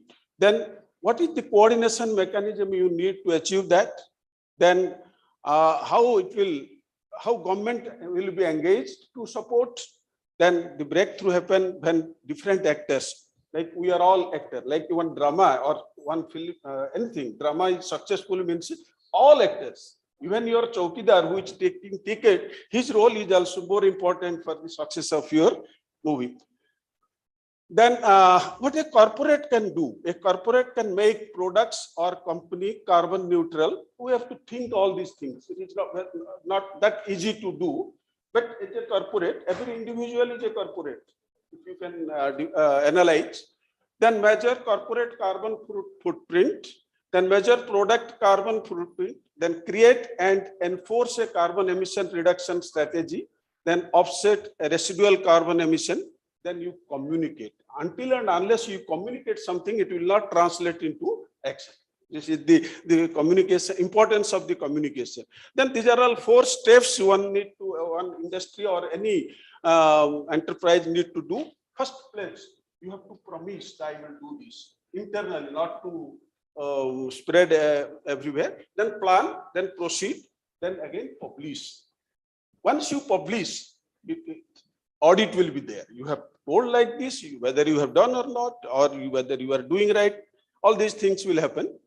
Then financial flow, again, it is a very critical area. We need around 37 trillion to net zero, and annually it was told by Nihar also that minimum 6 or 7 trillion will be required. But we are so unfortunate in 2010, the first financial mechanism when it was proposed in Cancun agreement, 100 billion to be given a year by 2020. It never happens. Only 67 or 70 billion has been contributed by developed country, and we are talking of 37 trillion. Anyway, this is the financial flow system need to be strengthened. Then what will be the cost here I have given? The benefit of, again, second point is more important, benefit of net zero emission vastly outweigh cost. Because what benefit we are likely to take, the how much we will pay, that need to be analyzed properly. One economist told. Then the projected economic fallout from the climate change would reach this is the amount. And McKinsey's report, what it was told, the cost, it was counted by another think tank that they have not taken into consideration of the climate change and balanced the cost of the action against the cost of inaction. Because we may tell something, but we are not active, or we don't take any action. That's why my submission, it is the right forum. Whatever you are discussing here, recommendation may go to your Department of Forest, Environment and Climate Change. At least they have one state action plan. They can incorporate all these things, because I was in charge of state action plan. Huh? Sorry? The consequence, yes, I have given, one can go through, then this final, what we will get if it is net zero, nobody will see, because we are all, we have crossed that age. Weather extreme will not happen, scientists say. If you do net zero, this will not happen. There will be no sea level rise. There will be lot of terrestrial and marine ecosystem where they will be very productive. And human health will be as sound as, there will be no need of hospital. Livelihood, we don't have work, livelihood will be available. Water and food security will not be there. Everything will be available if it is net zero. But subject to condition, hum tab tak zinda rehna chahiye. Anyway, what nation should do, that is a plan of schemes I have given here. Then what we have committed and what we are committing in 2022, then net zero in India, a rising, how many companies they have participated recently, Indian Oil and GAIL, they have promised, Indian Oil has promised by 2047, they will achieve net zero. And GAIL also, they proposed 2040, they will gain net zero. This is quite encouraging promise made by different industry. Okay. The challenges for India, again, the financial and other aspects. Then way forward, the journey to net zero will be equal parts a revolution of finance and technology. Then the rest will involve every government, every economy, and all of us to change the way we do things. Whatever we are doing now, we have to change. Otherwise, there is no shortcut way. Then whether you are consumer, a big or small, business owner or policymaker, each of us must move the needle forward to make it happen. Then my last message would be healthy and make the planet healthier. This is probably everybody, God's blessing. Net zero is the best available chance for sustainable future. With this, I'm concluded, of course. Thank you, sir. Now I'll request. Thank you all again for listening. Yeah. Now I'll request Professor Pati to deliver his presentation, but there is a special request to rest all the Mr. Pati, Dr. Padi and Mr. Panigrai, that you have to squeeze this to the maximum possible, because we are running almost 1 hour, 10 minutes late. I know, he's my senior, so I won't be in any man also. I know. We are from the same college. REC Rourkela is an IT Rourkela. Yeah, he's my senior, so I know how he has told me to keep it in 10 minutes. I'll keep it in 10 minutes. I've told him how difficult it is as a professor to keep students beyond the, into the lunch time. So the outcome is literally 0. So I'll make sure I'll complete in 10 minutes. Thank you, Subhankar. Thank you.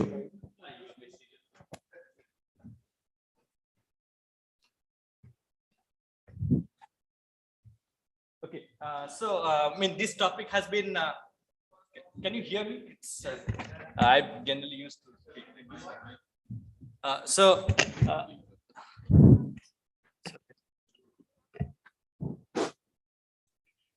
Need to see that.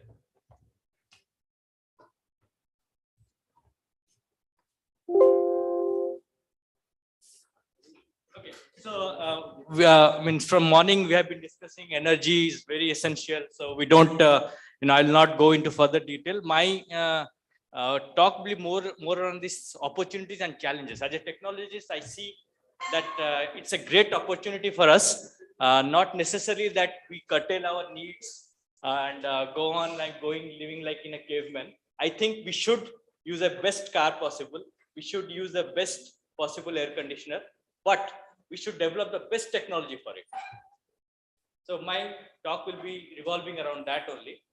So if you see here, why I'm saying that, because if you see this graph here, it's a human development index, and here is the energy consumption. If you see, all of the developed countries are here, and India is somewhere around here. We have every right to be here. Why not? We should be using most of the energy required to be a developed country. But this is a sustainable range where everyone should target. For that, again, we have to go from here to here. And that will give us, there is an opportunity to go to here, from here to here. But the problem is, we can't do without only using the conventional fossil fuel powered plants. So as I said, India, we have seen, all of us have seen this. We are around here. We are the fourth most CO2 generating country, but we are way below per capita. So we have every right to be here, but with a better technology. Why this net zero is a simple graph that I show sometimes to students. Why it is critical, that's why we are talking about like now we need to go to net zero and carbon is so problematic. It is not that the carbon is problematic. We have been trained to burn things, like from starting from our forefathers, we have been burning things and we love burning things. So the challenge is that what we are burning is not getting converted to the amount we are burning every day is not getting converted to CO2 and going back. I mean, it is getting converted to CO2, but the amount that is the CO2 is not consumed by the plants, the source that majorly take the CO2, and this decay and we make fossil fuel. So this cycle is little slow. This part of the cycle is little slow. That's why we are this is rising up. There is nothing like, so if this was very fast, we would not have even had this conversation at all. So this takes a lot of time. That's the only issue we are facing here. So now, everyone has seen this. I'll not go into this. Temperature is rising, CO2 is rising. So this headline is kind of important for India. I mean, the day I saw this, it really left, as a technologist, it really left a very nice mark in a sense that we, being a developing country, still our Prime Minister told that we will be net zero by 2070. And that brings along a lot of investment and opportunities so that new research can be done, new technology can be developed. Okay, so like I said, we have to work on renewable energies, leaving behind the fossil fuels. Now, these are the sources of renewable energies, solar, wind, geo, and all. The problem with this is like they don't last forever. They're intermittent in nature. Sun doesn't shine all the time, wind does not blow all the time. So we need to store them. So storage becomes a very critical component to the energy system. So here, where you can see a schematic of it, where you generate energy from your where you generate energy from a solar panel or wind power. Then you use whatever you want, and rest you store it for later use during the night. So storage is a very key component in a total renewable energy or a sustainable energy ecosystem. Now, if you see the storage scenario, this plot shows here the time duration of storage required, and here and the energy required here. Today, I'll just briefly discuss about this, although I had some slides on this, but I'll skip on just for your lunch, so that you make your time on lunch. I'll skip for it. So I'll just concentrate on some of the electric mobility plant that we in our lab work, and we do some research on it. I'll show some of it. Here you see the in a gigawatt scale, batteries do not make sense anymore. It's more like you go for when you're in a gigawatt scale, when you're storing grid energy at the grid level, you'll go for either a power to gas, or here it is, I think, yeah, pumped hydro. Those are the systems you would be using. But in a distributed system where you are using a solar panel at your rooftop or your electric mobility, you go for batteries. And here you can see, here you can see the batteries also, like here the lithium-ion batteries, and there are different kind of storage mediums, energy density and power density. So when the power density is high, you can get the energy at a very fast rate. When the energy density high in a smaller device, you can get more energy. So ideally, you want to be here at this top right corner. You can charge discharge at a very fast rate, and you can get the more energy density as well. In a smaller pack, you can get more energy density. So you can drive your car at a much longer distance. So till now, lithium-ion batteries has been the best choice. Over the years, it has been developed, like 1970s it started. And currently we are at a stage where we are actually talking about lithium-ion batteries in a car or anywhere else. How am I doing in time? 5 minutes? Yeah. Okay. Sure. Yeah, this is an important slide. Why I say important slide? Because these 3 guys were the pioneers in developing the battery. We need to celebrate them. It's John Goodenough. He developed the first cathode material. He was the first who showed that lithium-ion battery, Stanley Whittingham, who showed that lithium-ion battery is possible. And he's Mr. Akishino from Akira Akishino from Sony. He showed that these 3, all the cathode, anode, and the electrolyte can be placed together in a battery to make a cell. So these 3, like we got they got a lithium Nobel Prize after 30 years of their invention. So it is really a very great accomplishment that they did, and we have seen how lithium-ion batteries have proceeded over years.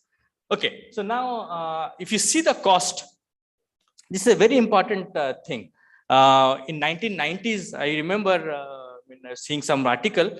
The batteries were costing around 1995 around $1,000 per kilowatt hour. Now it is almost $130 per kilowatt hour. So this makes us we are seeing a lot of electric vehicles in Bhubaneswar these days. Even this Mobus and Mo Auto, they have started in Orissa, they have started. So these is the reason. Batteries, the cost has come down significantly. And of course, this I will not go. I'll move on. We have a bright future in EV. Everyone knows it. Yeah, the other thing is the grid storage. Where you have your off-grid solar pump. I'll like to let you know, I am the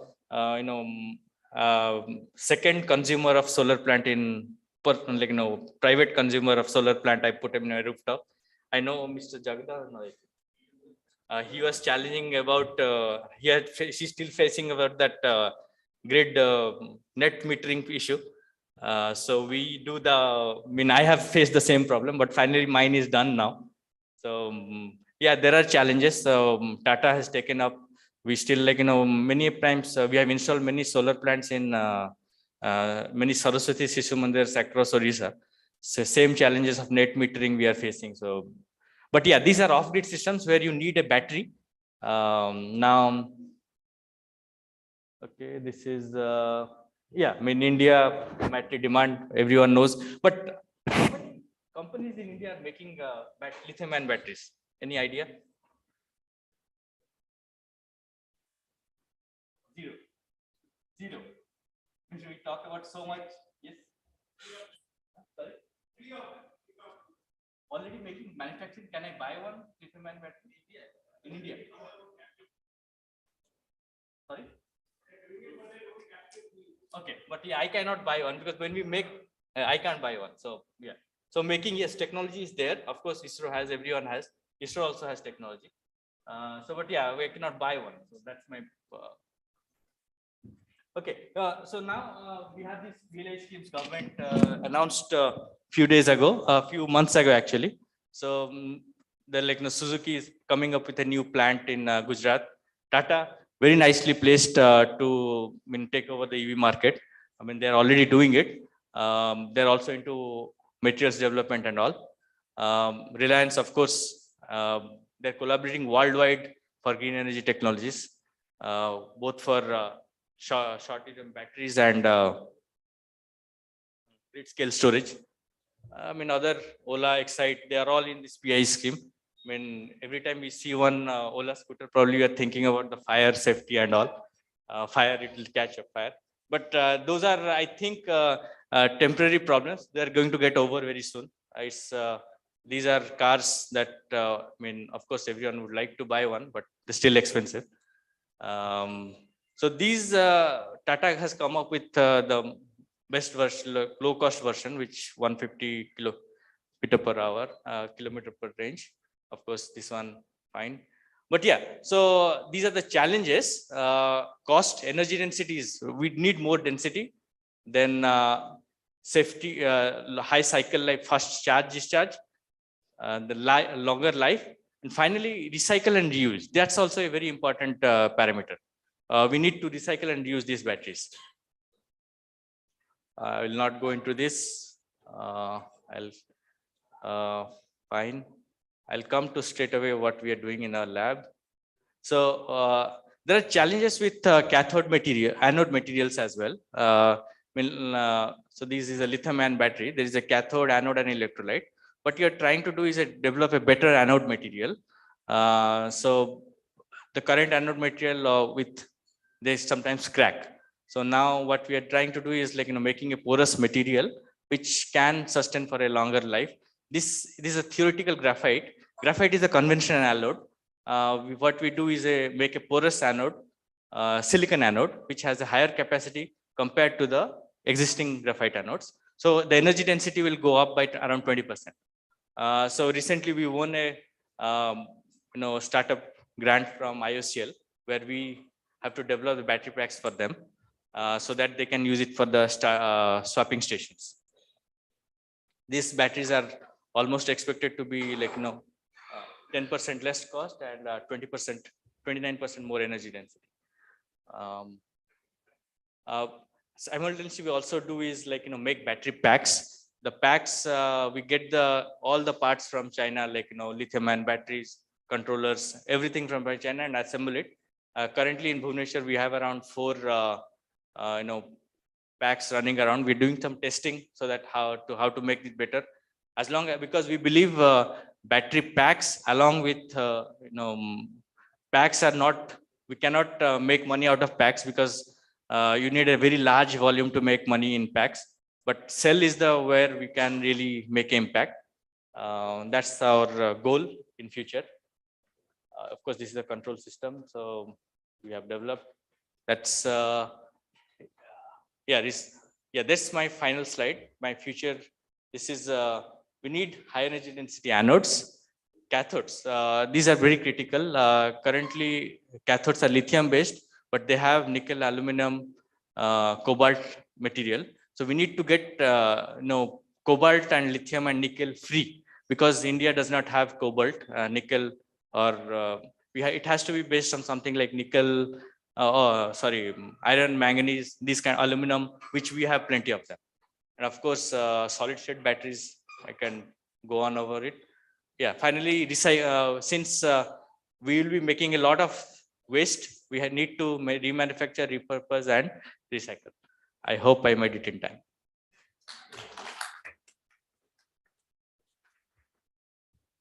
Thank you, Subhanga. I'll request Professor Payadar Padi for his deliberation.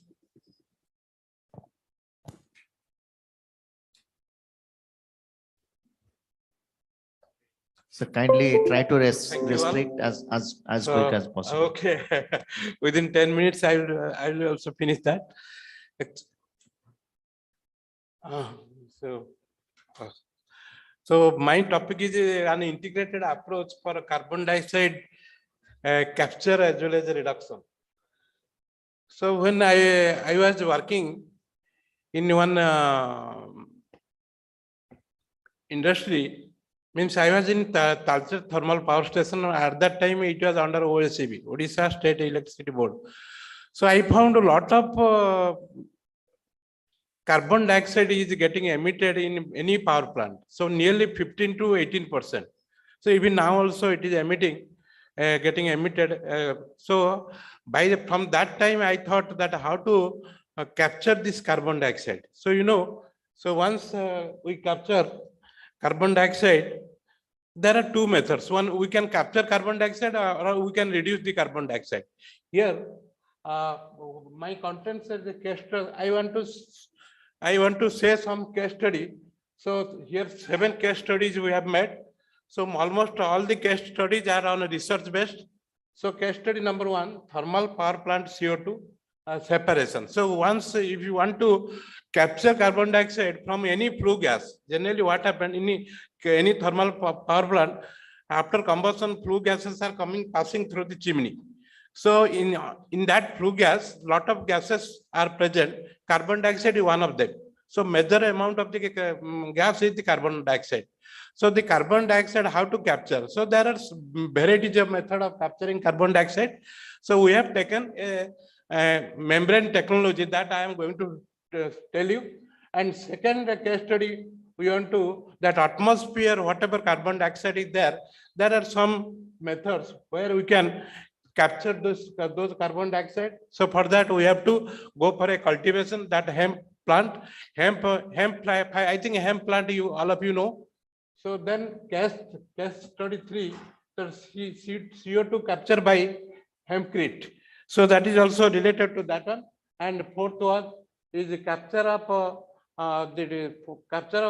carbon dioxide by amending organic carbon in the land itself.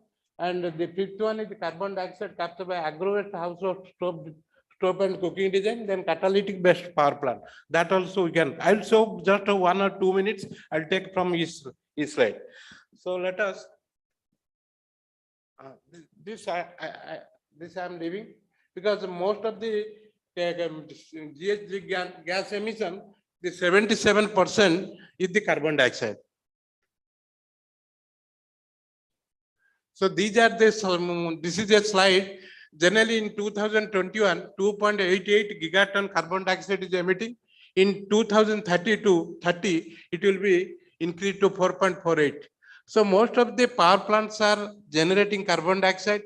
Then burning up 1 kg burning up coal will produce 2.42 kg of carbon dioxide. Similarly, wood can produce 1.65.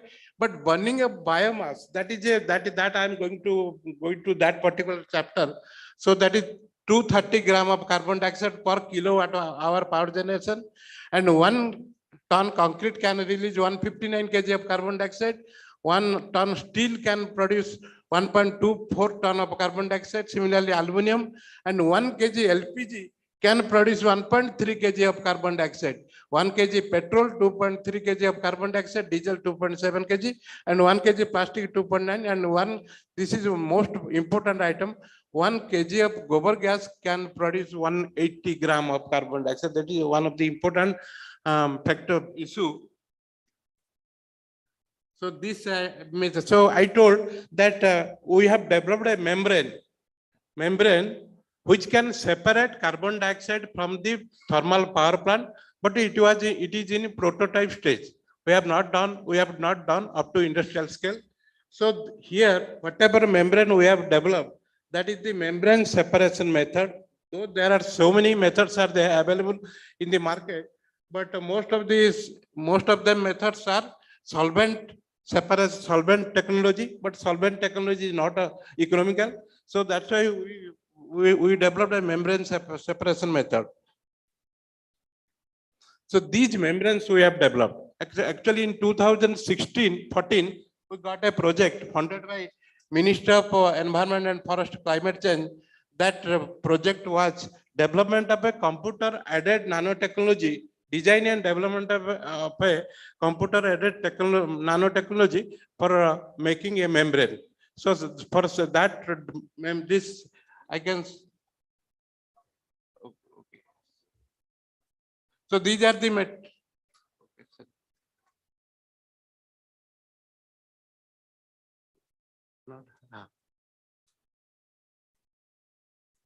okay, anyhow, so what materials we have used? We have used activated carbon, zeolite, and also some hollow fibers.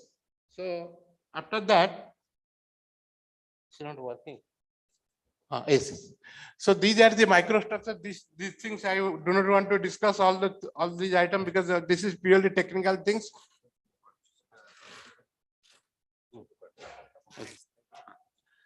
So these are the microstructure of the material, whatever we developed in our laboratory. And next. This is the physical structure. Physically, whatever we have done, we have taken polymer plus activated carbon, polymer plus zeolite. And if you will put those membranes can separate carbon dioxide completely. But this is everything is in prototype stage. Next. So next. This is also a fiber-based membrane. This can also separate carbon dioxide. Next. Natural fiber we have used. Next. And this is a GCMS, gas chromatography, mass spectroscopy, where we have measured the carbon dioxide concentration, how much carbon dioxide is getting collected through the membrane. Next. So these are the membrane modules. So after preparing the membrane, we developed 3-4 modules are there, and these modules we will put in the duct of flue gas duct. It can separate completely carbon dioxide. And even you won't get even a 0.00001% of any other gases inside that carbon dioxide. It can completely pure separate carbon dioxide. It is completely pure carbon dioxide you will get. So next. So the same thing. So these are the experimental setups. Next. These are the measurement results. Next. These are the different processes, whatever we have done there in laboratory. Next. So next. And now, so why I am saying capture the carbon dioxide. Carbon dioxide, we know the carbon dioxide can affect the global warming. Everybody we know. So, but we cannot waste carbon dioxide. So first collect the carbon dioxide in a separate cylinder. If it is pure, collect pure carbon dioxide, then convert carbon dioxide into some energy. Here we have done the prototype of this. After collecting the carbon dioxide in a cylinder, we filled all carbon dioxide in the cylinder. Then we we used seawater. Then I'll show, next slide I'll show you. This is the carbon dioxide gas cylinder, and this side is the seawater we have taken in a container.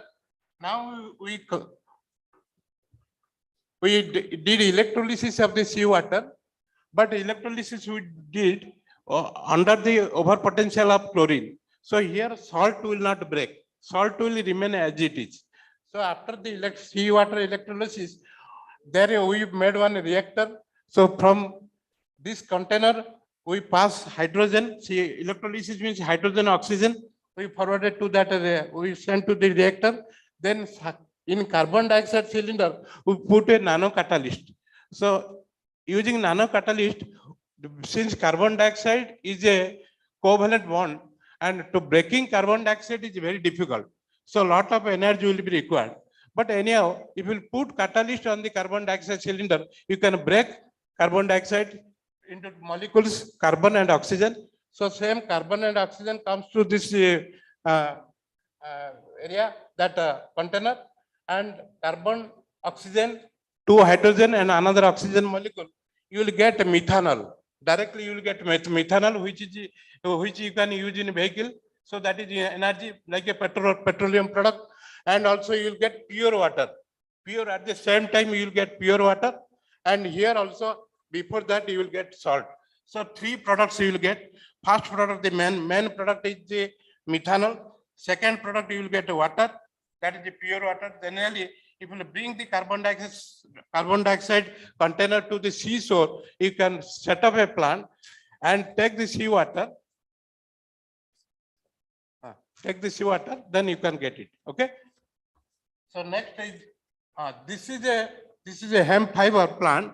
Hemp fiber plant can absorb CO2 at a rate of 20 tons. So if you see, hemp fiber can be cultivated because the Odisha government already banned hemp fiber, but other governments already started hemp fibers because it has a lot of other qualities. Like it can get bioplastics, and you can use it for a medicinal purpose. And hemp fiber can absorb CO2 20 tons in a yearly 40 tons if you cultivate 1 hectare of the hemp fiber plant. This also we have done, we have tested in Uttarakhand. So this is a hempcrete. This is a that actually fortunately we are the agency, technical agency of Government of India, MSME, and we got several projects. Now we are taking the desi cow dung and urine, and we are making brick out of desi cow dung and Vedic plasters. So if you take these all are desi cow brick, desi cow dung brick, as well as if you can also prepare Vedic plaster out of that. So if you can both brick and plaster if you use, then it can also keep room temperature 2 degrees centigrade below, and it can absorb also carbon dioxide. It can reduce carbon dioxide. Similarly, next is this is a very important item. So this case study we experimented. So this is a organic carbon. Generally, whatever biomass we are burning in the atmosphere, so same biomass we can burn. We cannot go for direct burning. We will heat it in the absence of oxygen. So if you will heat it in the absence of oxygen, you will get some organic carbon. So that organic carbon is nothing but biochar.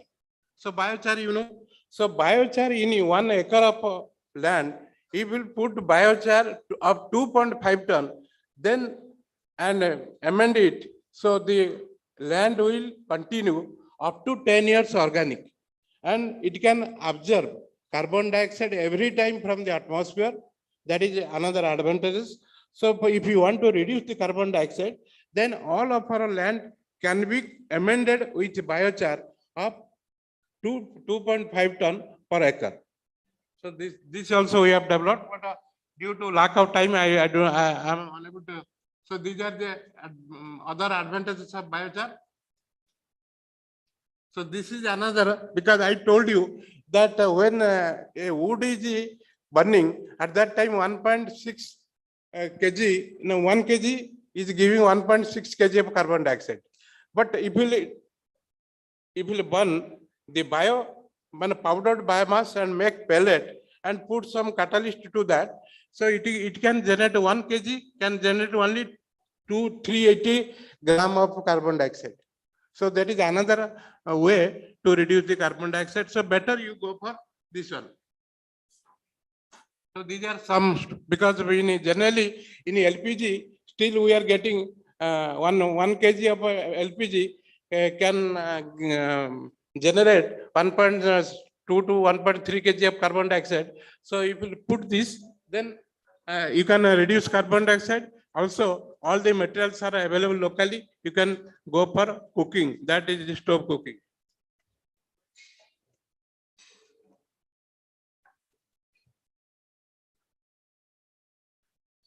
So these are the different models we have developed. This is the last item I am going to put here.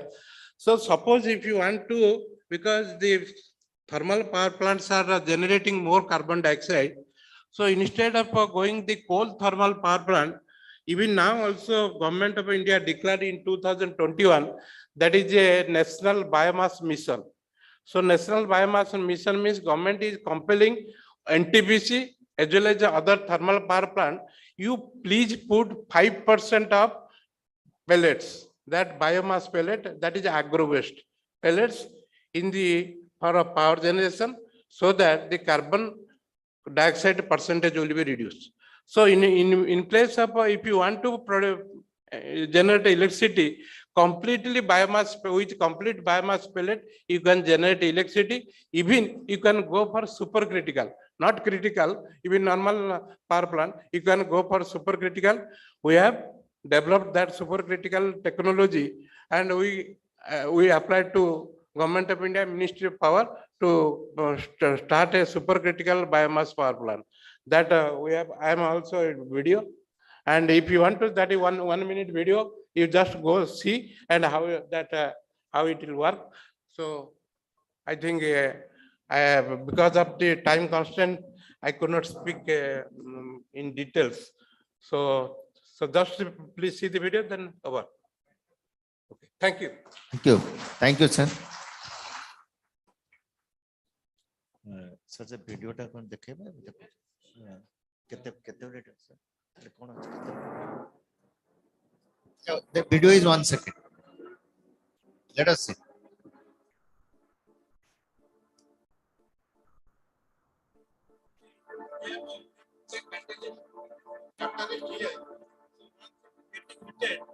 Catalyst here, once it is getting heated, and the superheated steam will be generated, and you see how the superheated steam will be injected.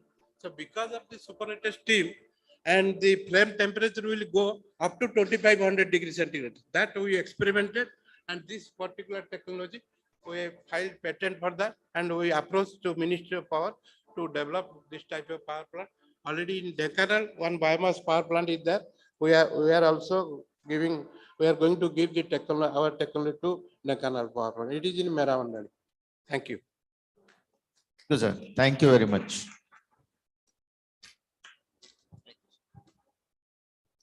I'll request Mr. Pradipta Panigrahi to give his presentation, but with a special request to complete within 4 minutes. It is always a pleasure, sir.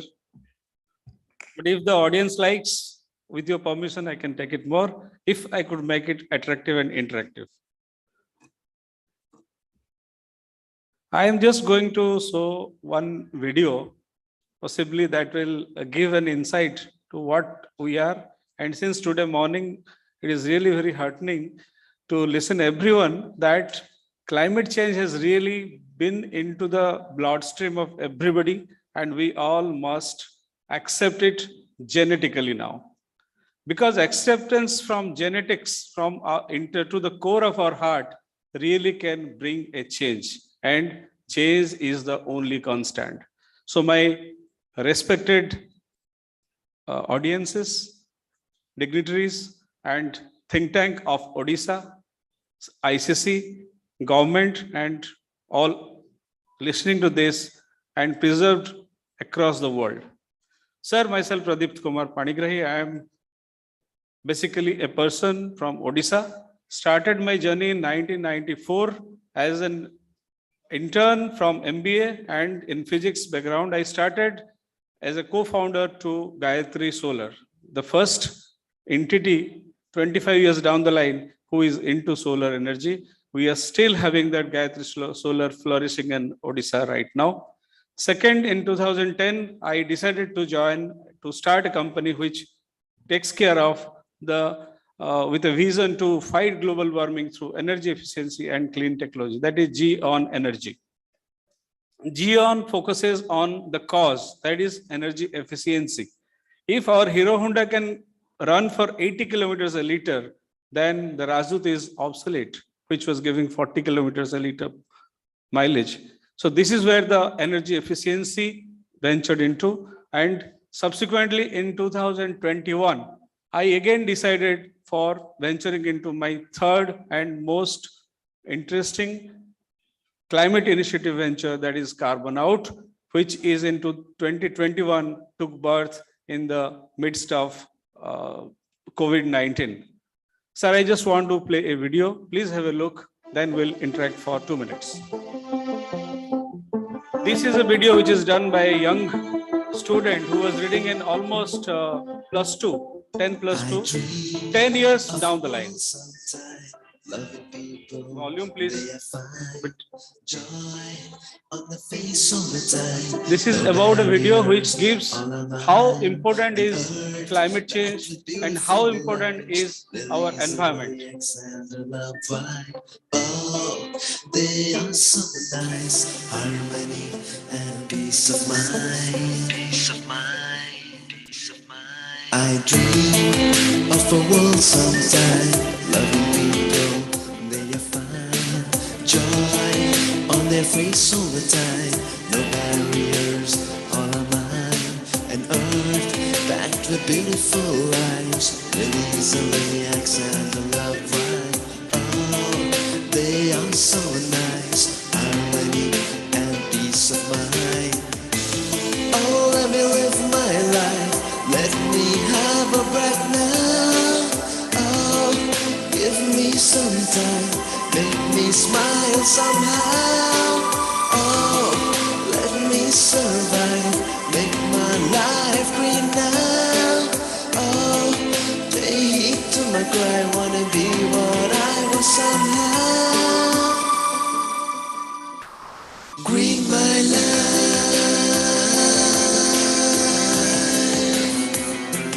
green my life.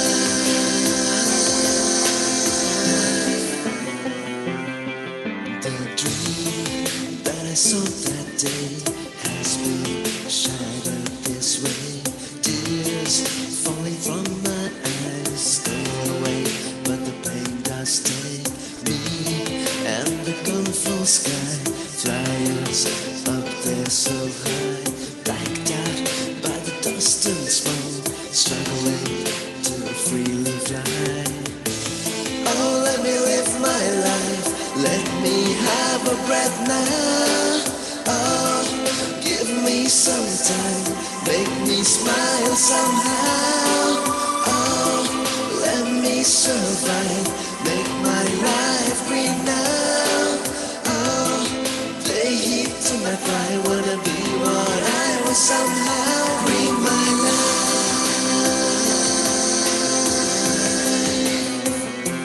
green my life, green my life,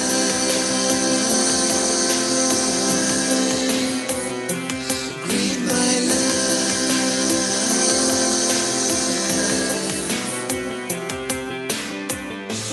Let me live, let me smile, let me love, let me survive, feel myself with many a joy. Give me freedom, give me life, give me life. Green my life, green my life, green my life, green my life, green my life.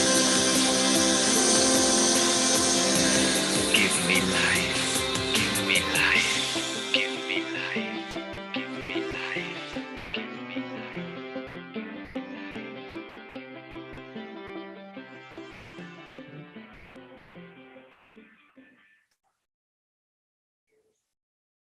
I hope all of you have liked it. If you liked, please clap. Because this clapping is for a 10+2 student who 10 years down the line, 12 years down the line, and now he is a music director staying in Mumbai, singing songs, giving directions for the rest of the world. I think this is the quality of Odisha, and we must continue it. Now coming back to the how we achieve our green mission, many people have told very encouraging things. I learned many things from Satpathy sir today, which I have noted very carefully, because when I started this entity, I really didn't know what is climate change and what exactly is global warming. Global warming, I never knew that the sea level will rise and all the cities will go down. But when I realized, then GEON started with the mission to fight global warming and with clean development mechanism. I will tell two things. We have done contributions towards climate, and now many entrepreneurs in this hall are present. I request everybody at least do one smaller things which my father used to do, and he is still continuing. I gave one guava, pijuli, to him from one of our site. He took it. I thought he will eat it, but he never ate it. He took all the seeds, preserved it, and given it back to me. Said, you go and plant it. This is what we have to do it for today, tomorrow, for our next generations. Now coming back to the next thing on solar, on energy efficiency, because solar is generation, efficiency is what we save, and recycling is the next big thing which we have to practice and do. Because without recycling, all the earth environment will get damaged and exhausted. It will never be for rest of the life for our next six generations. So I told putting this green in our genetics is most important, which will only be possible with our thoughts. I have a small product for you to see. The product is nothing but a plastic. You know, plastic is a social menace today, and plastic is causing a lot of damages to the world. And we are none other than that. As Jagdanand sir told today morning that the per capita carbon consumption has been the highest in the country. So we really have to take the ownership to be also towards carbon neutral. Every one of us in this room has to spread a message to use efficient products.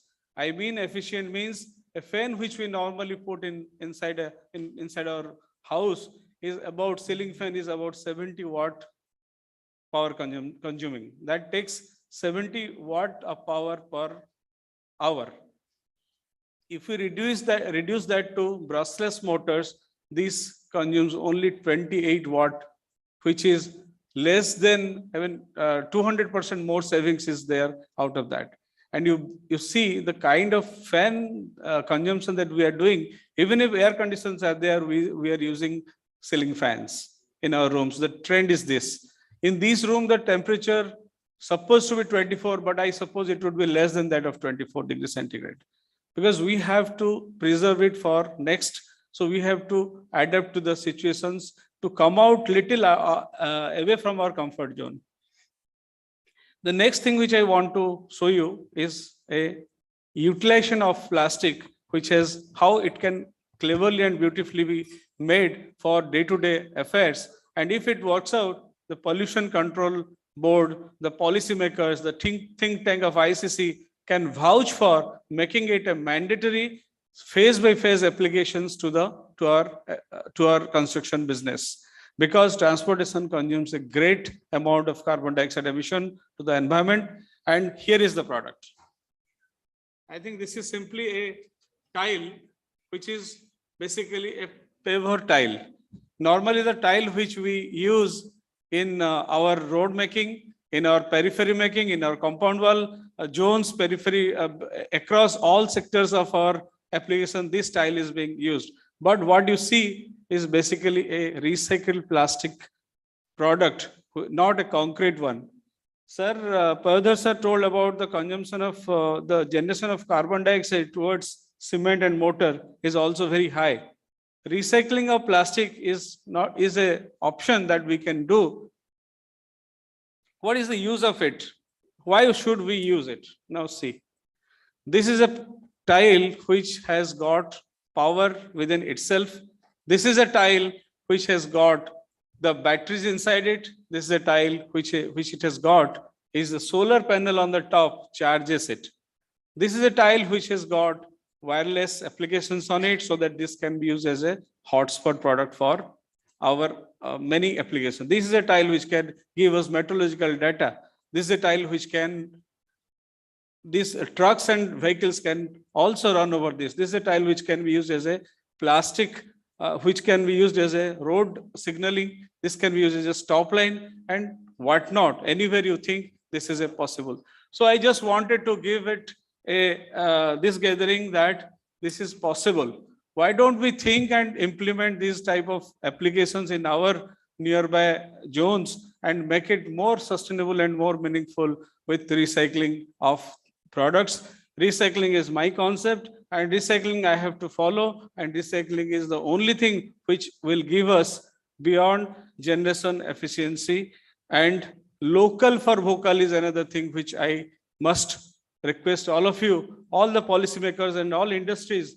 Sir, we have to make all requests to the industries to take the local entities and the products of local so that really it would be green and less power consumption. Suppose we are taking a product from Delhi, it takes transportation, so that cost, the greenhouse emission is more, but if you take it from locally, I think the Pokhal economy can really work out. Thank you.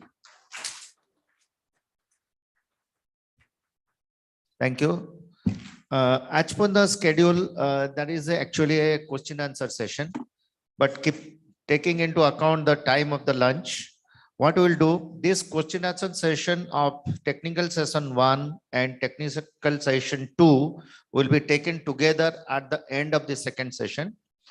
And here we'll go for a lunch break, and I'll request all to assemble here 2 minutes or 3 minutes before 3 o'clock, so that sharp at 3 o'clock we can start.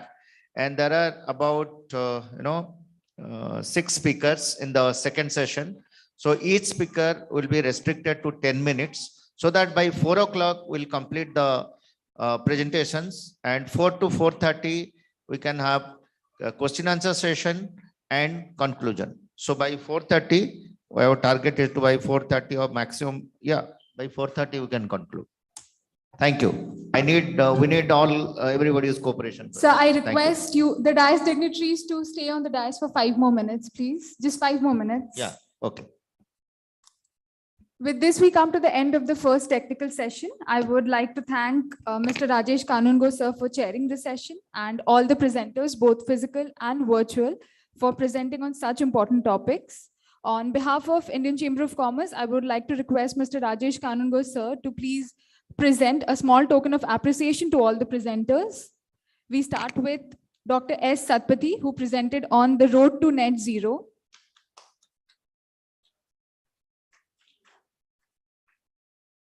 Next, we have Professor Dr. Subhankar Pati, who presented on energy storage for net zero, opportunities and challenges. Professor Dr. Payodhar Padhi, who presented on industrial CO2 for power plants, capture strategy and conversion of CO2 to energy. And finally, Mr. Pradipta Panigrahi, who presented on renewable energy. Thank you to all the presenters. I'm sure we had a lot of insights from all of you. Thank you very much.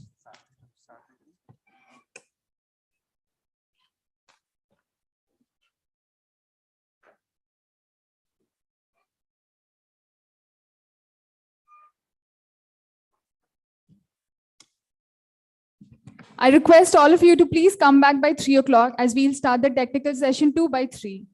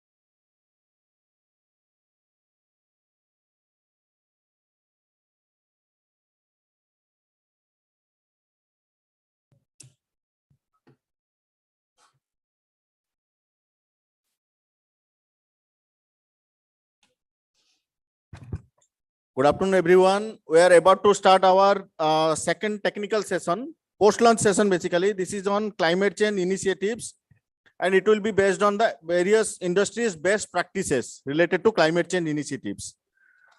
I request once again, all the delegates, whoever outside this hall right now, kindly please come inside.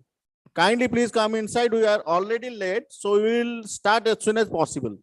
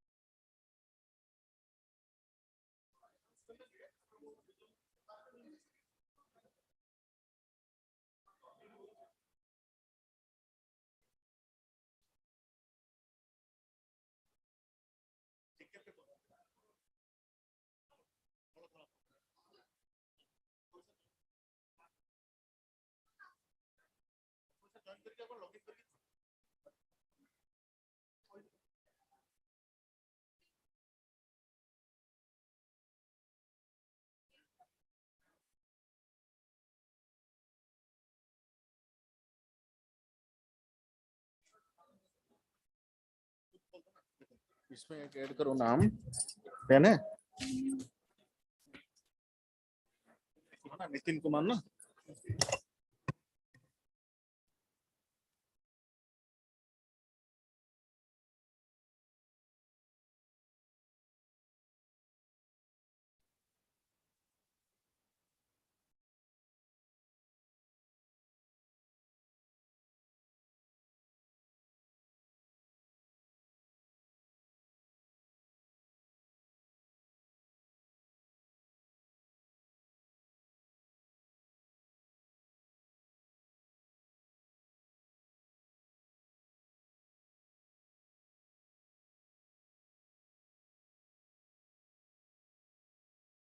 Calling करो 5 minutes.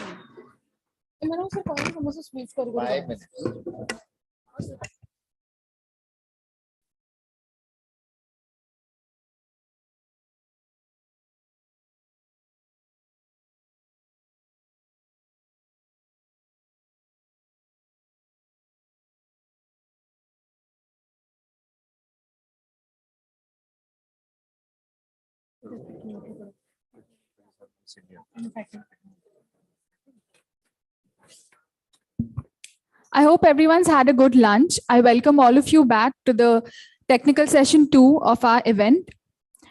The topic for the technical session 2 is climate change initiatives, industrial best practices.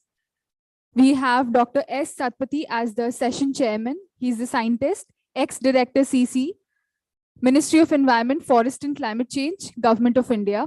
And the presenters for this session will be Mr. R.K. Pandey, General Manager, Production, Environment and Safety, IFCO Paradeep. He'll be presenting on climate changes initiative by fertilizer sector. Next, we have Mr. Nrsimha S. Tharra, Senior Manager Environment, Tata Steel Limited. Mr. Akash Mahapatra, Head Environment, AMNS India, Odisha Asset, AMNS India. Dr. Suchismita Patnaik, Environment Department, Grasim Industries Limited.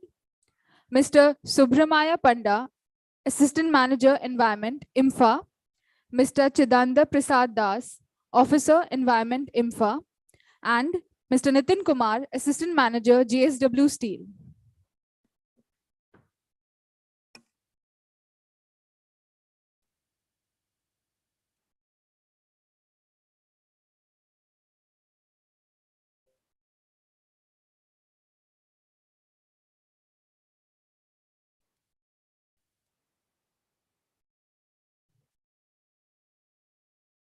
I request Dr. S. Satpathy to please begin the session. Thank you, madam. This is the second technical session. Of course, this session is totally highly technical. I am not competent to steer this session, but still I have given this opportunity to interact with my industrial friends. And here there are some time constraints. It was proposed by the organizing group that instead of 20 minutes, 15 minutes, it has been slashed to 10 minutes. And since we need to be also punctual at 7 minutes, some indication will be given that you have another 3 minutes to complete. With this, the presentation need to be complete so that we will have sufficient time for discussion, because till now we are moving one-way traffic. It need to be proper interaction so that whatever we have told or you have listened, that could be integrated to get good final result. And to begin with this session, my message to industrialists, as I told in my presentation also, industry's role is like that, the heart of a human being. If you are strong, then you can manage your heart. If your heart is okay, an individual will function properly. Like CPR, what we are doing during heart attack, it is an alternative treatment immediately to save the life. Similarly, there are two C's, control and conserve. It is for mitigation for industry. You have to control, it covers everything, which will save your GHG emission, you will save your money, you will save your conserve, control and conserve. Then there are 3 P's. One is production, physical disorder, if there is, or physical risk, how you will protect. Price disorder or price risk. Then production risk. Similarly, there are 3 R, ranking, then your rating, then regulatory measures. If some regulatory measures are there, suppose your industry is ranked low or your proper physical structure is impacted by climate change, or your product is not properly designed, properly produced because of some disruption. All these things an industry need to see the CPR treatment. That will definitely make you healthy. And as I told, if you are healthy, our planet will be healthier. With this, I will request our first speaker of this afternoon, Mr. R.K. Pandey, General Manager, IFCO, Paradip. And with a request, because you are an excellent technical expert, I don't have to see how to design, because you are the best person how to design and complete in 10 minutes. Thank you. Mr. R.K. Pandey. Okay. Respected all the dais dignitaries and my friends, namaskar. Actually, हर आदमी अपने field में चाहता है कि मैं first आऊं, means hero बनूं। तो जब तक हम नेट जीरो की तरफ ट्राई नहीं करेंगे, हम हीरो नहीं बन सकते। तो first effort, then afford. So this is the one motto, we should effort something something. अब जब एफर्ट की बात आती है तो एक स्टोरी मुझे याद आ रही है कि एक बार एक जंगल में आग लगी थी, तो चिड़िया अपनी चोंच से पानी भर भर के आग बुझा रही थी। तो किसी ने कहा कि तुम्हारी इस चोंच के पानी से क्या होगा? तो उसने यही कहा कि मैं जानती हूँ कुछ नहीं होगा, लेकिन मैं प्रयास कर रही हूँ, और जब ये इतिहास लिखा जाएगा तो यही कहा जाएगा कि मैंने भी कुछ कंट्रीब्यूट किया था। तो this is effort then afford. Another thing कि जो human is in race against himself. Development, like हम लोग कहते हैं अक्सर कि हम लोग सर्विस करते रहते हैं, सब कुछ सेक्रीफाइस करके अपना और फैमिली का, even we sacrifice health to earn the money, and after that we spend money to restore the health. This is the same like development, the prosperity. We are proceeding and sacrificing our environment and climate. So what is environment? These two things are interlinked. Environment is the temperature and weather condition of a place, and climate change is the major shift of temperature and weather pattern of that place. So this shift, for this shifting the change in temperature and other condition, this human is responsible. एक simple layman example लें। जब past में हम लोग बचपन में, शायद सभी लोग उसी बैकग्राउंड से होंगे, गांव में रहते थे, नेचुरल हवा में हमारी गर्मी शांत हो जाती थी। फिर धीरे धीरे डेवलपमेंट हुआ, फैन लगाया, फिर कूलर लगाया, और एक समय तक एसी लग्जरी माने जाते थे 95 और 90 के पहले।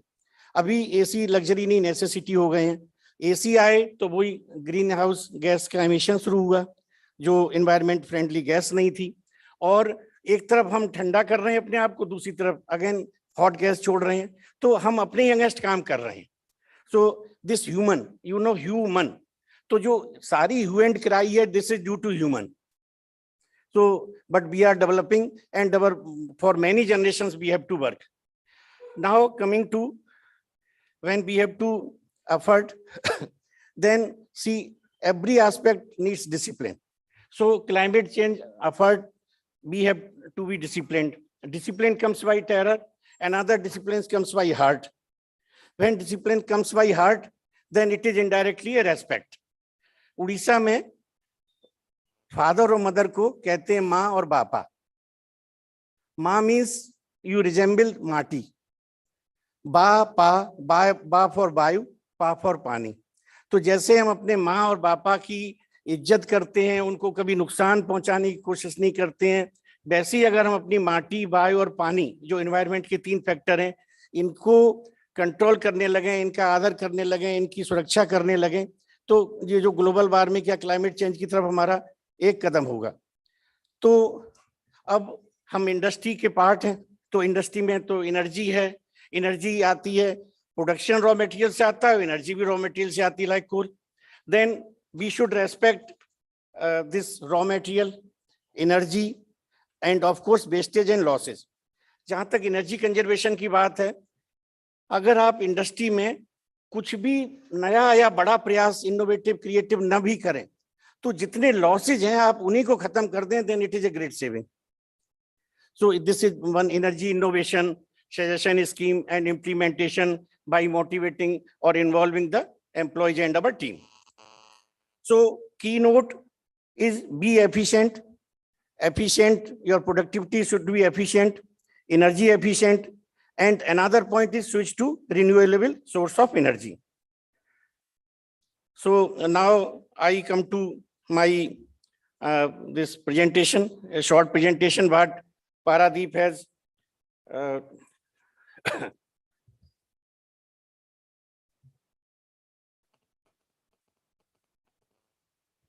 this is little introduction about IFFCO. That IFFCO is cooperative sector. It has 36,000 cooperative members. And nitrogenous fertilizer production of urea is around in the tone of 42 lakh metric ton per annum. NPK is 43 lakh MT per annum.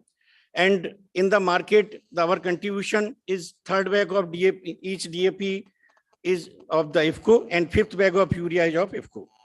At Paradeep, we have, this is captive fully, all the resources at one place. Like we have sulfuric acid plant, 2 plants, 3,500 each.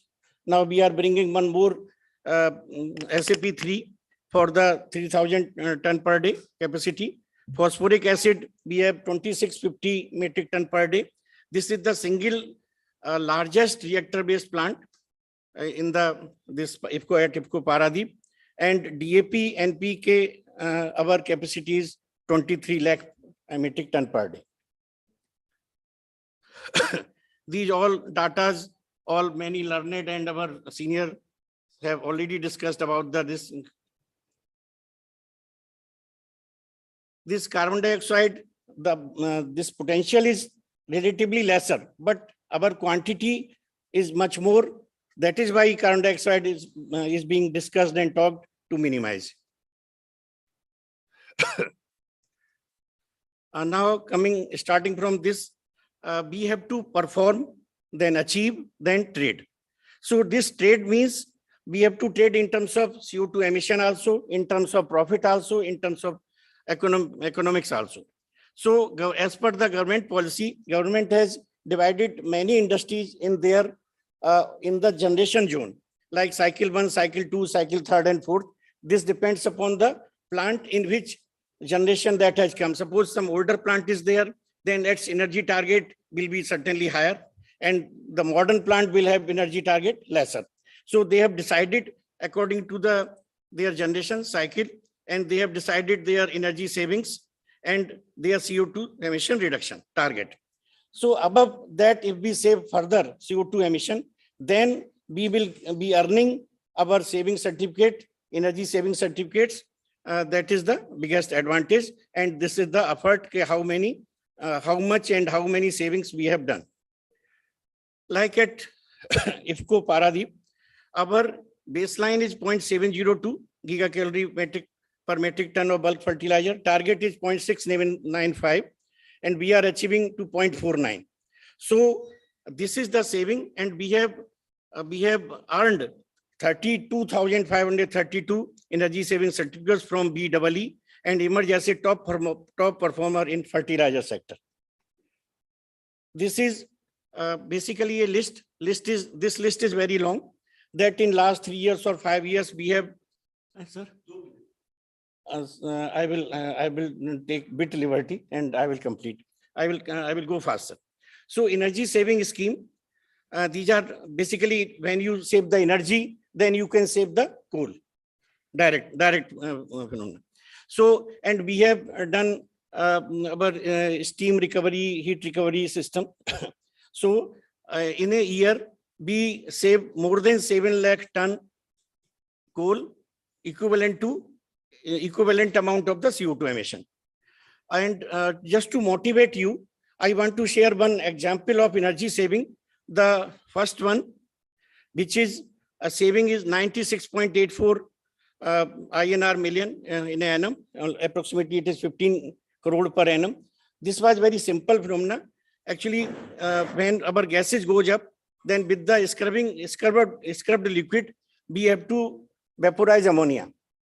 But that to recycle the water, our phosphoric acid plant generates the phosphatic water. So now to recycle the phosphatic water, we were using for preheating ammonia, this phosphatic water. But phosphatic water in presence of ammonia make ammonium phosphate and solidifies in the heat exchanger. So we have changed only simple, rather than the pond water, we simply took fresh water. That problem solved, and our all steam heating has stopped, and this much of saving has come. So very simple, innovative, very simple idea, which doesn't need much of your. Now coming to increase in cost of energy, increased prices of raw materials, these all are increasing. So now if you have to be in the market, then you have to compete. So bring down these costs. That is, then you can survive. And of course, this survival economically as an industry will also lead to survive as a climatically and towards the climatic effort. Now, one more, sometimes वो कभी-कभी आपने सुना होगा कि जो अमीर लोग होते हैं वो बिगड़ते हैं. तो likewise इंडिया में we are rich in minerals, तो we are very rich, और हम बिगड़ते हैं. कैसे? We have high coal reserves. तो जब हाई कोल रिजर्व है हमारे पास, तो हमने उसको यूज किया भरपूर, और उसके अलावा कुछ सोचा नहीं, रिन्यूअल पे नहीं गए, तो ग्रीन हाउस गैस एमिशन बढ़ा, हमारा डेवलपमेंट रुका, और यूज ऑफ रिन्यूएबल एनर्जी भी रुका. Now we are further advancing, reducing, reusing, recycling, recovering, manufacturing. We have to develop this disposable system and many others which you already know, so that, and we have to make viable, like our waste products should be the raw material for the another. So these all you know, like oil refinery, they supply sulfur waste, but that is useful for fertilizer industry. Fertilizer industry waste is gypsum that goes to cement industry. Likewise, metal industries waste is sulfuric acid that goes to. So this is the economic or circular economy. So now you have to, for improvement in industry, you have to find the consumption points, energy measurements, or you know, the energy audits and monitoring. At Paradeep, we have come down from 5276 energy to lastly 0.4579, slightly increased due to our one heat recovery unit is tube failure. That is why that is down. That is why slight increase in the later half. So these all, you know, electrical energy and thermal savings we have to improve. These all, in all these visuals, we have shown that in steam generation, we have minimized the coal. So we have cut down our coal, and heat by the heat recovery, we have replaced our all steam requirement. Same here. Same here. So just I am hurrying up. So it is all same in the.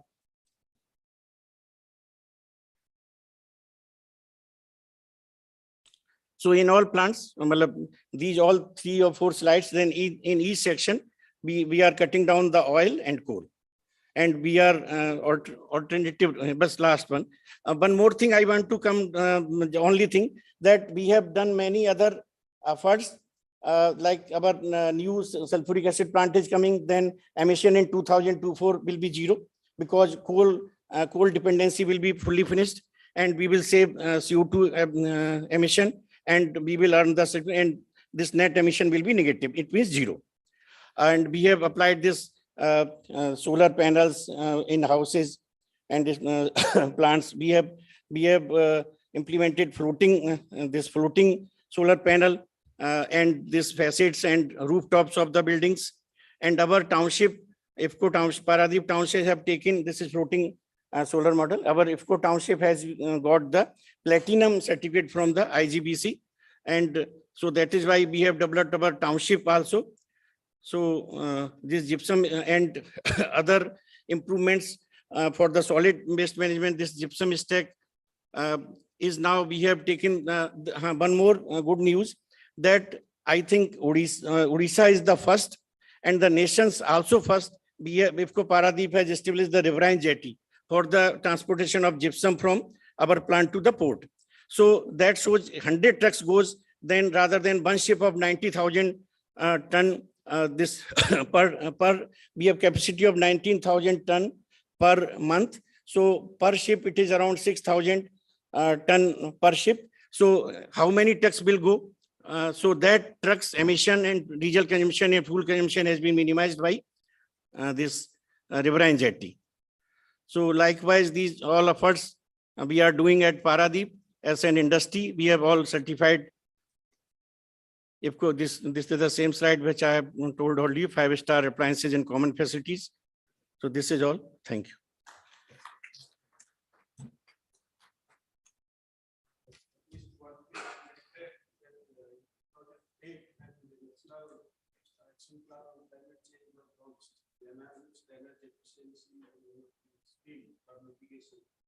And they are in charge of this scheme and you are following strictly. And definitely you are not only savings, you are also producing same amount of energy. Good. And we will encourage to continue with that. The second speaker now, the climate change initiative by fertilizer sector, environmental initiative and implementing sustainability towards climate change. Mr. Prafulla Dhal, it will be. I want one more permission. There is one very innovative aspect which I want to tell. Okay, no. You might have heard that IFFCO has developed nano urea, nano DAP. The same 45 kg bag is replaced by 500 ml bottle. So, and this 500 bottle ml, when we produce 6,000 or 7,000 ton per day of fertilizer, it consumes around 1,500 ton per day of ammonia. While we will produce 10,000 bottles in a day, it will be consuming only 6 tons of ammonia. Means nowadays green ammonia plants are fertilizer has also come up. Means the fertilizer production also will emit the CO2. So we will consume only 6. So 45 kg bag is equivalent to 500 ml of urea. So in this way, this is also contributing to the climate change. And this saving the soil also. This and another thing, this has the same cost of the bag, and this will not load up the government for the subsidy. So 100 crores or 1,000 crores savings of government is there. So nano urea is also a big step for the climate change because it will, and this nano plant has no emission itself. And it will consume the 6 ton only rather than the 15 ton of the ammonia, which will be emitting somewhere much more green gas. So this is also one.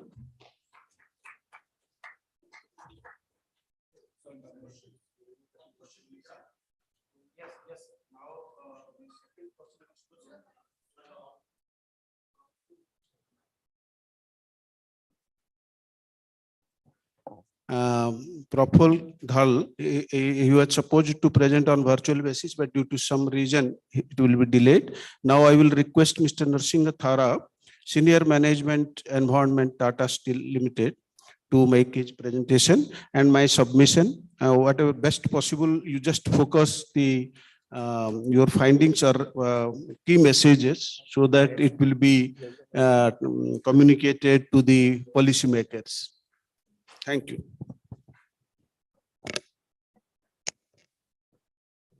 Good afternoon all. Hello. Good afternoon all.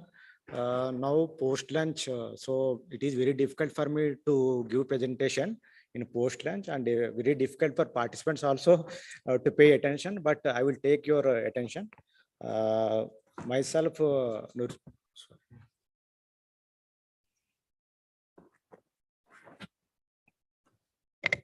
Narasimha Thara from Tata Steel Maramandali. Today I'm going to present best available technologies and best practices adapted at Tata Steel Maramandali related to climate action. Now my presentation. These are the contents I'm going to cover in this presentation. Now, Tata Steel is operating a various Tata Steel operating manufacturing facilities at a different location. One of the manufacturing facility is at Angul, Odisha, known as Tata Steel Maramandali. Tata Steel Maramandali is an integrated steel plant of 5.6 million tons per annum. capacity. So formerly this Tata Steel Meramandali was known as Bhushan Steel Limited. Tata Steel has acquired this Bhushan Steel Limited in their 2018. This you see this plant satellite imagery. This plant satellite imagery is showing various different processing units of plant. This Tata Steel Meramandali TSM is well connected with the road network, railway network, and airport network, and Tata Steel having on-site own captive sliding, railway sliding. You know, it is very important to explain and describe this key process of steel plant because it is very important because process this carbon accounting and carbon abatement will start from this process also, because this process is having high potential for carbon abatement. First of all, what are the raw materials required for steel plant is being transported by railway and then road. Maximum percentage of raw materials we are exporting by rail mode, and we are having raw material handling system where in raw material handling system around 90,000 of metric tons handled on a daily basis, including raw materials, fluxes and fuels. We are having raw material processing plant where raw materials are crushed and screened as per the requirement of process, and around 49,000 metric tons of raw materials we are processing and feeding to various processes units. So in Tata Steel Meramandali is an integrated steel plant having both iron making and steel making manufacturing facilities. In iron making, we are having coke ovens, sinter plants, DRI, and blast furnaces. And in steel making, we are having two routes. One is blast furnace and basic oxygen furnace route. Another route is DRI and Konark route. Around we are producing crude steel of 70% from BF and BEF route, and remaining balance 30% from DRI and Konark route. So in SMS shop, we are producing crude steel in the form of slabs. After production of crude steel, we are conveying these slabs to HSM. HSM known as hot strip mill, where coils are manufactured. So some amount of coils we are dispatching for market, and some coils are we are transporting to our downstream facilities situated at Khopoli and Syedabad, and remaining coils are we are using for manufacturing of different project in cold roll mill. This is all about a process. Then we will come to topic regarding this climate action. First of all, what are the objectives of climate actions? Why we have to take climate action? What is the requirement of climate action? First is we have to take climate action because of de-risking our business. You know, in first session we discussed about climate change, climate risk, increase of temperature, global warming. You know, this global warming is there are top 5 global risks. One of the global risks is climate change.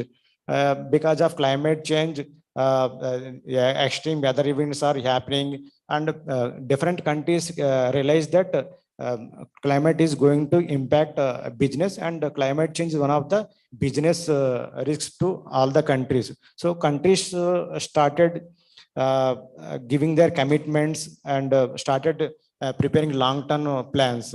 So like other countries, India, you know, in Paris and recently in Glasgow made some commitments known as nationally determined contributions. One of the commitment is to achieve carbon net zero emissions by 2070. So, you know, recently what is happening, Indian government aligning national their commitments with legal provisions. Recently, every people must aware, recently cabinet has approved energy conservation bill. In energy conservation, one of the section is carbon marketing. So government going to start carbon marketing. So because of this, companies having some risks, transition risk means so many policies will come and strategies will form, government will form so many strategies. So maybe in presently there is no regulations related to carbon. Maybe because of this commitment, Indian government commitments, government may introduce carbon pricing. So for each and every industry, government will fix some target to achieve that target. If you don't achieve that target, we have to pay penalty. So these are the one of the risk for company. And another physical risk. Morning we have discussed about extreme weather events because of flooding is taking place, temperature is increasing, and wind velocity also increasing. There is an increase in intensity of rainfall, increase in frequency of rainfall, increase in duration of rainfall. So because of that, there is an impact to the companies also. Actually, industries will design their equipments and asset depends upon history of weather, but nobody will predict future events because of increase of temperature, increase of wind velocity, weather patterns. So if you want to design our infrastructure and assets as per the recent climate changes, there is a chance of collapse of our infrastructure. So there is a huge damages and losses. So one of the object of climate action is to eliminate risk, mitigate the risk related to climate. Second, regarding another object of climate action is to ensure long-term profitability. Long-term profitability means capital is very important for every company for their sustenance. So each and every company should demonstrate what are the actions taking towards climate action, or what are the actions we are taking to mitigate the physical risks. And most of the companies taking some insurances because for equipments, for assets, we have to take insurance from insurance companies. Because of this weather events, what is happening, some damages happening to our assets because of, for example, because of high wind velocity, there is an interruptions in power. Because of that interruption in power, there is a breakdown of equipment. So we are claiming insurance. What insurance companies are doing, they are getting a lot of claims from the companies because of this disturbances because of climate. So insurance company thought that this climate is one of the business risk. So what insurance companies are planning, they are proposing to increase the premium, insurance premium. So this is also one of the risk which will impact company profitability. So there is a strategy to minimize our insurance premiums. So what we have to do, we have to prepare risk management, and we have to communicate our risk management to insurance companies. And at the same time, we have to prepare action plan how to de-risk our business. By this, we can improve our profitability. Third objective is stakeholders' expectations. Our stakeholders are customers, investors, government agencies. So these stakeholders are expecting something from company to take climate action. One is our customers. So customers are expecting what are the emissions from producers, and what producers are taking measures to eliminate physical risk, so that they can get the supply without any interruption. So because of this expectation from customers, there is a concept came, customer data disclosure. Nowadays, customers also asking the producer to disclose their carbon emissions and impact of product throughout the life cycle. That is a life cycle assessment. Because of that requirement, companies are doing life cycle assessment of their product. This is the expectation from customers. And investors.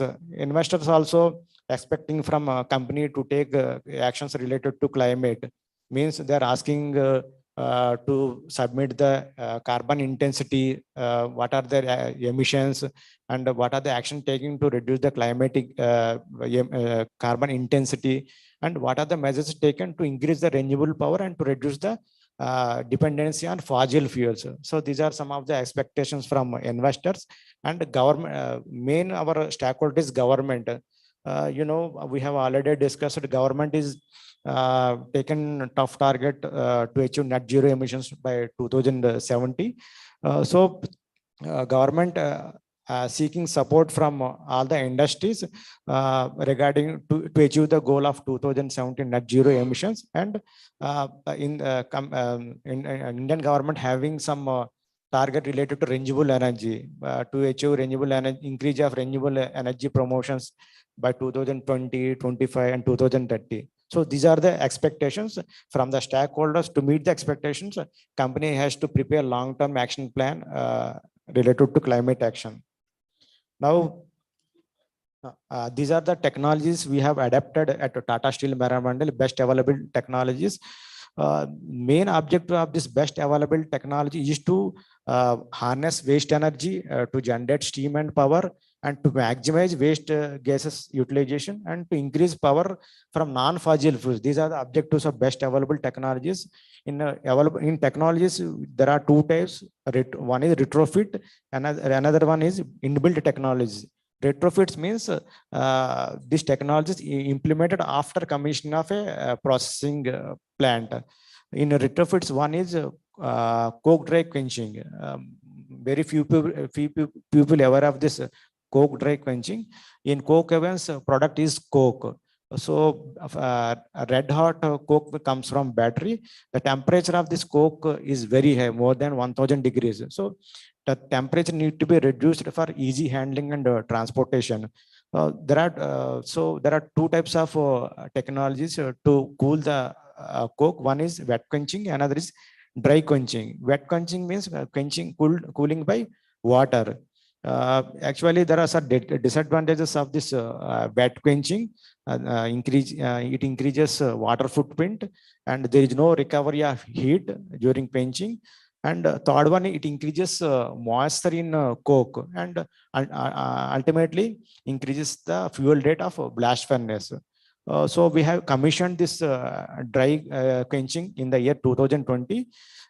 Main object of the dry quenching is to recover heat to generate steam and power. We are having this CDQ available for 60% of coke. Remaining balance we are going to install by December 22. Another thing, what disadvantages of this coke dry quenching? We can recover sensible heat from during dry quenching, and we can generate steam and power. So presently we are generating around 95 tons per hour steam, and 24 megawatts we are generating from CDQ.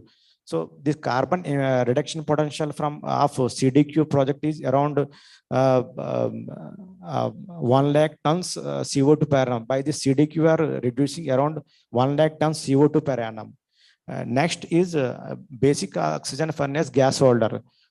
In basic oxygen furnace, where steel is making, we generate some gases. This basic oxygen furnace is a batch process. So gas will be generated intermittently. For this, gas holder is required to collect the gas, to store the gas, and to utilize.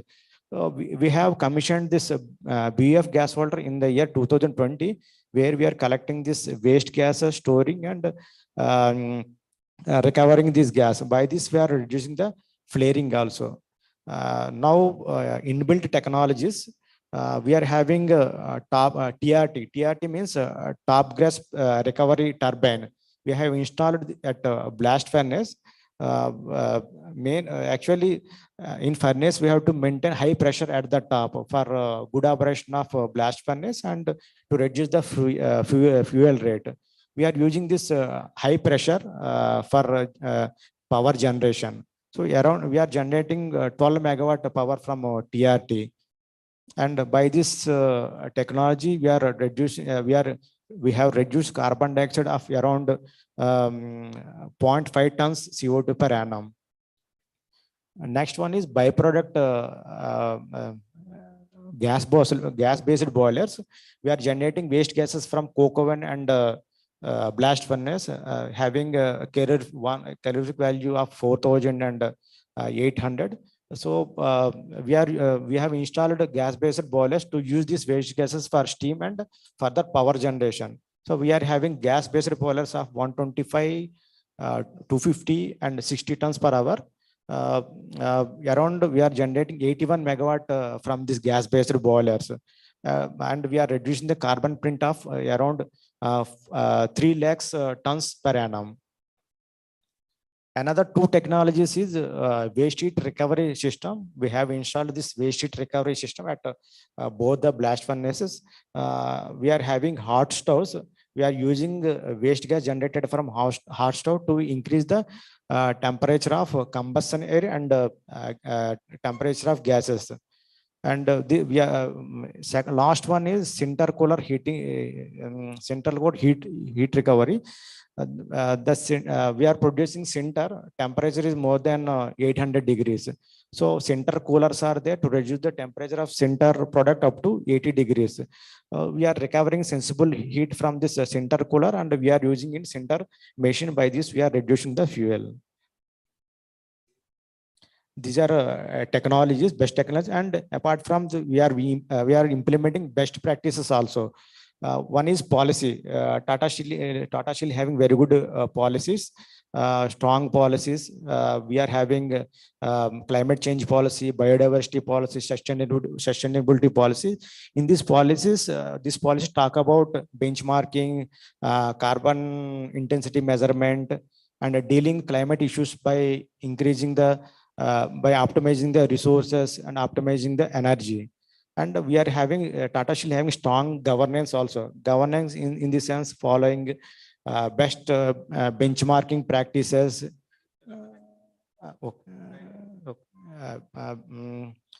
implementing the best global guidelines, and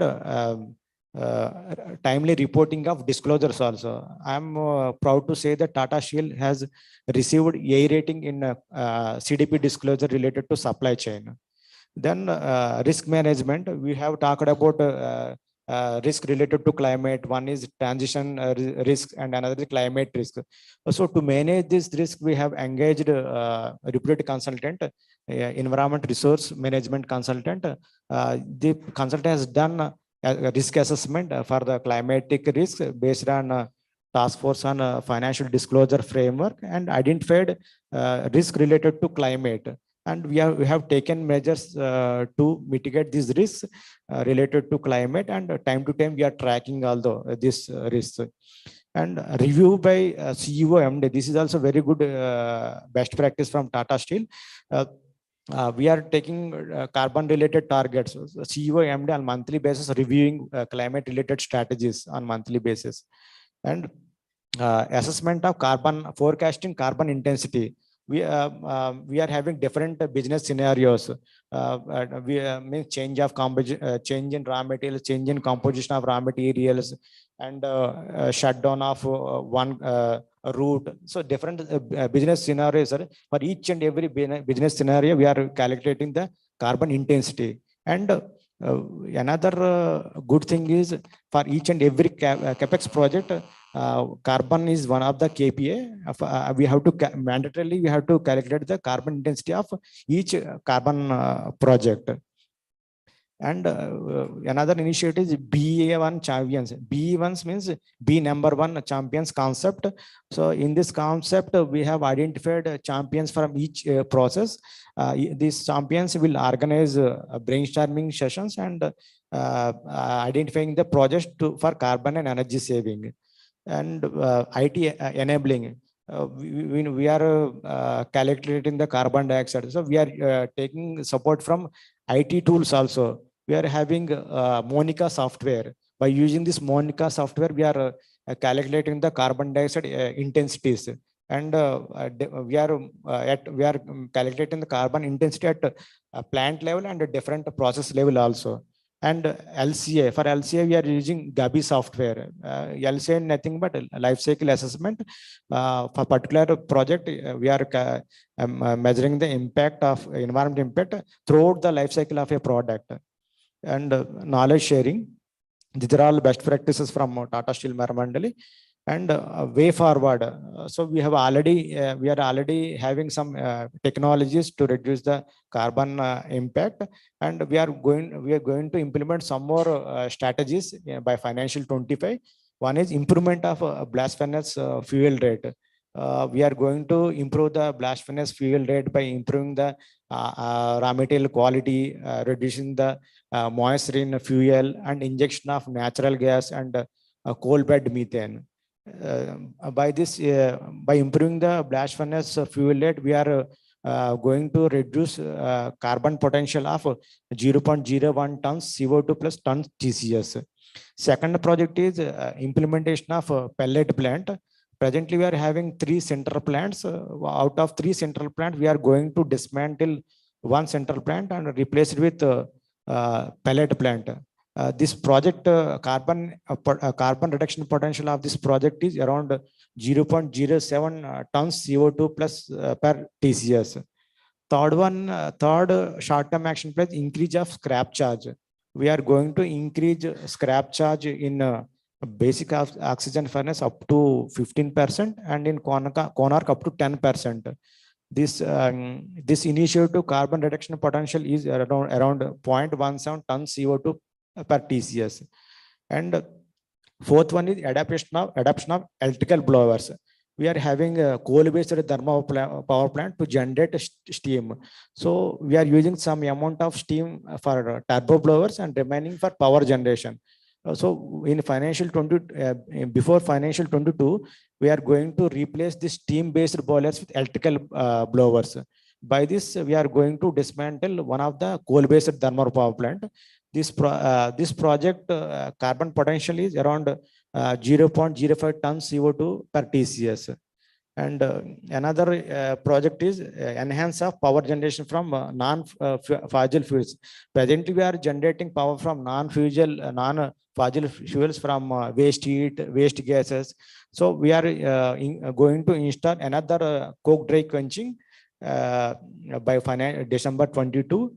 And one of the coal-based boiler we are going to convert to waste gas-based boiler. So by implementing this project, we are going to reduce around 0.04 tons CO2 per TCS. Last very good initiative is responsible steel certification. Tata Steel Maramandali going for responsible steel certification. Responsible steel is one of the non-profit organization. This organization developed independent certification and international standard. Actually, this main objective of this responsible steel is, steel is widely used material. So customers having some expectations from that steel industries to get the steel from responsible sourced and produced. So these are the expectations to meet the customer sustainability needs and to promote steel as a responsible material. We are going to take responsible steel certification. Presently, we are the member of responsible steel. So these are the initiatives. Actually, we have acquired Boston Steel Limited in the financial year in 2018. After that, we have taken a lot of initiatives from Tata Steel side and gradually are reducing the carbon footprint of Tata Steel. Before acquire of Boston Steel Limited, carbon intensity was more than 3 tons CO2 per ton crude steel. Means for 1 ton crude production, we used to earlier used to generate 3 tons carbon dioxide. Because of various initiatives after 2018, gradually we have reduced carbon footprint up to 2.6 to 2.7. By implementing the short-term actions by 25, we are going to achieve carbon intensity up to 2.34 tons CO2 per TCS. Thank you. Thank you.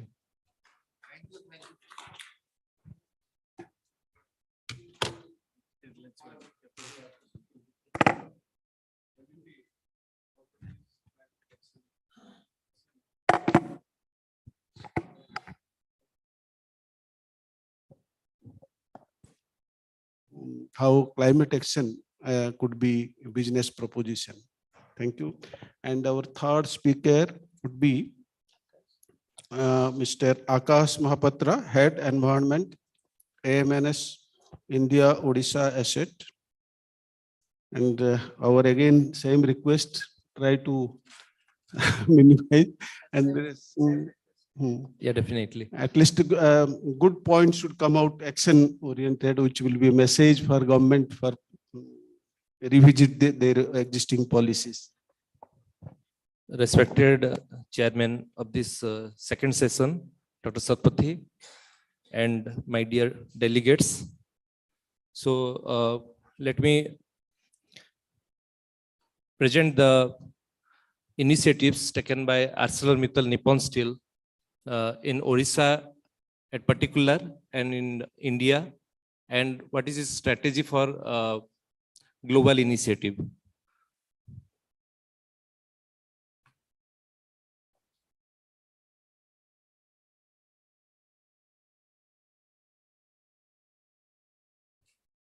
So as we know that India is the fourth largest producer of iron ore and sixth in terms of world's iron ore reserve.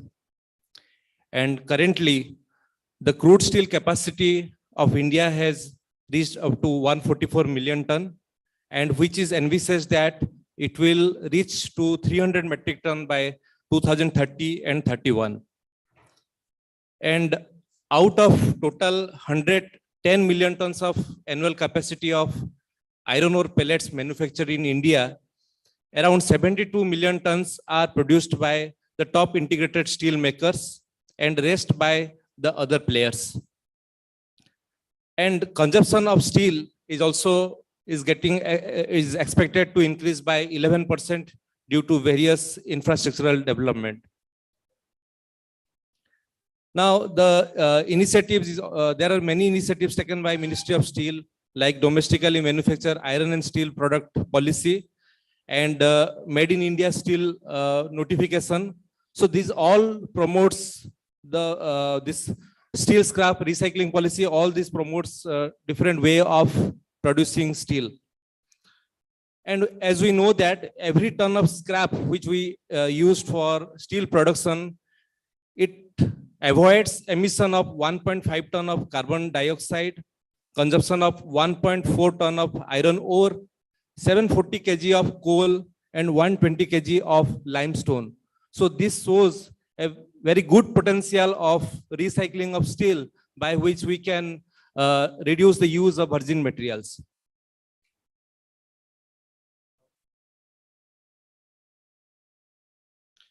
Now we know that steel is strong, durable, flexible, and it has low carbon economy. This is smarter and sustainable, and there is a need to protect and grow value of stakeholders in future by the steel industries. So steel industries play a major role in climate change initiatives in near future.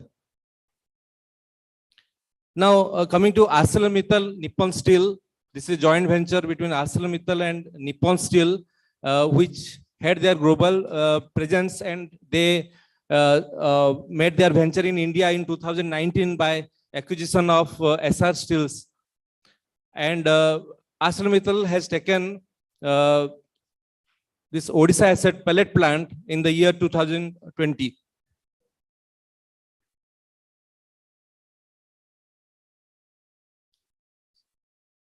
Now in Odisha, we have a beneficiation unit of 8 MTPA in Dabuna in Keonjhar, and we had a this 253 kilometer of Hello, slurry pipeline, Akash. which connects our Dabuna plant to Paradip plant. Akash, And excuse me. I'll say that it is okay, this part, but the thing is that since the time is short, you straight go to the initiatives. Okay. That will be better because ArcelorMittal, I think people know is one of the yeah, reputed. okay. So better to as the we know initiative. that this iron ore slurry itself, this brings a better technology. And in Odisha, we have this 12 MTPA facility, which is the largest installation in India. And in our Hazira plant, which is having the capacity of 10 million ton. So there are various process improvement were done in sinter, DRI, blast furnace, and in our fuel power plant.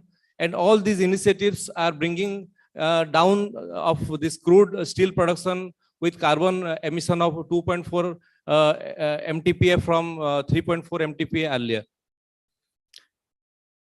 Now coming to the savings we do by this carbon dioxide reduction we do because of this raw material movement through slurry transportation, it is about 62,533 metric ton of carbon dioxide per year.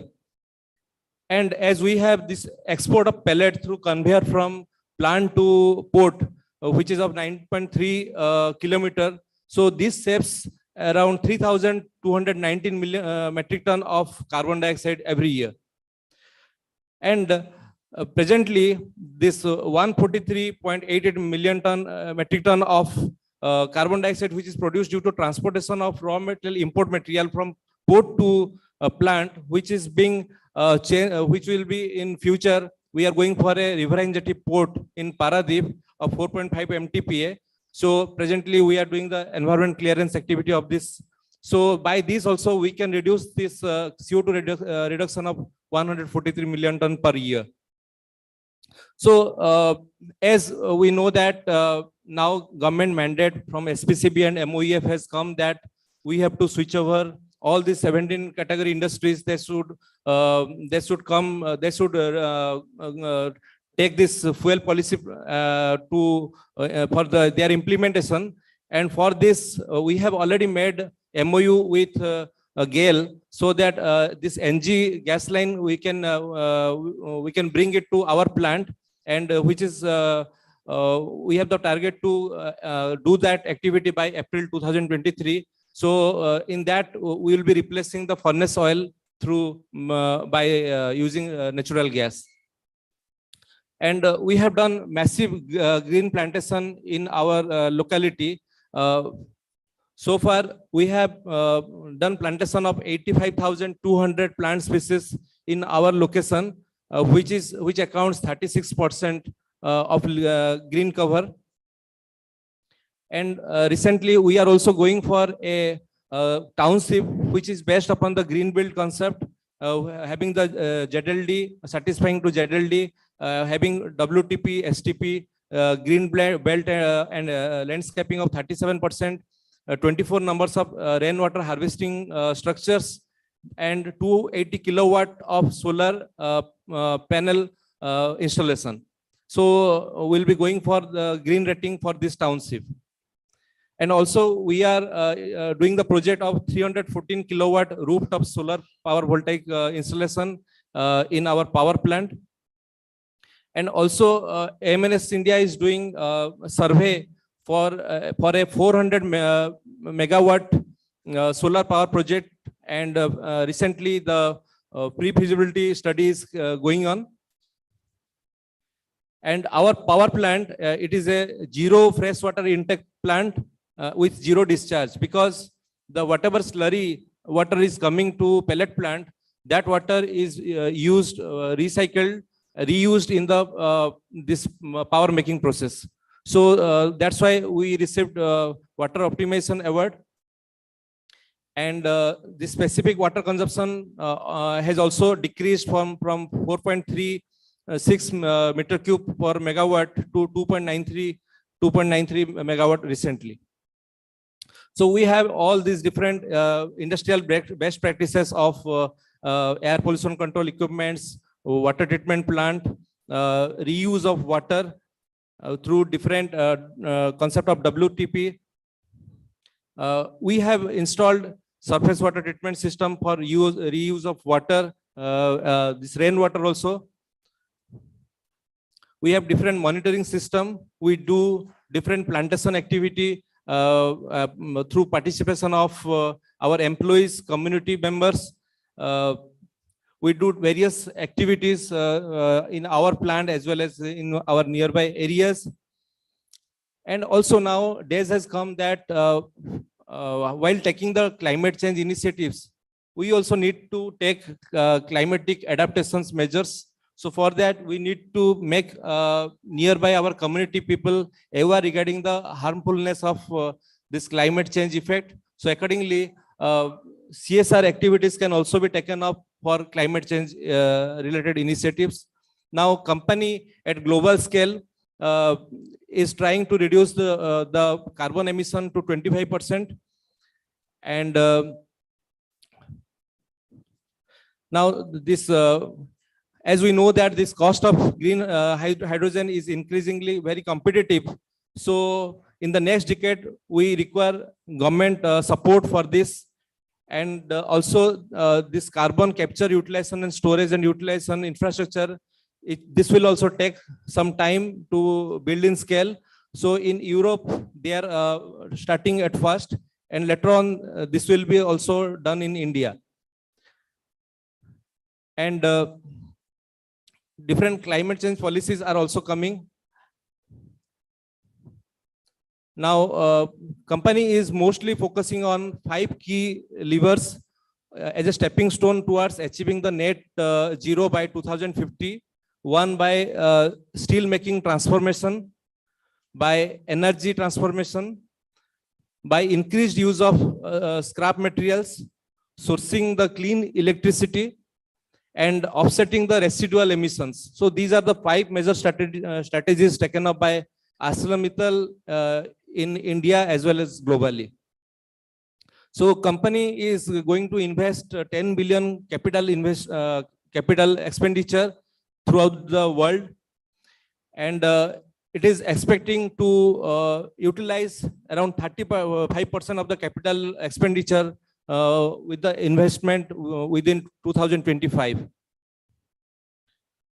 So now the major consideration for ArcelorMittal is that there should be a deployment of appropriate technology for low carbon steel making technology, which should be very competitive than the higher carbon steel making technology. And company understand that initial capital cost, which will not only yield a reasonable EBITDA in return to short term, but higher OPEX cost in the transition period will also make it very uncompetitive.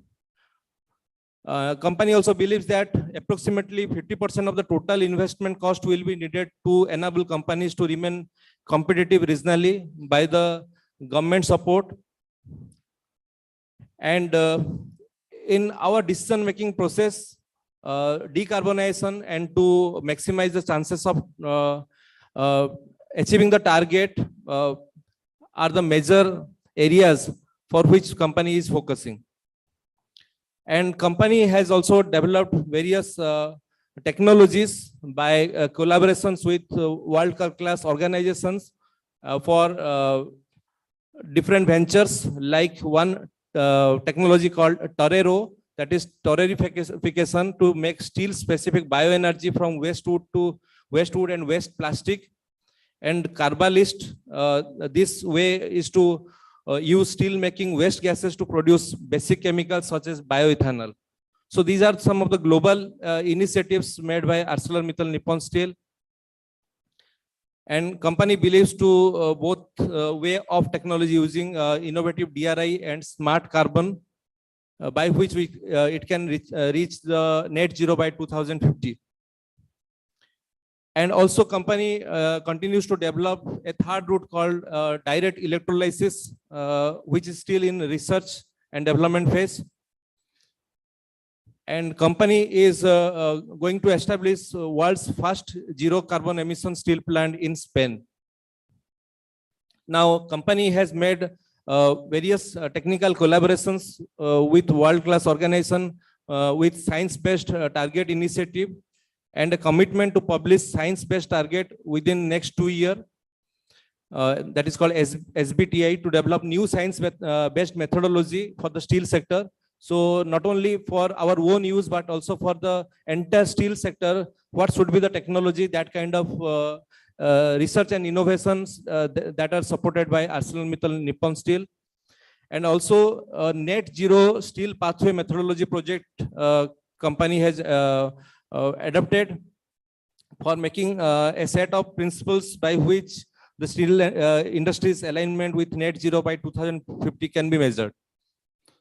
And ArcelorMittal Nippon Steel has followed TCFD guidelines and the Climate Action 100 net zero benchmark. So these are some of the global initiative taken up by the ArcelorMittal Nippon Steel. This is all about the ArcelorMittal Nippon Steel's effort in world as well as in India. So a lot of transformation will come in recent days. Very recently, ArcelorMittal Nippon Steel has also acquired the entire port business of Essar Steel. So there will be a major changes going to come up in port sector also, where we can also venture for different climate actions. Thank you. Thank you very much.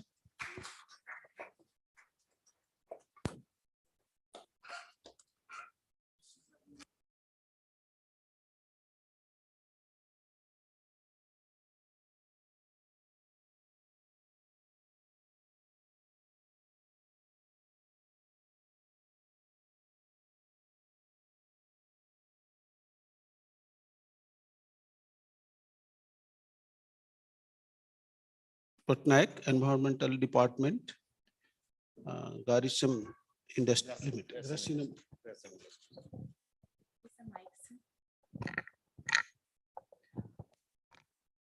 Good afternoon all, and good afternoon to all dignified bodies in the dais.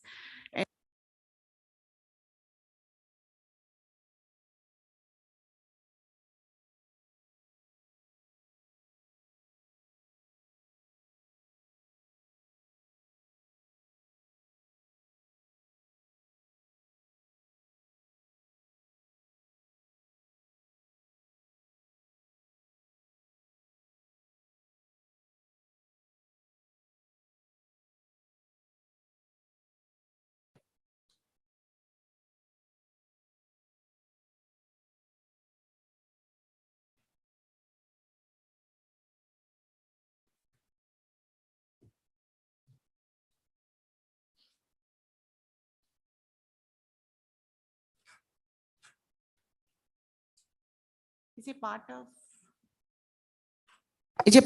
Grasim Chemical Division, part of Aditya Birla Group. We are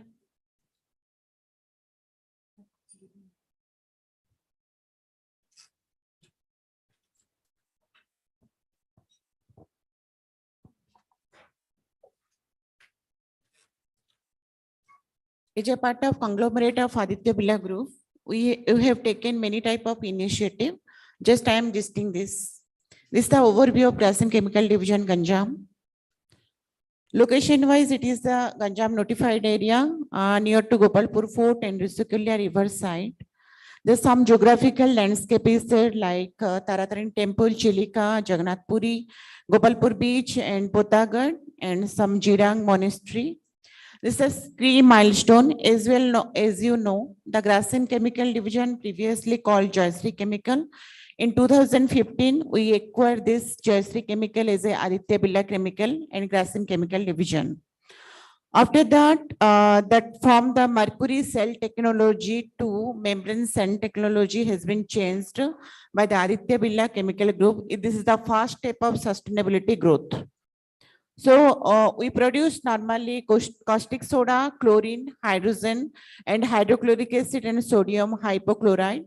It is the main chemical plant inside the plant where you can, the main customer of Nalco. There's some resources as a port, as a renewable energy, as a groundwater, raw material resources are present. So we had 3 ancillary units normally, chlorine consumption of approximately 50%, UCPL, Harika Chemical, and Suntech Chemicals. As a key partner of regular items, we have already regulatory license of and certificate like Steel Pollution Control Board, CGWA, factory license, fire safety certificate, and also we had a poisonous license certificate.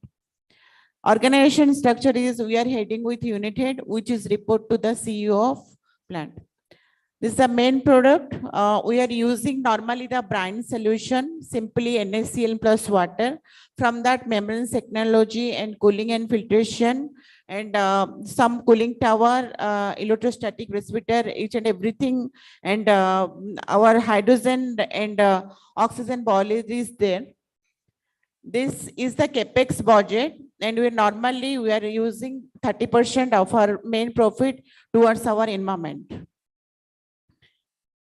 Mainly your air and water management through hydrochloric CD plants. We have different type of scrubber, caustic scrubber, and hydrogen fired boiler.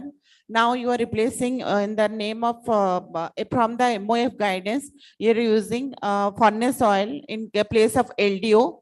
We have process plant, DM plant, toner washing effluent. Everything is the liquid effluent treatment plant. We had ETP, STP, WWR, ZLD, and mainly the domestic water is not discharging outside. We maintain the zero water discharge plant. And from the main waste management point of view, all the waste like biomedical waste, lead acid battery, e-waste, and construction and demolition waste, and all type of hazardous waste is transferred to register recycler, and organic waste compost machine is for the food waste. From the Grasim chemical business point of view, we maintain the DJSI score. We maintain normally 78 to 80% of different acceptor point of view. We are normally maintain the ESG score, that is environmental, social, and global score. We had risk and crisis management of business point of view. We have mainly environmental policy and management system, water related risk and social reporting risk, and corporate citizen and philanthropy risk, all are reporting to the DJSI score. We have a valid sustainability policy related to quality, environment, health, safety, energy, and carbon and water policy. These are the some target we have taken. We have to finish within by 80% by 2025 by some of the parameter like safety, water, carbon emissions, diversity and inclusion, employee engagement, and community development. These are the some target we are tracking in each and every month on the basis of the main sustainability basis from the for the financial year from 17 to 2025. The main project title, we are remembering and recoding the electrolysis. We had convert the LDO. We had main prime section. Normally, previously, Joycery Chemical was known as the mercury plant, but now it was changed to primary electrolysis and installation of different type of FVT and BFT. All the except and project title was different. Now we had normally WWR and WWR connected to the ZLD plant to reduce the specific water consumption. We had from the business point of view and to sustain the self-assessment questionnaire assessment target is there. From that assessment SAQ, normally called SAQ. In SAQ, you target water, wastewater, energy and carbon, air management system, and safety, the main priority. From the environmental management point of view, we had ambient air quality monitoring stations, and that environmental air monitoring system is per the law. We connecting to SPCP and CPCP server. We had EMS, multi-evaporator unit, ZLD system, and STP and ATP. Hazardous and other waste storage area are located in the inside the plant with segregations as per the hazardous waste and management handling rules. We had around 500 number of persons staying in our inside colony, and the food waste and domestic waste was composed by organic waste compost machine. From that organic waste composition, normally you are using in a in-house nursery and going to different type of different part of village, and they are using our compost machine product. To sustain the water and to sustain the rainwater, to saving the water consumption, we had 20 in this year 2,23,000 meter cube of groundwater recharge implementations. From this implementation, including our recharging well, rooftop building areas, and our admin department and schools. These are the main initiative of water recharge structure you are using in our processes also. These are the some groundwater recharge structure. Madam, could you just, because what you are showing, these are all pollution control measures. These are Yes. mandatory. Yes, This sir. you have to show by hook or crook, whether you go for climate change initiatives or not. Yes, sir. But indirectly, they have effect, no doubt. But above and above the legal compliance, what extra you have done, that Yes, will be sir. more That was attracting in to the audience. SAQ and your DJSI score our extra is, sir. From that maintaining Now, I point. am saying, because the time is Yes, short, yes, sir. so that you can go to Just the 1 main, minute, main 1 to 2 theme, minute will be theme, there, sir. theme. Okay, sir. Okay.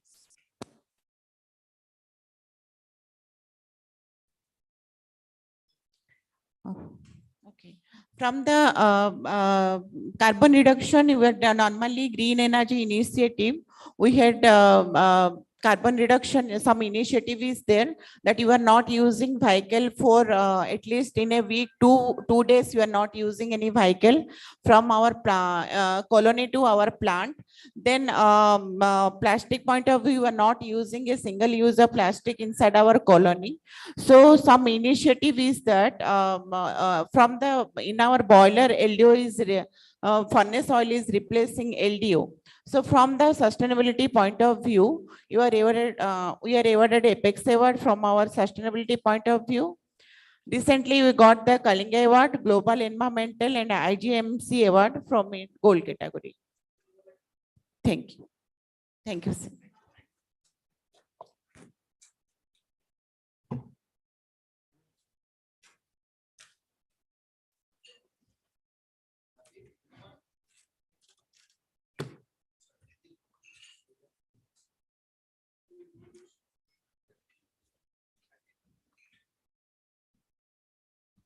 Mr. Nitin Kumar is the Assistant Manager Environment, JSW Steel, right? Yes. Okay. Hi. Good afternoon, all. Myself, Nitin Kumar from JSW. I will be presenting the presentation related to COMET, climate change, and also the key initiatives we have taken. So presentation, please.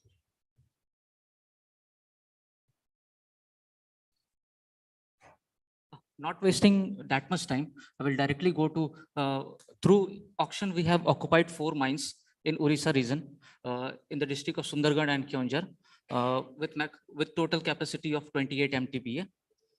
I will skip the definitions and all. CDP, we have associated with CDP since 2013. And also we have scored, we have been scored category B in that. And you can see from the bar chart that in the financial year, from financial year 2018 to 21, we have reduced the greenhouse emission around 9%. And then we are also establishing the grid solar management system, the solar panels, to save the area. We will be installing it on the unused dumps, unused areas, and also on the waste dumps. Its capacity is around 200 kilowatt hour with unit of 4 units of 50 kilowatt hour. Around 200 kg per hour reduction in carbon emission will be observed. JSW will also be laying 302.5 kilometer of slurry pipeline, which will indirectly reduce the carbon emission. We have observed that in a year, around 6 to 7 MTPA of material is transported to Paradip from Barbil region. And with that around 2.5 lakhs number of trips per year will be reduced. So it will be indirectly reducing the carbon emission. We have also carried some plantation activities in the last 2 years, around 60,000. It will also reflect after 50 years, considering 90% of survival, it will have around 6 lakh tons of CO2 will be absorbed. Then some initiatives have also been taken with the help of Forest Department for cleaning of dry grasses, since we all know that forest fire is a major reason for global warming and for climate changes. So we have taken some initiatives with the help of Forest Department in this. We have also shifted to the digitalization. In digitalization, we have automated our way bridges and also RFIDs based on parking systems. It was observed that around 81% of the time was reduced. I'm saying this because it will eradicate the idle time actually. The idle time might consume the diesel. So calculating much amount of this will also accumulate the diesel consumption, and also this can cause to the carbon emission and to global warming. We have also optimized for fuel management system and observed that 90% of the reduced idle time was observed. So it can be directly related with the carbon emission. Some other practices are also there. We have constructed 24 kilometer of pipe conveyor in our Vijayanagar from mines to the plant, reducing the 3,000 vehicles per day. So it also reduces the fuel consumption and similarly to the carbon emission. We are shifting to the self-mining, reducing the 30 to 35 tonner dumpers with 100 tonner dumpers, which will reduce the number of trips. We will also shift to the biodiesel in future, which will reduce around 20% of the carbon emission. So that's all from my side. It's a small and just presentation. And at last, I would like to say what we take from the earth, we should return it back in any way. I'm talking about the resources actually. Thank you. Thank you, sir, for your brief presentation. This is the sportsman spirit, as a technical technocrat. He had a wild card entry It is good. We need to encourage in future program, because this is the way the technocrats should enter and expose themselves and express their, communicate their views to our. Yeah. The wild card entry. Yeah, it is good. Next one, virtual. We'll go for virtual or we'll impact. Impact. Subramanya. Subramaya Panda and Chitanand Prasad Das from IMPA. They'll be speaking on climate change initiatives by Fairwala sector. Correct?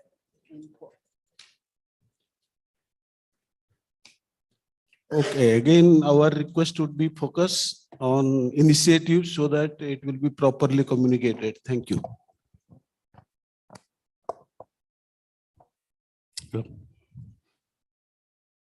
Myself, Subramaya Panda from Impa Chaudhar. Due to shortage of time, just I am focusing only initiative.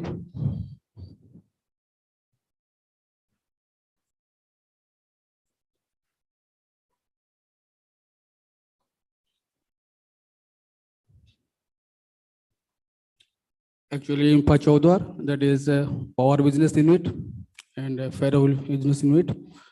Power business unit 200 megawatt and ferro that is 48 MVA closed furnace and 2 into 30 MVA that is semi-open.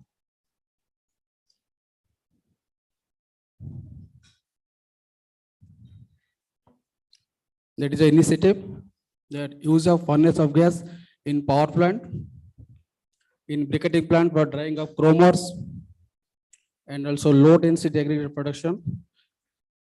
From furnace of gas, we're producing power generation and also drying of chrome ores in briquetting plant and low density aggregate. From power plant, we're saving the coal and also briquetting plant and low density aggregate, we're saving the LDO. The present, actually, that is a common phenomena. We are using the furnace of gas in power plant for power generation. Just previous year data that we have collected. At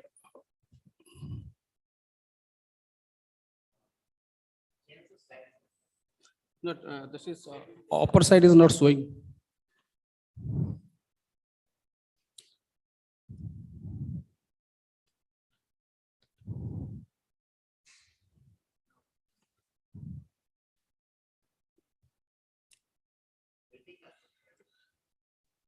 Heading.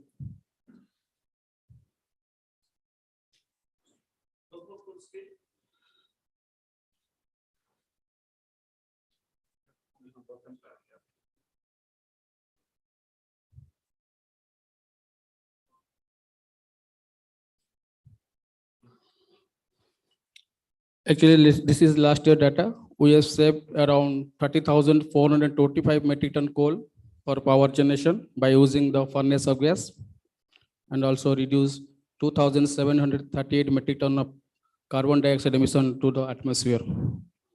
This is the pipeline from Churchcombe plant as coming to the directly from power plant and generation the power.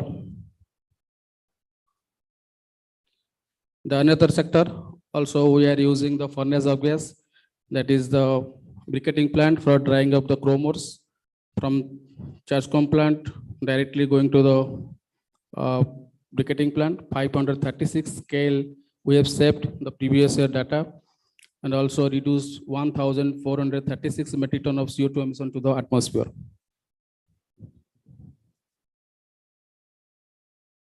This is the another sector, a low density aggregate plant, where also you are using the furnace of gas for production of the low density aggregate.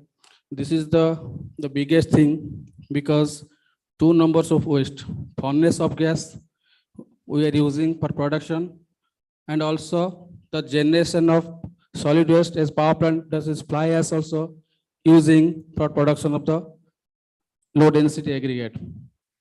Till now we have produced 21,376 metric ton, that is low density aggregate. Also we have saved the natural aggregate the same quantity. The natural aggregate also create a great pollution by crushing the stones, and also the consumption of the natural resources.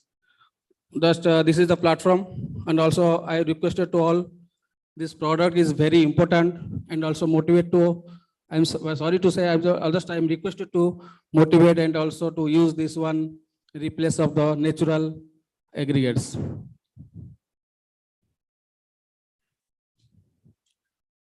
The morning session speaker already they said that most of the air pollution causes by the vehicular emission. Also same, we have replaced that diesel and petrol vehicles in place of that electric vehicles. The June months also we have forgot two numbers of battery electric vehicles, and also approximately we have reduced 930 kg per month CO2 emission to the atmosphere. Apart from the major activity, the small activity we have taken the previous finance year, the makeup to the cooling tower by gravity without operating the power motor. And also this morning that speaker small activity, that is energy saving. We have taken some step for the save of life energy. And also we have replaced the 32 numbers of new efficiency power motor in place of the old motor. This is the just earlier I was told, we are taking the water to the main cooling tower by gravity without operating the power motor. This is the conveyor belt where the 24 hours light is required, but we have just placed a 2-way switch for working. When the requirement, just on the switch, and at this point you can off the switch. The another light saving, that is MCC room. Earlier it was kept for 24 hours on the light. but we have kept, we have placed as that a limit switch. When the both the door will open, the automatically light will on. When the door will close, the light will automatically off.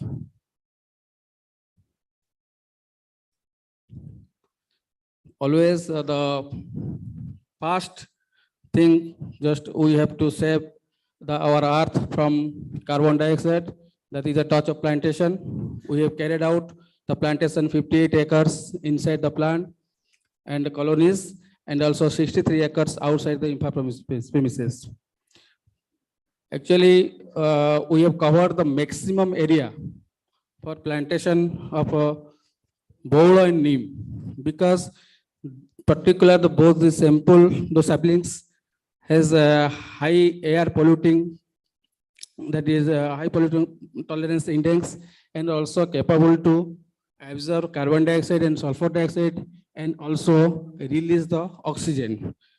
Morning, that is some speaker have told, that is balancing the carrying capacity. This is actually the step that we have balanced the carrying capacity. Few photographs, just we have planted inside and outside the company premises, Boulo and Neem. This is our way forward.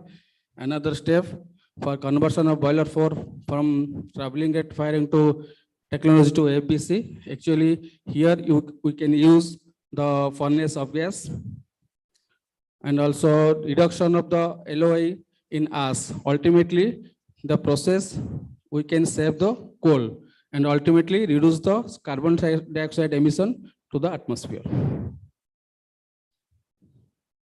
Thank you.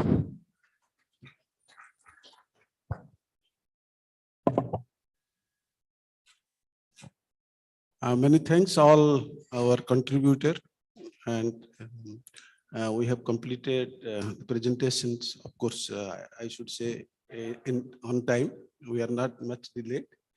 The way we started, but we are happy. Now, as per earlier, it was mentioned by Rajesh that the question answer or discussion session will be after all technical presentation. Now floor will be open for question. We had 11 presenter, and now we will restrict to 10 questions within another half an hour. Hello. And question should be one line. Question should not be itself explanatory.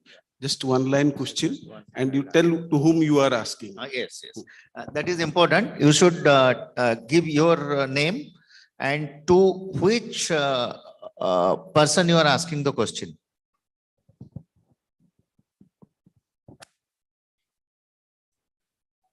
Good afternoon.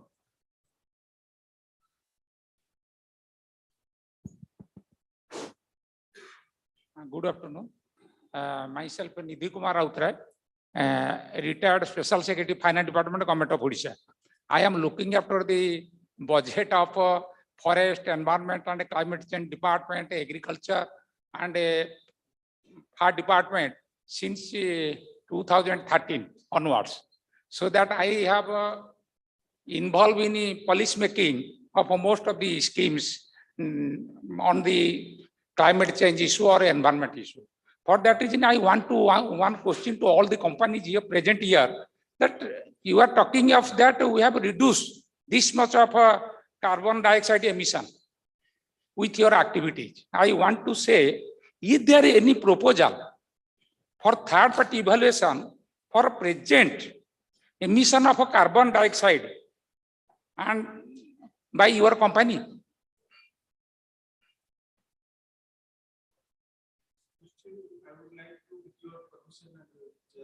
I would like to answer. Here, no individual industry will be in a position to answer, but it is a national obligation under UNFCCC as per our convention. Under Article 12, we are submitting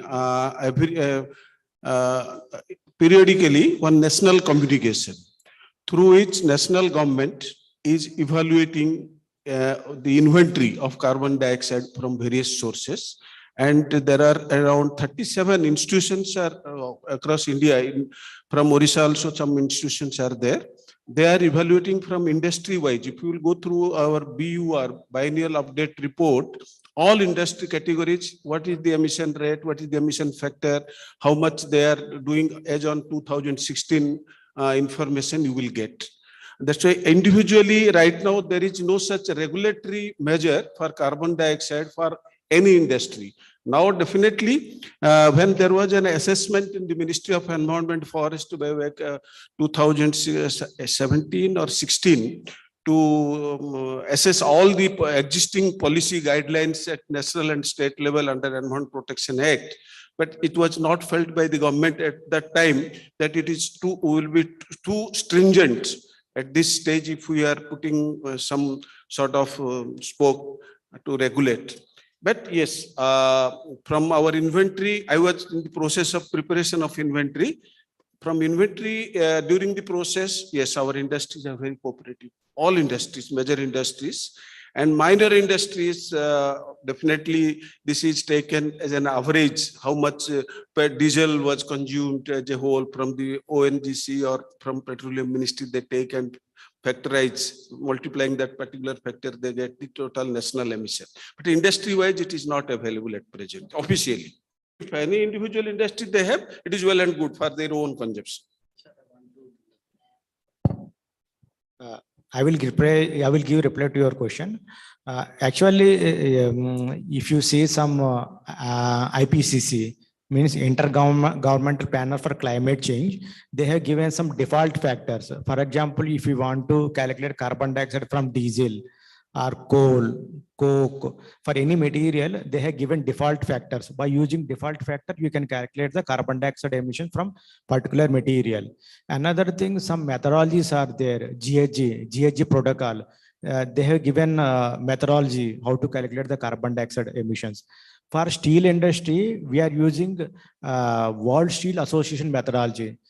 Not only Tata Steel, all the steel plants throughout the world, they will use that methodology.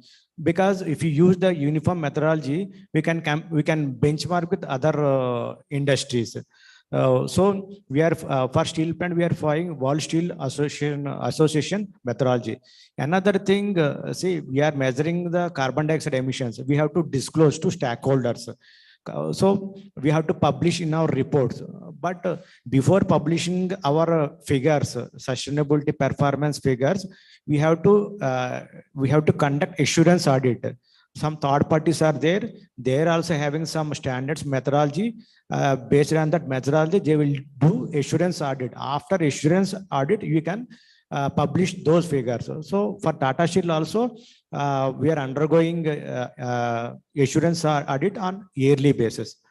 Means Ernst and Young, like the some reputed consultants are there. They are doing assurance audit before publishing our carbon figures. Just to add to that, BSI UK, they have different programs like green rating initiatives. So they are certified, GRI certified persons. They are the third party independent agencies like chartered accountant. Okay, so they are like that. They'll say this carbon footprint and all. So they certify and they can issue. Those certified engineers are there. Like chartered engineers, similarly, those GRA certified engineers are there. Okay. Can we take the next question, please? Yeah, good afternoon. Myself, Paramesh Bhattacharya from Aarti Steels Limited. Which company? Aarti Steels Limited. Aarti. Aarti Steels Limited. I just want to have a question to Mr. R.K. Pandey from IFCO. If I can recollect, because he was the first person who has presented.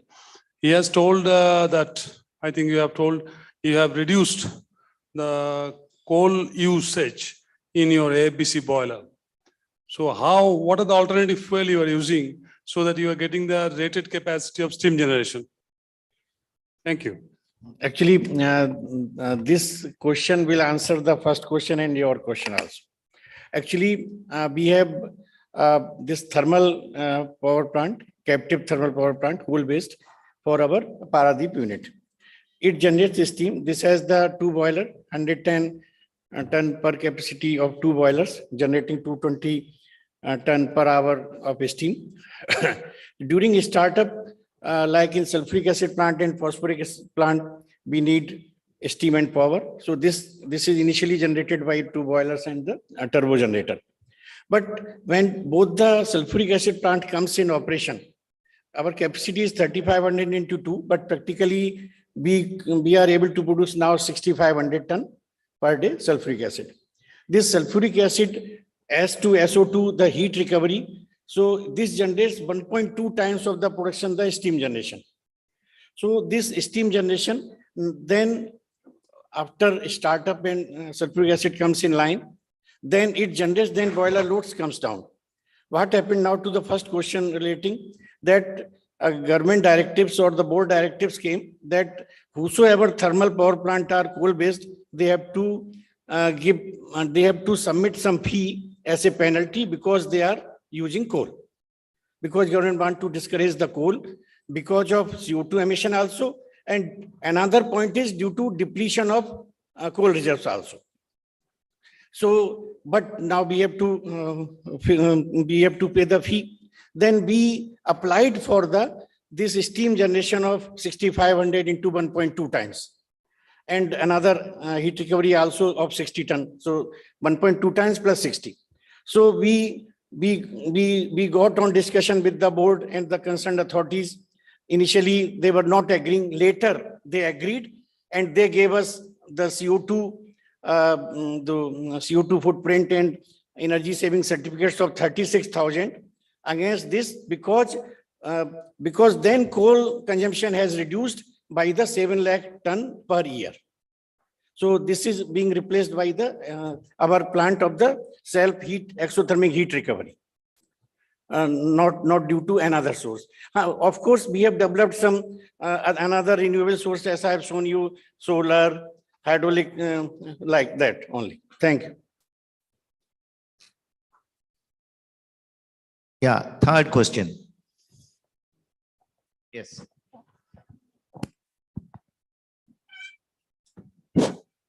Myself, Srinivas Naik. I am from ArcelorMittal Nippon Steel. My question is to Pandey sir. Sir, I am your neighbor, sir. Sir, anyway, sir, you are having one ABC boiler. And in the ABC boiler, you are providing FD fan and ID fan. And you have stated that by doing some capacity optimization, you are saving 10 millions in last 3 years. I think in last year, that is 1 crore that you have said it. So what kind of capacity optimization that you have adopted in both the FD fan and ID fan? Is there any engineering control or anything that I want to learn? For detailed answer, I will invite please Navdeep Gupta. He will particularly answer.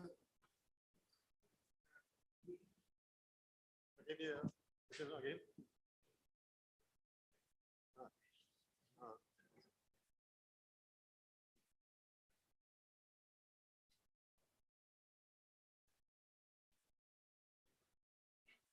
Yeah. Actually, we have for one boiler we have this 2 ID fan and 2 FD fans. Okay.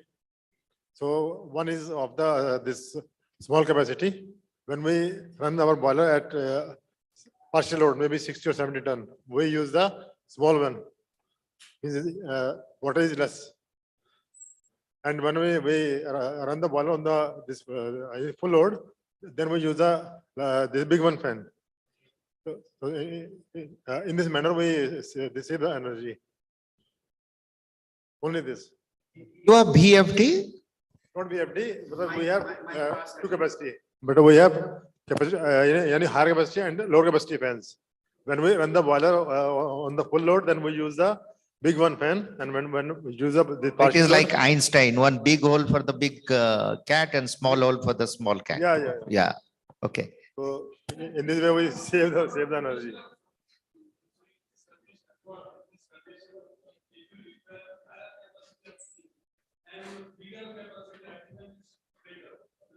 No. We have standby water also. Standby water. We have 2.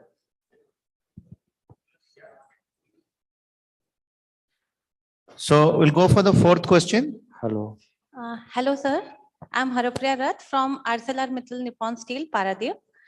So my question is, from many presentations, I got to know that every industry is doing their sustainability reporting and disclosure by using many guidelines or standards like TCFD, SBTI, GRI, or TCFD like that. So my question is there any common standard or guideline for all the industries, which is by using that guideline or standard only, we can report our sustainability data so that we can benchmark with other industry and practice the best practices that is doing the other industry too.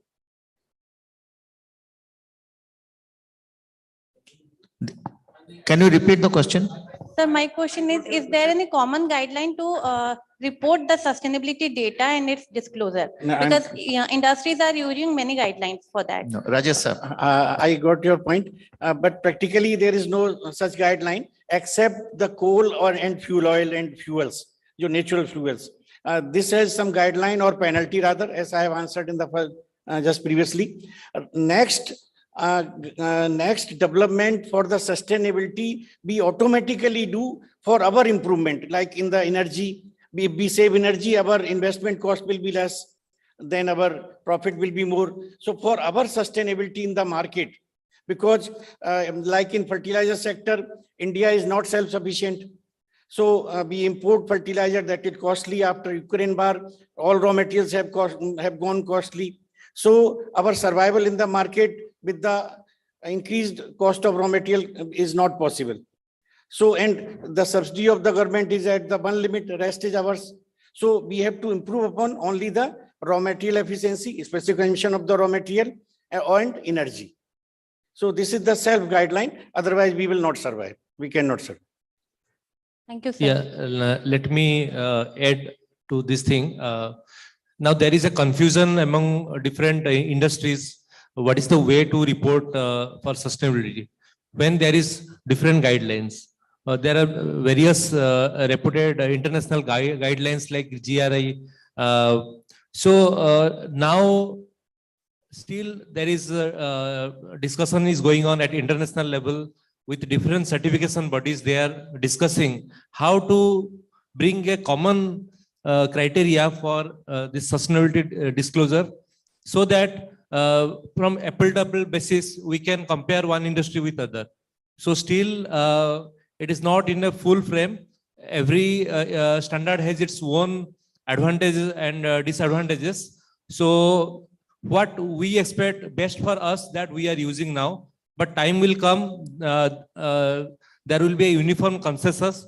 Even I have gone through some of the literature very recently that such kind of discussions are going on, like ISO, GRI. They want to make a common framework so that this thing can be taken up by industry easily. So there will be no confusion. Thank you.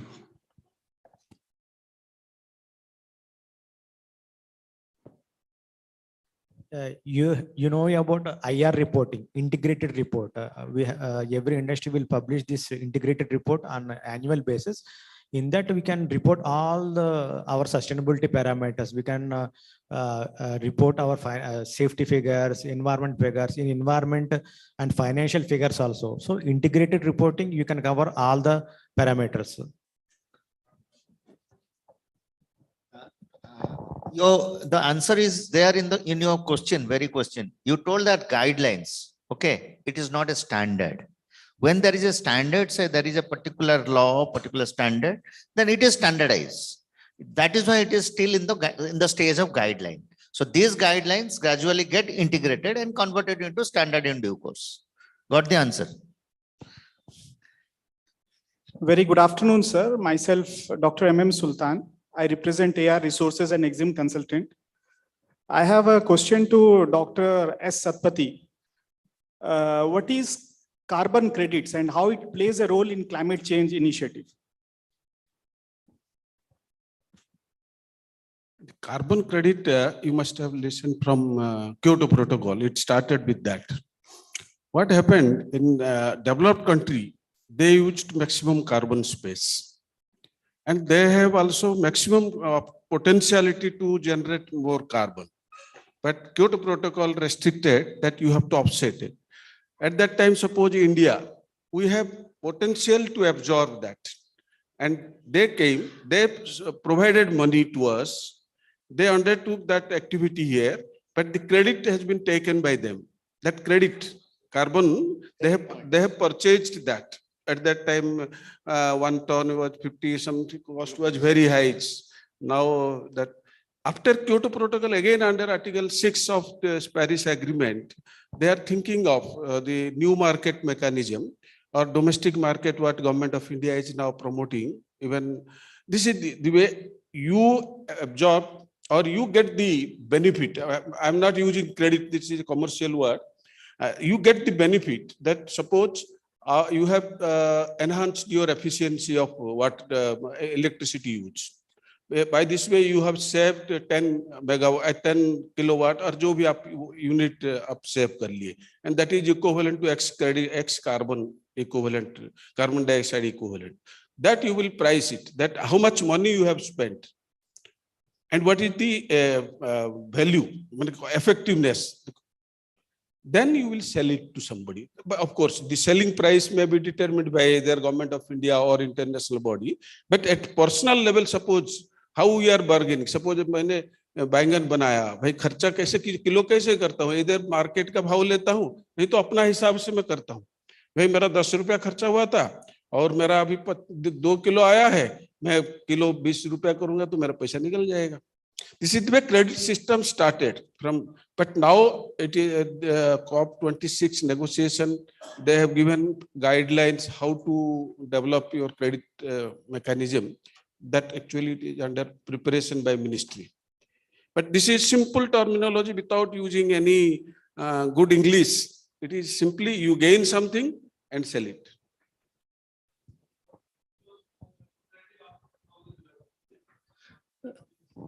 CDM once after Paris, Doha Gateway, when the Kyoto Protocol was ended in 2012 and it was extended up to 2020, only to facilitate or developed country to do something, be sympathetic to us. But that these two mechanisms, joint implementation mechanism and CDM, they were closed. But still, that facility is not yet closed at a UNFCCC level. Some negotiations are still going on with hope that again it may survive. If international people or developed country, if they are interested to contribute, it may happen. Sir, I have one submission regarding this, that this carbon credit should be taken into a next level. It should be linked to this climatic adaptations. If we are spending on climatic adaptations, then we should also get the credit. Here, one good point he has mentioned, while you are taking some adaptation options, one example I am giving, you are from the agriculture. You have arranged your irrigation system in such a way, earlier you were using suppose 100-liter diesel. Now you are using 10-liter diesel, 90 liter, you are getting your credit. You can sell it to Steel Authority of India. Suppose Steel Authority, they cannot do. भाई मेरे पास है 190 credit आप ले लो, आपका करना, क्योंकि अभी तक इंडिया में रूल नहीं बना है. This is one good thing with us. जब रूल बन जाएगा ना, then carbon marketing will be the one of the diamond marketing भी पीछे पड़ जाएगा. Really it is carbon will be diamond.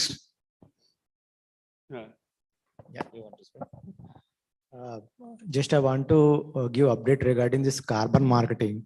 Presently, there are no regulations related to carbon. Only regulations are related to energy. That is PAT, performance achieved trend. Bureau of Energy Efficiency will give some targets to the each and particular some industry sectors. They have to reach the target within 3 years. If they achieve the target, they will get SCATs, means energy saving certificates. Now there is a proposal from Bureau of Energy Efficiency. They are going to extend from energy to carbon. Now they have prepared a blueprint. What is the formula to convert energy to carbon? That draft is prepared and discussed with the stakeholders also. First, they have prepared action plan also. They are going to launch pilot project, carbon marketing. So in that carbon marketing, they have identified 5 sectors: steel sector, cement sector, aluminum sector, and power and fertilizer. 5 sectors for pilot project. They have identified 5 sectors. And for the 5 sectors, they will launch pilot project, carbon marketing. Recently in cabinet also, energy conservation bill passed. The carbon market also included in that energy conservation bill. Means soon government going to launch this carbon marketing. Yeah, we'll go for the next question. Question number 6.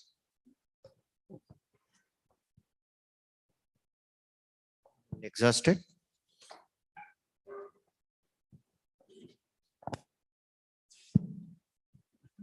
Good afternoon, everyone. Sorry, good evening. Well, my name is Rashmi Ranjan Pradhan. I am the founder of an agri-tech startup. Also, I'm the founder of Silver City Cuttack Public Charitable Trust. Anyways, my question is in relation to power sector. So anyone from the power industry can answer my question. So there's a notification earlier this year that the coal consumption would be reduced by 5% across power industry, across India. And that would be replaced by biomass pellets. So I know that's going to be a little expensive option, because where you are procuring currently coal at rupees 2 per kg, the biomass pellet would be 6 or 7 rupees per kg. So what's your implementation plan, and how are you going to procure it? So do you have scope for biomass pellets in Odisha? Thank you. Actually, this again, Ministry of Power has issued this notification.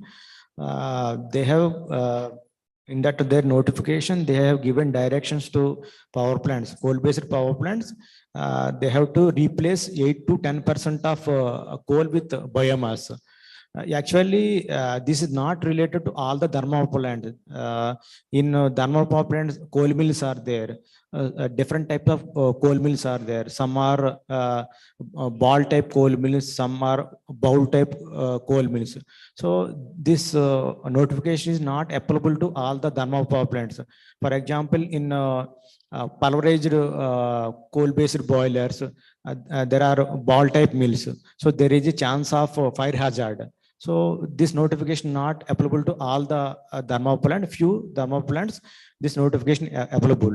But thing is that it is not possible to use the biomass directly. In pellet form, we have to use, but there are some constraint. Some pellet suppliers need to be available.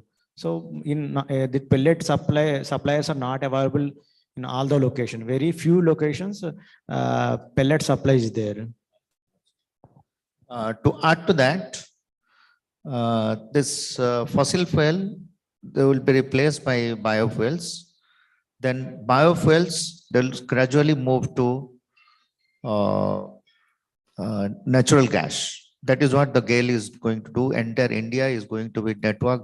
Whole ATERI system is going on. Your question was the rate, the costing part of it. Okay. Right. Now, if you are taking coal, where the sulfur content is very, very high, and you're going to run an FGD for that. Now you calculate the cost of FGD, capital cost of FGD, operational cost of FGD, and the associated headaches dealing with the effluents and the solid waste generated from the FGD.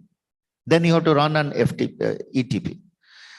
Now, if you calculate that, and if you calculate the calorific value of coal, that is 3,200 to maximum 3,800 kilocalorie per kg, in comparison to the calorific value of natural gas, which is about 10,000 plus kilocalorie per normal meter cube, Okay, so definitely you are you are in a advantageous position. It may look like that you are costly. The legal complications, the cost of legal compliance. It is not only the cost of procurement, transportation, and operational cost. Nowadays, the major cost is cost of legal compliance. If you add everything at the end of the day, definitely the natural gas and or the biofuels, biofuel is better than coal and natural gas is better than the biofuel. Thank you. Another constraint is some of the power plants having a power purchase agreement with government. So government has fixed the rate of unit rate cost. If you go for alternative fuel, the fuel cost will increase. Again, they have to change the power purchase agreement. Actually, this ministry has organized meetings to implement this notification with several power plant. Most of the power plant raised this type of concern because they have to revise the power purchase agreement, and if any additional cost is there, they have to pass on to customers. So this is also one of the constraint. Yeah, question number 7. You said continue. Fuel has to be changed or reduced, coal has to be reduced. But there is, in that notification, you have to see when it is commissioned, when that particular boiler was commissioned, the year. You have to see that. It is not for all boilers. You are talking about biomass. I'm talking about biomass pellets.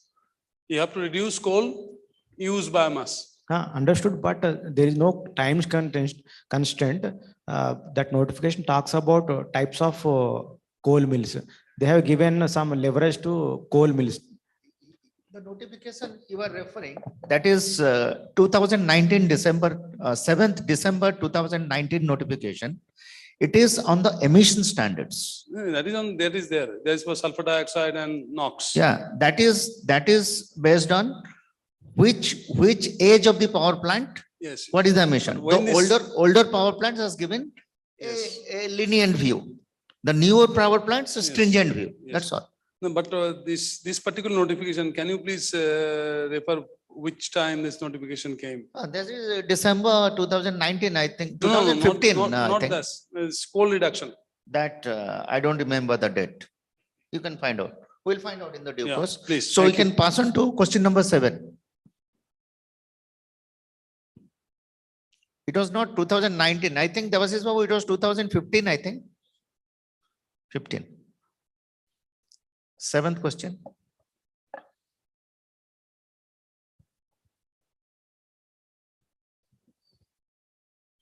Any other question? If there is no question, I have one proposal. If with the permission of the chair. Yeah, after listening from the today inaugural session, then presentation, then from your side, the way you are asking question, and what I foresee, we need to be united at this juncture, at least in Odisha stage. Today morning, our member secretary, Pollution Control Board, when he was director, and I was in the ministry, Odisha used to be the first submitting state action plan, submitting 2 GCF project Odisha got. No other state got 1 even, but Odisha got 2. Then Odisha got first National Adaptation Fund project. All these things, you people, our Odisha is number 1. But here I would request all of you, unitedly you can enhance your industrial capacity either by taking platform as ICC or any other industry association, some sort of unification. At least you will get all information related to climate change and environment, and accordingly development of manpower and material development. If you do these things in a coordinated manner, at least a lot of gap will be reduced. The knowledge gap, capacity gap, whatever we are discussing now, suppose you don't know one thing, at least that group of people or the capacity how you will have somewhere, either ICC or Pollution Control Board or some other industry association you can form informally or formally, so that you will be stronger. And at least tomorrow, when there will be a regulation, you will be in much better position to comply with all these things. Instead of running around, you will be in a better position. And the government system at either level, local body or state government or national government, it takes a long time to have rules. Because when we formulated Environment Protection Act, it took around 8 to 9 years. 86, finally it was finalized when it became ministry. It was initiated in 81 or something, when the department was inside the Ministry of Science and Technology to have Environmental Act. Similarly, simple, I prepared ozone rule under Montreal Protocol. We took 7 years. We initiated in 94 and completed in 2006. So at least you have good platform. These many people in such type of workshop, I have never seen at Delhi level when we organize some workshop. Hardly after launch 20 people or 15 people होते हैं, इतना participation भी नहीं होता है. And it is good you have. And my request to the ICC, take little more efforts and unite them in one basket and do something at least. Or technical support if you need anything. I am with you. Thank you.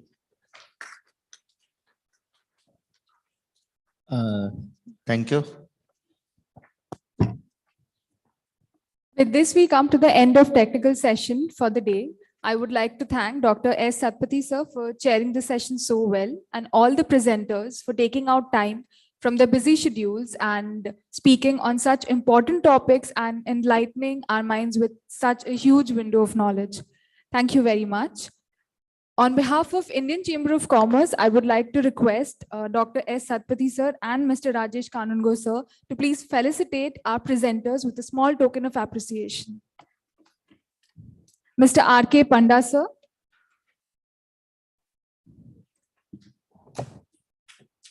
General Manager, IFCO, Paradeep, Mr. R.K. Pandey.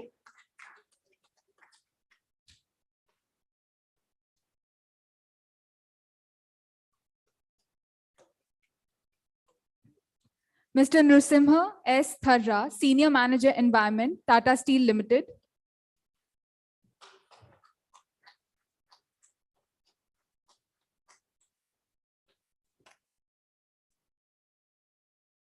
Mr. Akash Mahapatra, Head Environment, AMNS India, Odisha Asset, AMNS India.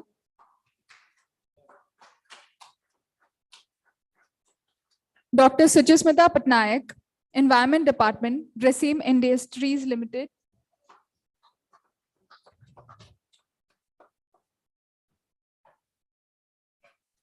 Mr. Subramaya Panda, Assistant Manager, Environment, IMFA.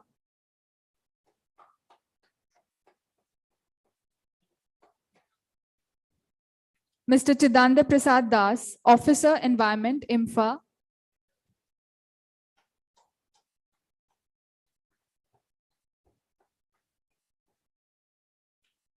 And Mr. Nitin Kumar, Assistant Manager, JSW Steel.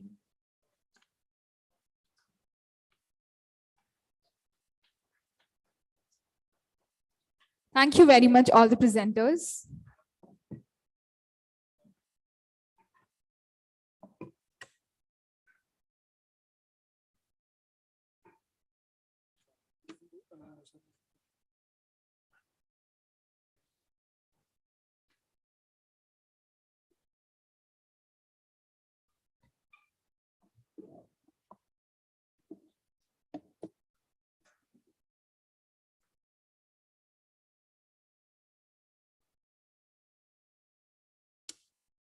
I would request Mr. J.P. Pal, sir, to please felicitate Mr. Rajesh Kanungo.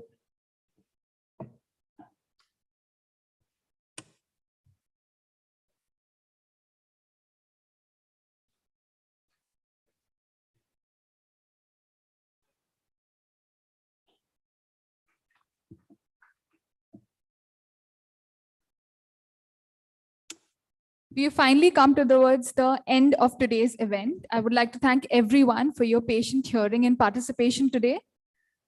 To summarize today's conference's proceedings, I would like to request Mr. Rajesh Kanungo to please have his word. Thank you.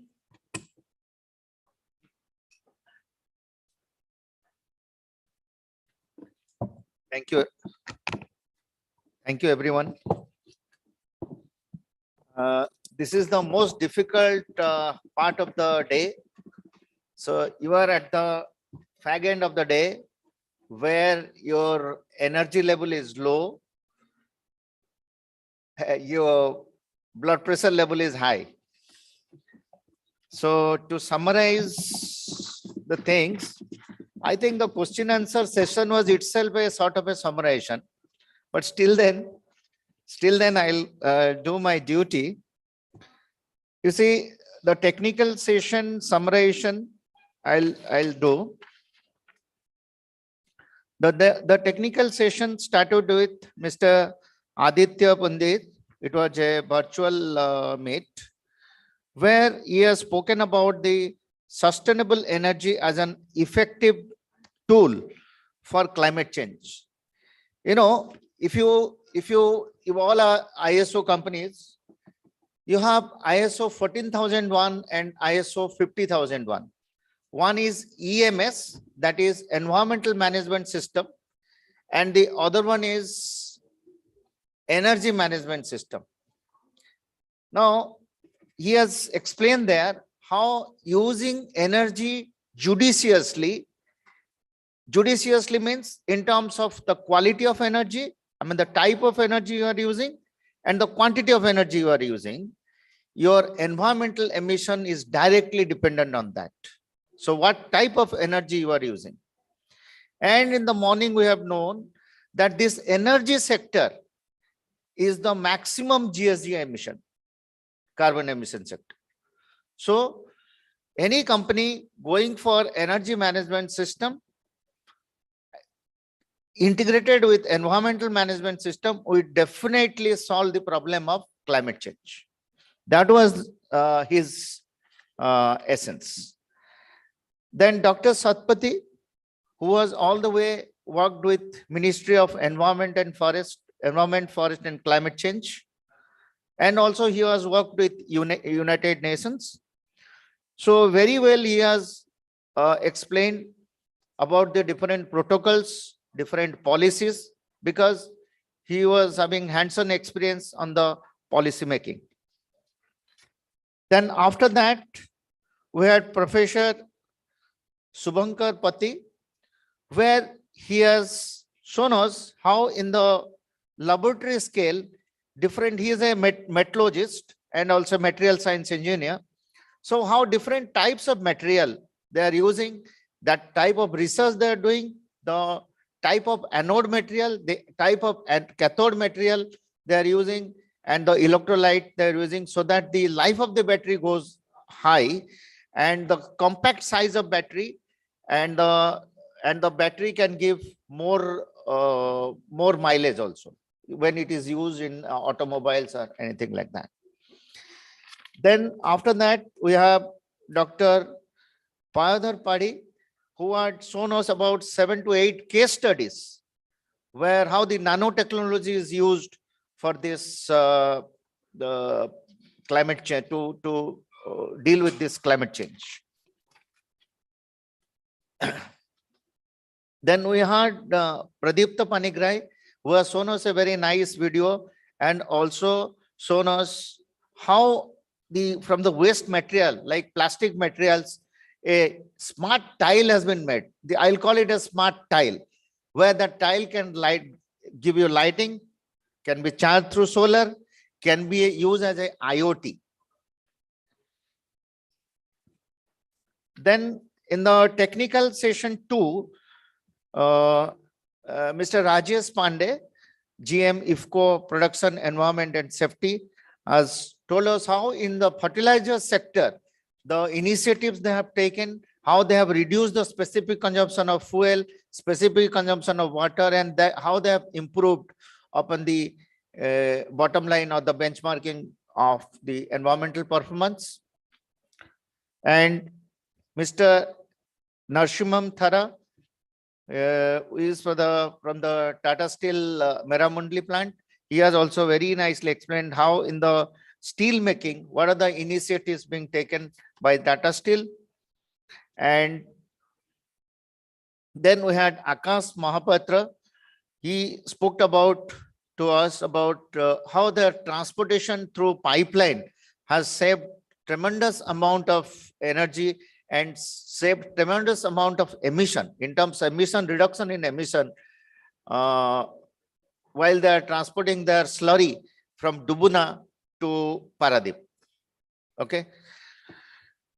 And also other measures what they have taken.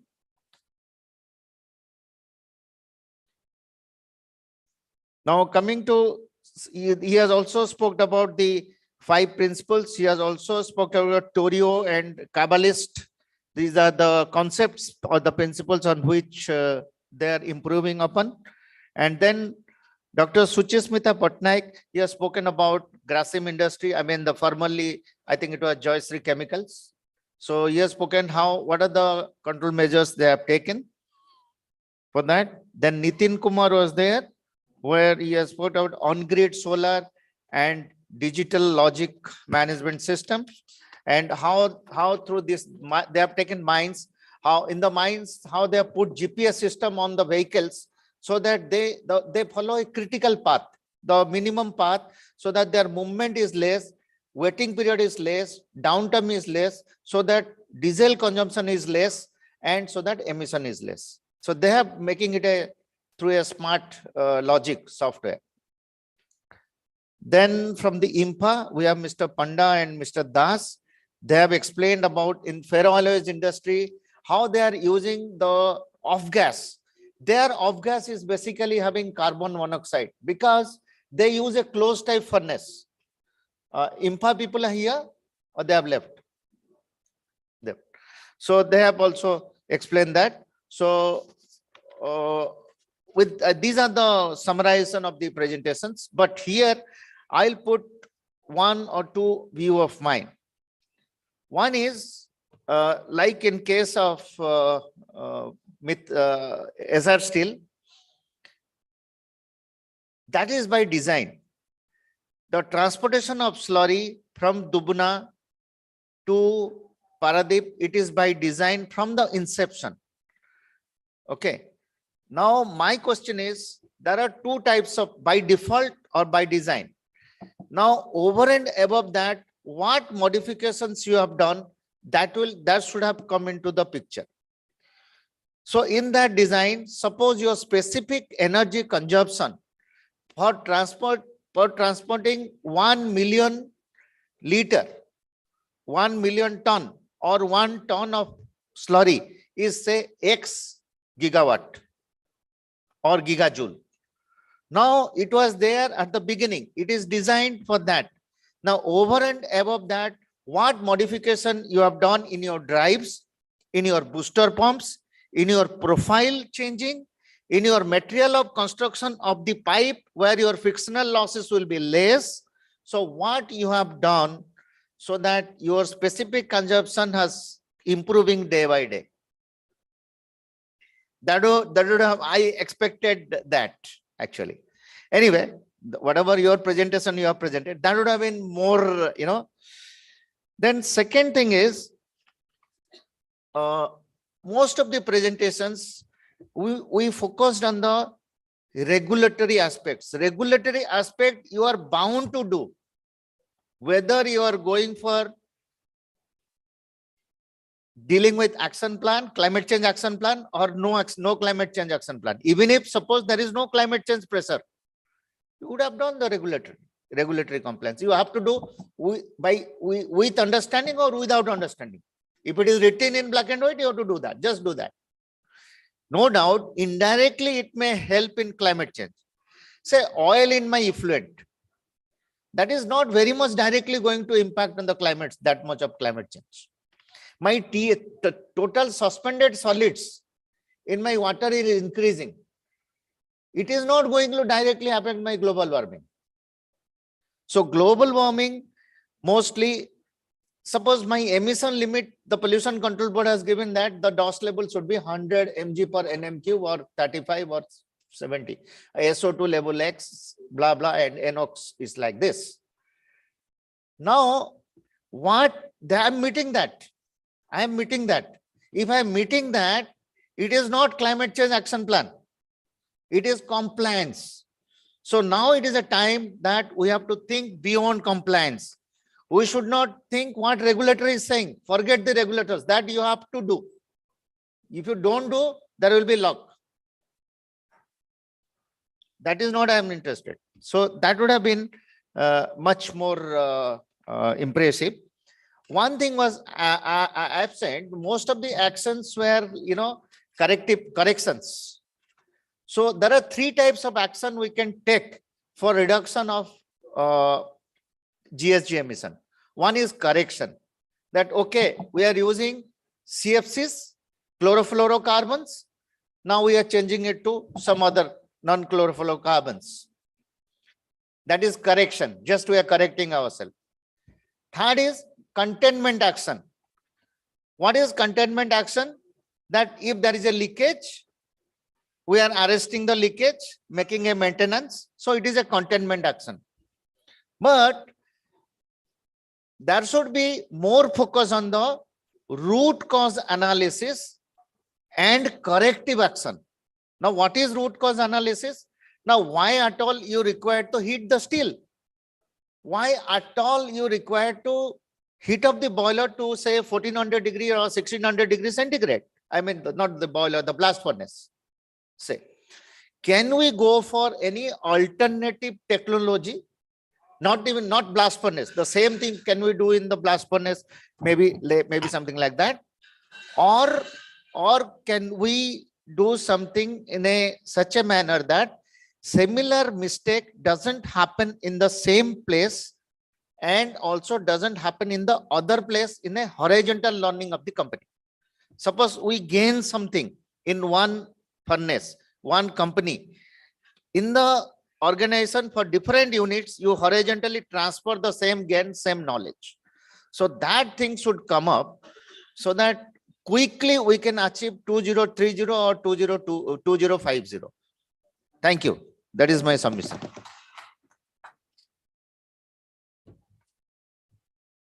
If we have any delegates from Aarti Steel, Dalmia Cement and Shree Metallics, could you please come on stage for a quick thank you note?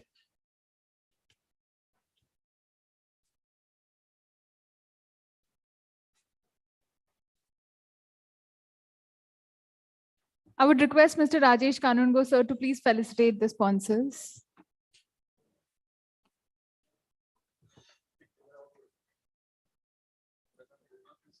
Yes.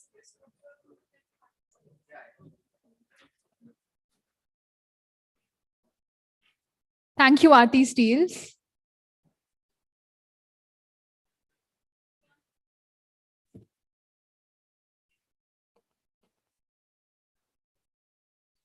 Do we have a team from Dalmia Cement and Shree Metallics?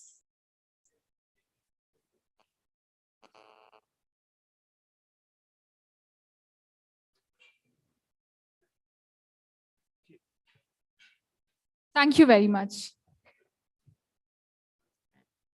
With this, we come to the end of today's event. Thank you very much. We hope to look forward to see you soon. Thank you.